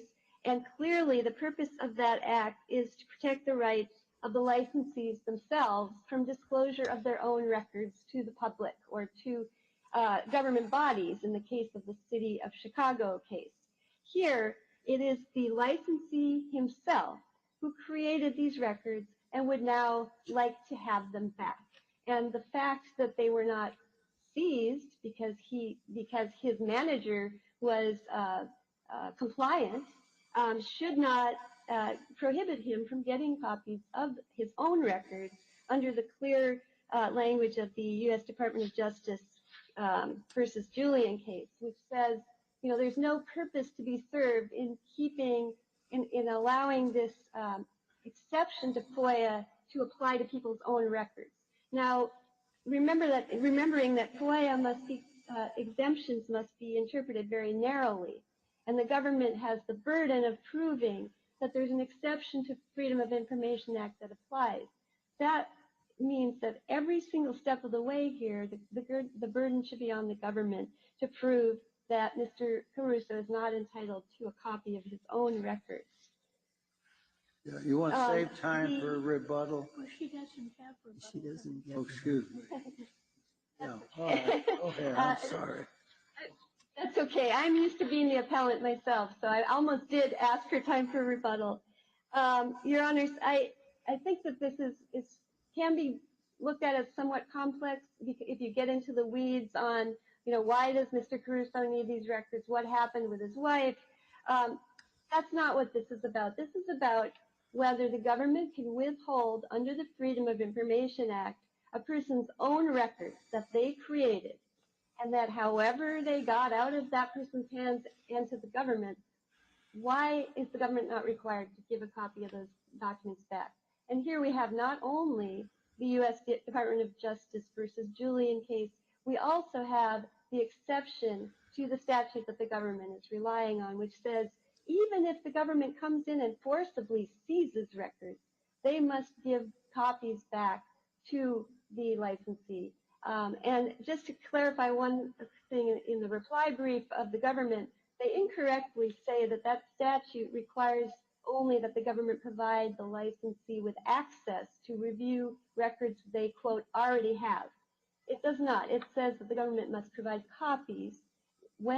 Even when the licensee no longer has a copy, the government must give them a copy. And so either U.S. Department of Justice versus Julian or that exception to that statute apply to Mr. Caruso. Thank you. So if, for example, if a party is in the gun business and they have a wheelbarrow full of records, and they decide that they don't need them anymore, and they just turn them over voluntarily to the government, to the ATF, and the ATF accepts them, and then later on, if they want, and the people didn't keep copies of those records, and if the ATF, and if the person wants copies, then the ATF has to go ahead and make them copies of all those records. Well, yes, I think so. And I think if you analogize it to the IRS, Your Honor, I've had plenty of clients who say, oh, I don't have my tax return. And I say, go to the IRS and get a copy. nobody else can get a copy of that tax return without a release or without some special rule applying. But the person who created that document, the IRS return, certainly has a right to a copy of their own tax return, even if they were silly enough not to keep a copy. Well, I would submit that the very same applies here. I mean, here you have a person who gave up whatever records he had and to his estranged wife, and then she decided she didn't want them. She didn't make a copy apparently, and then turn them over to the ATF. People usually keep copies of their tax returns. Well, if we make, that would require micromanaging by the courts of these FOIA disputes if we don't make a bright line rule. The bright line rule should be that if a person creates a document here specific to these statutes, but creates a document and the government ends up with a copy of it, that person should be entitled to get a copy back. And just to clarify, Mr. Caruso did not turn it over to his estranged wife. His then wife was helping him run the business, as the district court explicitly found. And then when he filed for divorce, then she chose to hand those documents over to the government. Just a factual clarity. All right. Thank you, Your Honors. Fine. Thank you. As Your Honor suggests, any sense of strangeness that a person might not be able to access what was once his own record is mitigated in this case by the simple fact that plaintiff could have made copies at any point before they were transferred to the government's possession. But even were that not the case, the question isn't, is this a strange result? It's what do the statutes at issue require? And it's clear that through the enactment of these recurring appropriations riders, that Congress has expressly prohibited the disclosure of precisely the types of records at issue. There's no dispute that as a general matter, these records do fall within the category that's prohibited. So, Counsel, had the government acted promptly and notified that they didn't have to produce the records, maybe an explanation early on would have avoided all of this. The government didn't do anything to respond at all, which seems to me to at least put some blame on the government. Well, at the time that the records were transferred, Your Honor, it was entirely at the initiative of Ms. Caruso. So there was, I think at that point, it was in no way incumbent on the government to provide any explanation. She said, please take these records. Don't they have to deny a request promptly? They give them a certain number of days to do that? Your Honor, yes. And several years after the transfer, when the FOIA request was instigated, when the request was made, ATF should have responded more quickly. It ends up being true more often than it should that these requests take a while to process, and that is unfortunate. But it doesn't change what the outcome should be here as a legal matter. As soon as ATF did process the request, it identified the prohibition on which we now rely in the appropriations riders, and it properly asserted Exemption 3 as the basis for withholding. I think a more timely response by ATF wouldn't have changed anything at all in terms of when copies could have been made by the plaintiff or his wife. Here, they had long since been transferred to the government's possession. So when did the government first take the position of the statute that the government was relying on? Counsel indicated it was in the summary judgment motion. Do you agree? It was before that. So the government filed its response before it had finished processing the request, and about 3 months after the answer was filed, the government issued a notice to plaintiff identifying the basis for the withholding, and in that letter identified Exemption 3 and the appropriations rider on which we now rely. In terms of the first court filing, it was the government's motion for summary judgment and also its response to plaintiff's motion for summary judgment. But the essential point is that the government has consistently asserted Exemption 3 as the basis for withholding here. One final point, plaintiff seems to suggest now on appeal that there may be some factual disputes that the record sites on which the government relies, which are in fact plaintiff's own evidence may not be accurate with respect to when plaintiff was a licensee and how that may bear on the questions. Our position is that it doesn't. There's simply no evidence of a seizure. 923G1D doesn't apply. But were the court to conclude that these questions were relevant and there is a factual dispute, the proper course would, of course, be to remand for further proceedings rather than affirming the grant of summary judgment for plaintiff here. Thank you. Okay, thanks. Matter submitted. We'll take up the next matter.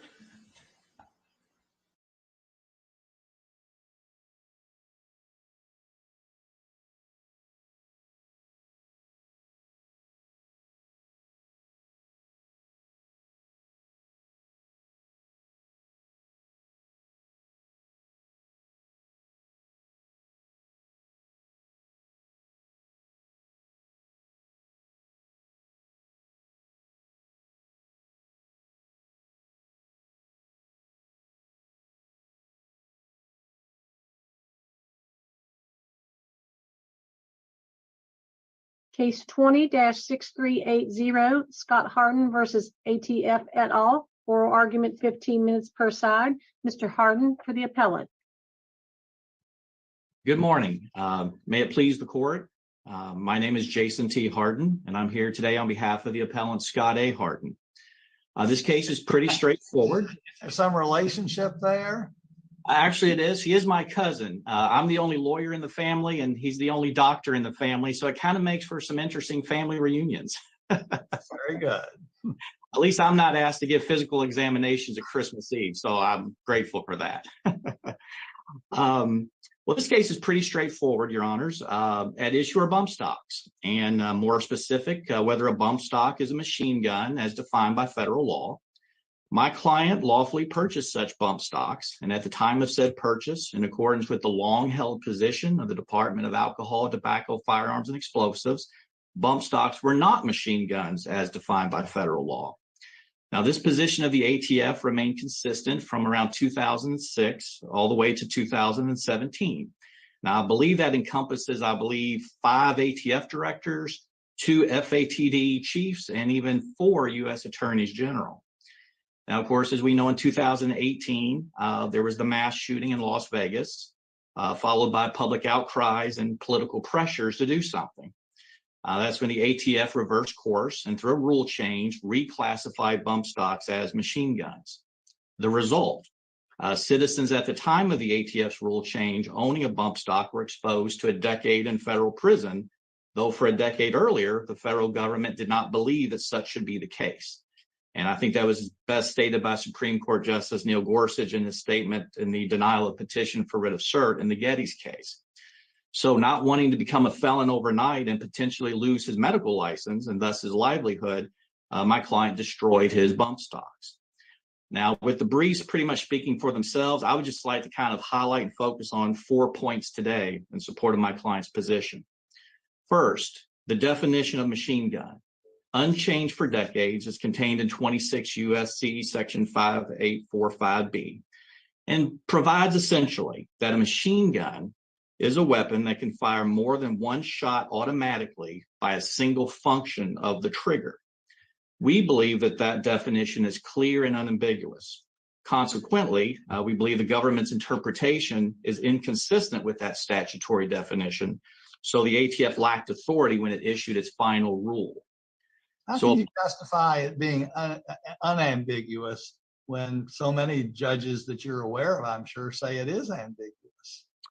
Well, I think when you look at what the definition of the machine gun, and the 2 main points, of course, is it talks about the being the single function of the trigger and whether it is automatic. Now, I'll be perfectly honest with you, being a non-firearm expert, I didn't even know what a bump stock was before this case. I found a lot of guidance reviewing the gun owner's case, 3-panel decision of the gun owner's case in this circuit, as well as the recent Cargill case. But, you know, at the end of the day, when you're looking at the mechanics of a semi-automatic weapon, you have to pull that trigger or depress that trigger, if you will, and you only get 1 bullet per the depression of that trigger. to be deemed a automatic weapon, when you depress that trigger, it will continue to fire shots. And I think that when you follow that definition, like I said, set out in Cargill and the earlier gun owner's case, where they break down what does single function of the trigger mean and what does automatic mean, I think it is pretty clear. A function means exactly that. It's an act. When you press that trigger on the gun, you are now activating the firing mechanism. That is just one function. And you have to keep, again, as I said, pushing that trigger. In the case of bump firing, have that firearm bumping up against, bumping that trigger up against your finger to allow for shots to be fired. But it's always one pull of the trigger, one shot, different from an automatic, that it'll continue to fire rounds until you either take your finger off the trigger or you run out of ammunition, whichever begins first. Let me read you three sentences from Judge Ho's opinion in Cargill. He says, what does single function of the trigger mean? If it means that there is a single action on the trigger from the shooter's perspective, then this language might well apply to bump stocks. That's because a single action on the trigger by the shooter is enough to spray multiple bullets. Well, and I think, though, what that decision also pointed out is if you take this role where you are redefining function to be this to the pull of the trigger, you start to take the statute from a gun-centric statute, or at least this component of the statute, to a shooter-specific. And I think nowhere in the statute, at least where it defines the machine gun, does it rely on what the shooter does. Because, it is important to point out that the bump firing can be replicated by an experienced shooter without the actual device. So that's a slippery slope, because you could have a very well-trained shooter with a semi-automatic weapon without a bump stock device, but just through his own skills, coordination, muscular abilities to bump fire. Does that convert then the semi-automatic to a machine gun just because of what the shooter is doing? And I think that would be incorrect, and I think they point that out well in the Cargill case. Counsel, it's understandable both you and your opposing counsel have argued that the plain meaning of the statute supports your position, but as Judge Gilman's pointed out, we've had a wide or a sharp divergence in the authorities on that interpretation issue. So let's just assume, for the purposes of the argument, that the statute is ambiguous. So what do we do now? Do you still win? Yes, I believe so, because, and as you've aptly pointed out, there has been multiple decisions, whether it's in courts of appeals, the district courts. Some of these courts have applied the Chevron deference and so forth. I think the crux of this is that if you assume ambiguity for argument's sake, that this statute has the component of criminal sanctions. And because of those criminal sanctions, then the doctrine of lenity applies and would abrogate any analysis under Chevron. When criminals deal with the Babbitt case, which seemed to not apply the rule of lenity in the context of an administrative regulation that criminalized behavior. Well, the Babbitt case is interesting, as I understand that involved the endangered species thing. And, it's sort of an aberration. And what I would do is I would just simply rely on, I think it was Justice Scalia in the Whitman versus United States case in talking about Babbitt. And I will quote from him, the best that one can say is that in Babbitt, the court deferred with scarcely any explanation to an agency's interpretation of a law that carried criminal penalties. And he goes on to state, which I think is very important, Babbitt's drive-by ruling, in short, deserves little weight. But when you really dissect Babbitt, it doesn't actually apply the Chevron doctrine or lenity. It talks about deference, but doesn't go that far. So again, if it's good enough for Justice Scalia, it's good enough for me to say that case should be given little weight in connection with what we have here. Well, do you think a Chevron deference should apply or should not apply here? It should not apply. And I think what's important in this case, both we and the government has expressly stated that it does not apply. In fact, in support of the government's motion for judgment in the district court case, and I'm quoting, they specifically say deference to the agency is not required to resolve this case. So with the government taking that position, they have waived that argument. So you think the rule of lenity should apply here? If you assume ambiguity, yes, because again, there are criminal sanctions, and there are no holdings that I'm aware of by the Supreme Court or any case in this circuit that has applied Chevron deference to criminal statutes. Is there any case you can cite that says you cannot apply Chevron deference in criminal cases?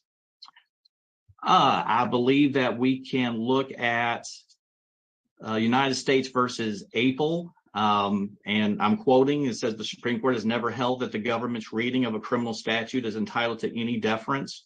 We can also look at Gutierrez, Bruzella versus Lynch as well. That was a 10th Circuit case, but I think the Supreme Court case in U.S. versus Apel is apropos.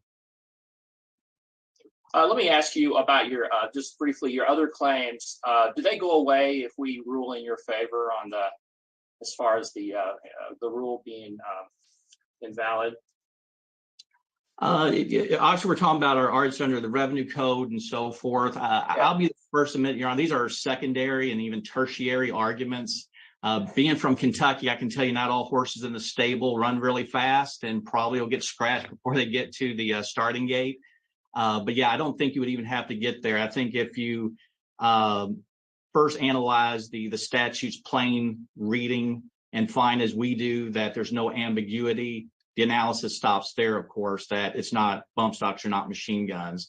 If you find ambiguity and that takes you to this analysis, does Chevron deference apply or not? Obviously, it does not, as we've just argued that lenity would apply there. So you probably don't get to our secondary and tertiary claims, Your Honor.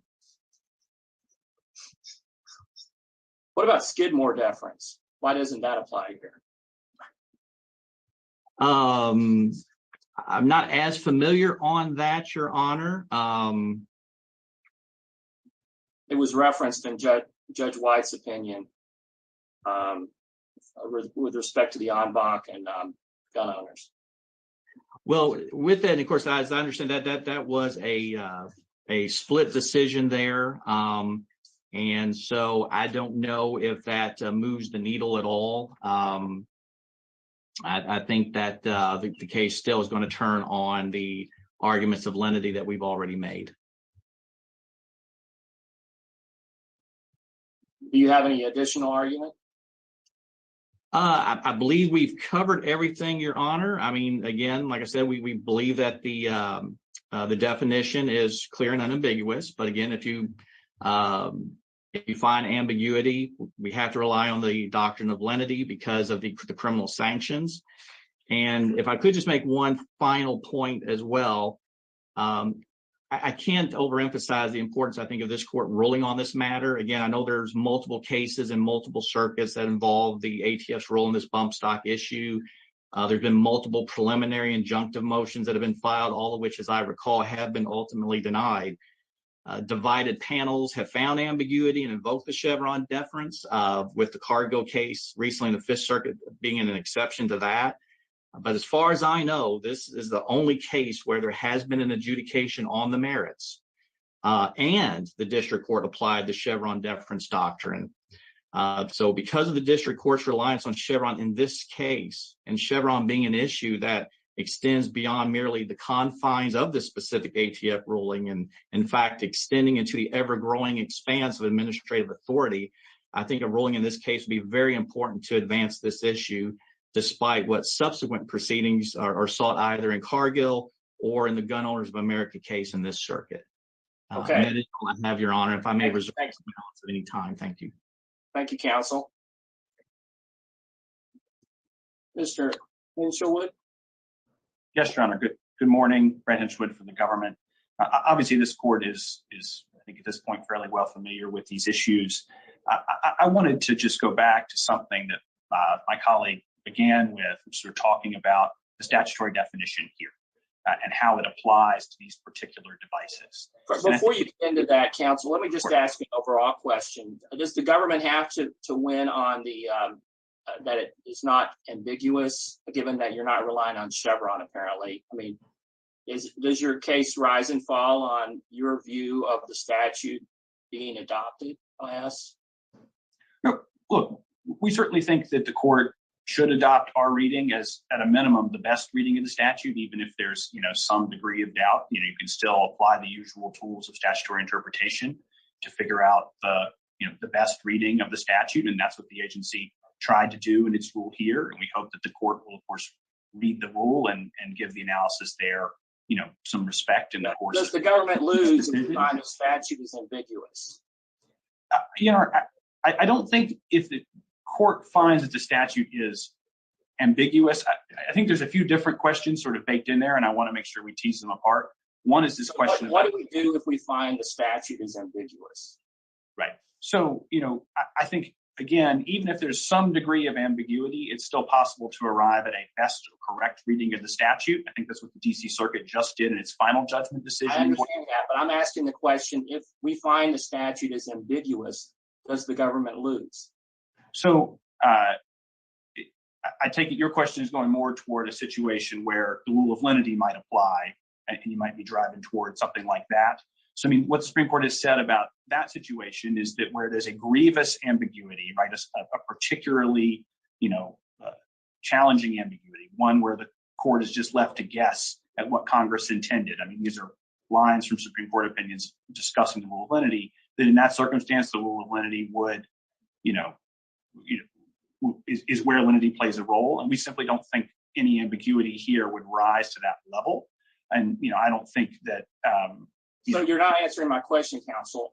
Are you saying if the statute is ambiguous, the government loses? What do you offer to say why this government would still win if the statute is ambiguous? If the statute is sort of truly ambiguous and the court is left to guess, then you might look to the rule of lenity for guidance. Of course, this court would also then consider, I think, the question of whether Chevron deference applies, and that's what other courts have considered. So is the government arguing that Chevron deference applies if the statute is ambiguous? Your Honor, we haven't invoked Chevron deference here, but of course, as I think— I'm asking you whether you would today, if we find the statute is ambiguous, do you invoke Chevron immunity or Chevron deference? Chevron is ultimately a question for the court. Whether the Chevron applies is a question for the court. There are cases where we ask for it and the court makes a decision, sometimes doesn't give it to us or sometimes does. But ultimately, it's a question for this court whether to grant Chevron deference or not in a particular case.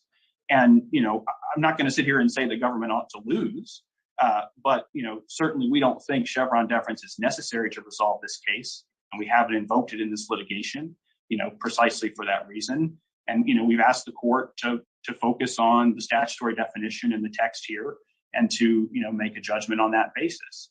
Now, I think what's useful to focus on within that statutory discussion is, not only the statutory terms themselves, single function of the trigger and automatically, but how those terms, relate to each other, right? So my colleague started by saying, well, a different function of the trigger happens every time the trigger moves, essentially, right? Every time the trigger moves. And I think it's useful to recognize, that's inconsistent with the definition ATF has adopted for well over a decade at this point. If you look at devices like the Aikens accelerator, which operated exactly the same way with respect to the trigger, and the 11th Circuit held that that was the machine gun, the trigger moved for every shot that was fired with the Aikens accelerator. Well, the ATF has had an inconsistent record here. True, it found that Atkins accelerator was a machine gun, but it also found that non-mechanical bump stocks were not. It bounced back and forth through the years. Isn't that evidence that this statute is ambiguous if the agency itself can't make up its mind as to what the meaning is? No, Your Honor, and I think it's important to focus on exactly what error ATF made after 2006, after it classified the Aikens accelerator. So again, to be clear, the definition of single function of the trigger that appears in the rule here and is applied to these devices is exactly the same as the one applied to the Aikens accelerator. It was announced in 2006 as part of the Aikens accelerator ruling, and has been the agency's position for at 17 years. Didn't the agency distinguish the Adkins accelerator from the non-mechanical bump stocks? The non-mechanical bump stocks did not have a spring as part of the apparatus. Wasn't that the distinction ATF made? Precisely, Your Honor. So the agency thought that the term automatically required the presence of a spring or mechanical parts. And I just want to point out, no one thinks, not my colleague, not any of the other courts that have, or judges that have, voted against ATF's position, no one has argued that's the correct definition of the term automatically, or the correct way the statute ought to be read as hinging on the presence of a spring or mechanical parts. So, I mean, ATF plainly made a mistake in its interpretation of that term at that time. And, in the course of the rule here, went back to correct that mistake. And I think it's worth bearing in mind, nobody has pressed the argument that ATF's prior definition of automatically was in fact correct. Instead, ATF looked to, dictionary definitions that apply, of that term at the time it was enacted in 1934, and that other courts like the Seventh Circuit and Olufsen relied on to, establish in their own rulings, and looked at those definitions, said, well, the term looks to whether there's, a self-acting or self-regulating mechanism, or to use another definition, something that's regulating under conditions fixed for it. And sort of looked at that and said, okay, that's the definition we ought to be applying here. And then we can look at bump stocks and see, if they fit that definition. Is this kind of an unusual, it seems unusual to me for an agency to change its interpretation of what's criminal or not under a statute. Has this ever occurred before, to your knowledge, for any federal agency to change its view of whether something is criminal or not under a statute? I'm sure there are situations that arise where, there's a question about particular conduct that hasn't been addressed before, falls within the scope of a statute, and it may take time. Can you name a single incident other than this one where an agency has changed its mind as to what's criminal under a statute, with the statute itself not changing during the course of its change of interpretation? Well, Your Honor, I'd have to go back and look a little bit. I think in Abramski, for example, the Supreme Court case, one of the arguments that the criminal defendant there made was that ATF had previously adopted a defendant-friendly interpretation of the statute, and then subsequently had changed its mind. And that's actually the context in which the Supreme Court in Abramski said, well, we're not going to defer to the government's view of that criminal statute. So, there certainly are instances where, a government law enforcement agency, is dealing with conduct, is thinking about particular statutes or problems, and its views sort of change over time. It's hard to give lots of concrete examples because they don't necessarily always result in litigation. But, I don't think it's odd to say that, let me put it this way. It would be extraordinarily odd to say that because the agency has made an error at time one in interpreting the statute that Congress wrote and has interpreted it too narrowly, that now going forward, the agency can't fix that mistake, and that, what Congress wrote will now have to be read more narrowly than Congress intended forever. I don't think that's ordinarily how we think statutory interpretation ought to work.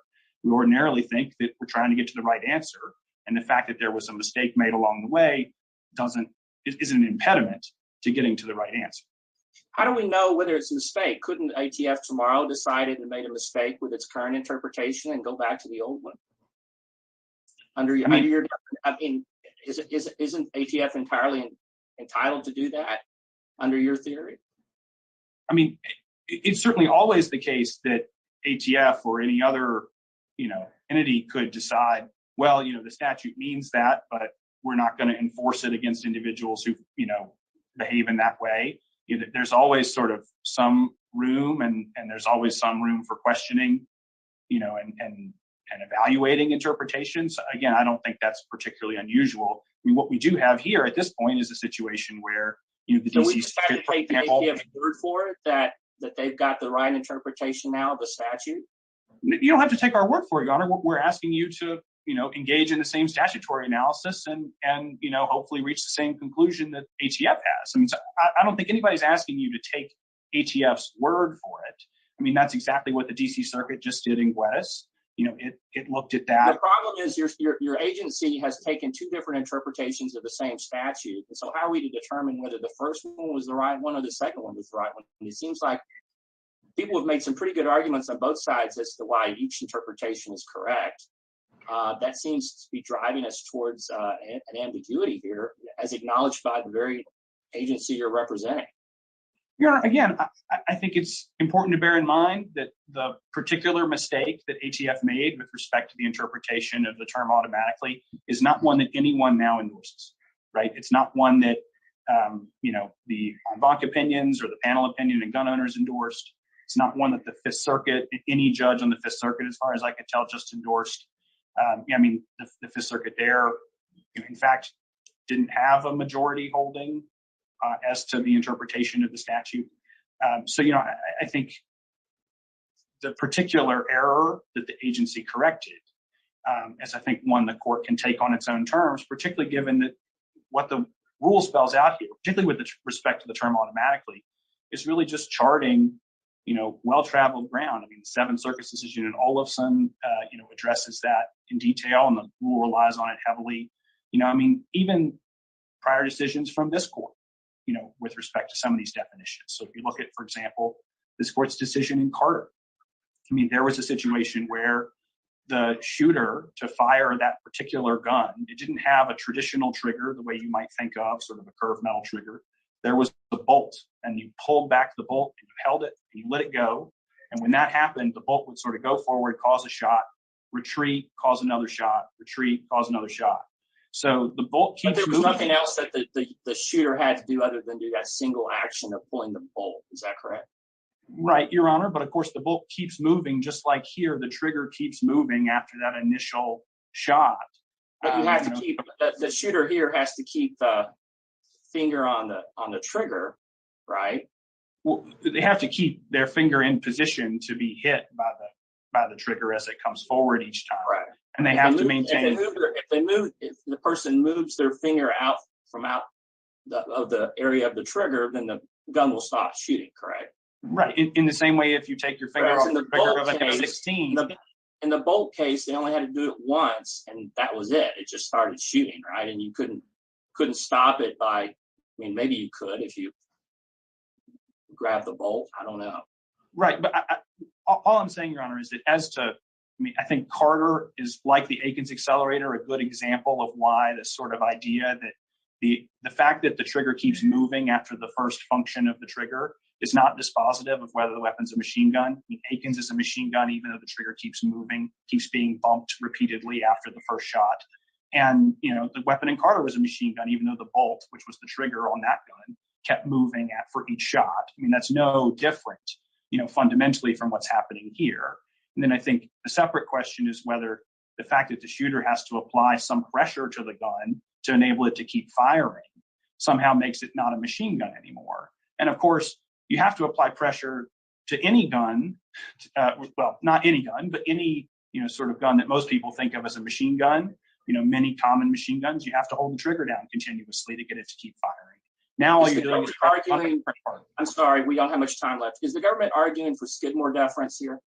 Well, we certainly hope that you'll take into account the agency's considered views. That's simply, what Skidmore deference talks about is, giving respect to the expert views of the agency, and particularly an agency that has come to you and explained, look, we made a mistake before. Here was the nature of our mistake.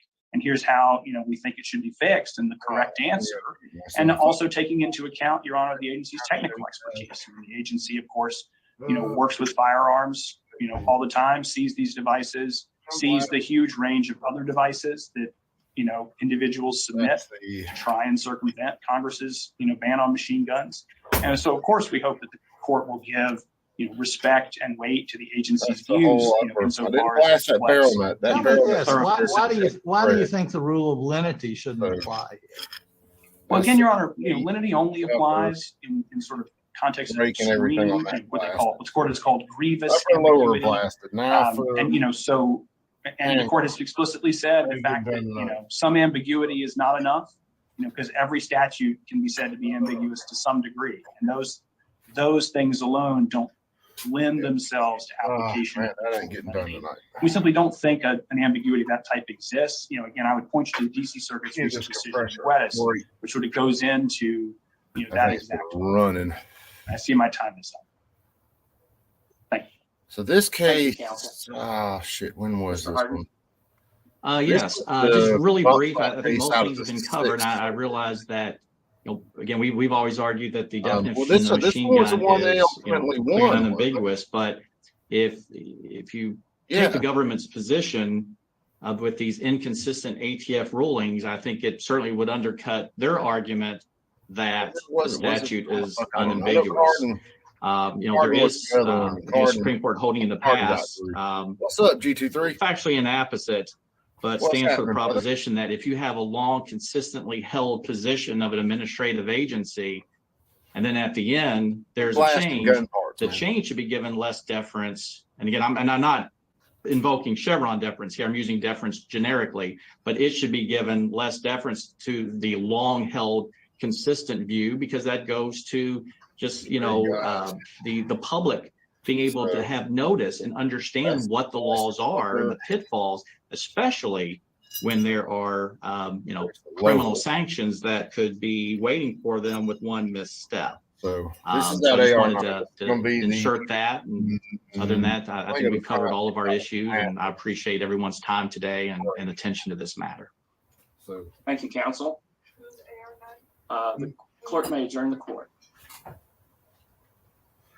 building.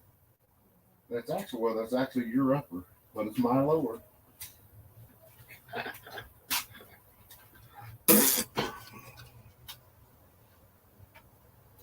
Oh man.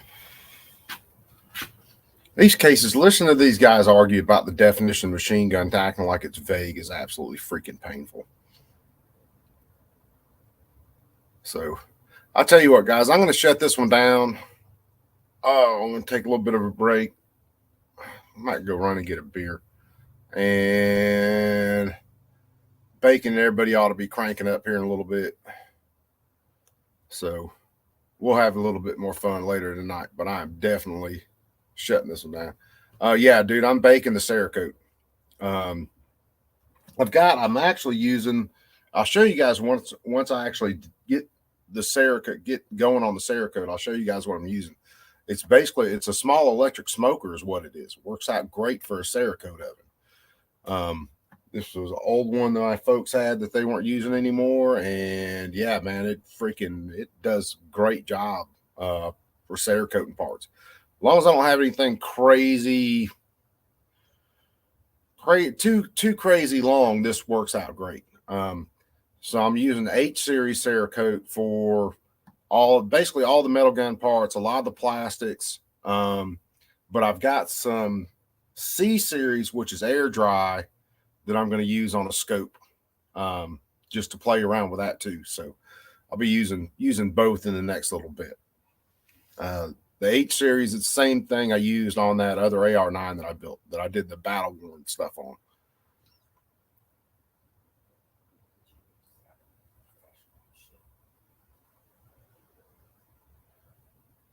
Yeah, dude, that shop my wife works in, they're using an electric oven for their stuff. They just built a big metal box that can hang on the door for longer parts. So, I mean, as long as the thing will get up to 250 or so, it works great. 250. 300. Read the literature. 250. Do you want to go with what some fucking piece of paper says, or somebody that does it every? I'm gonna go with what single Cerakote says on their day? literature. I do it every fucking day. You're the one that was mixing the stuff, 2 parts to whatever. Also, It's because I was going off the old paperwork. see, there you go. Ouch.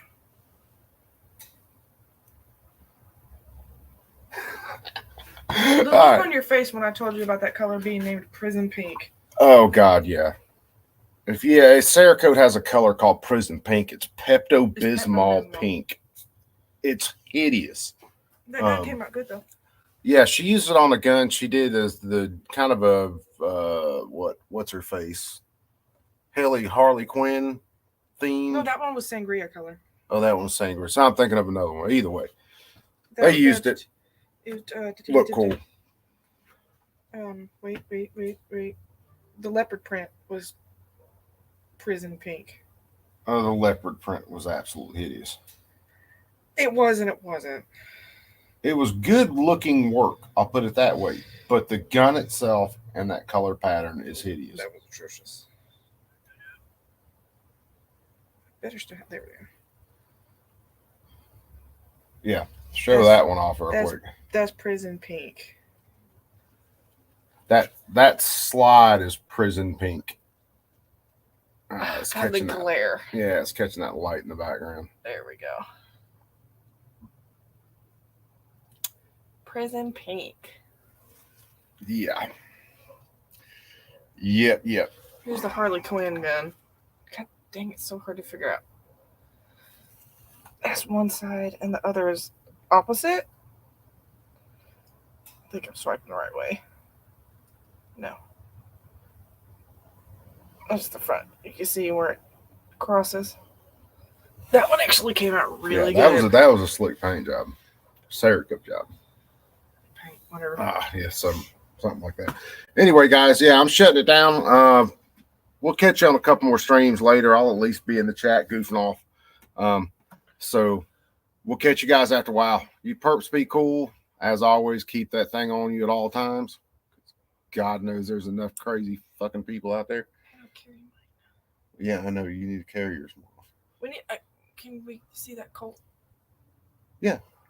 Because if it's small enough, I might start carrying that one. Yeah. All right. Before you leave tonight. All right. So we'll catch you guys later. Y'all take them easy. Say bye. Everybody's saying bye, Miss Coop. No, they're not. Oh, I didn't see that one. See?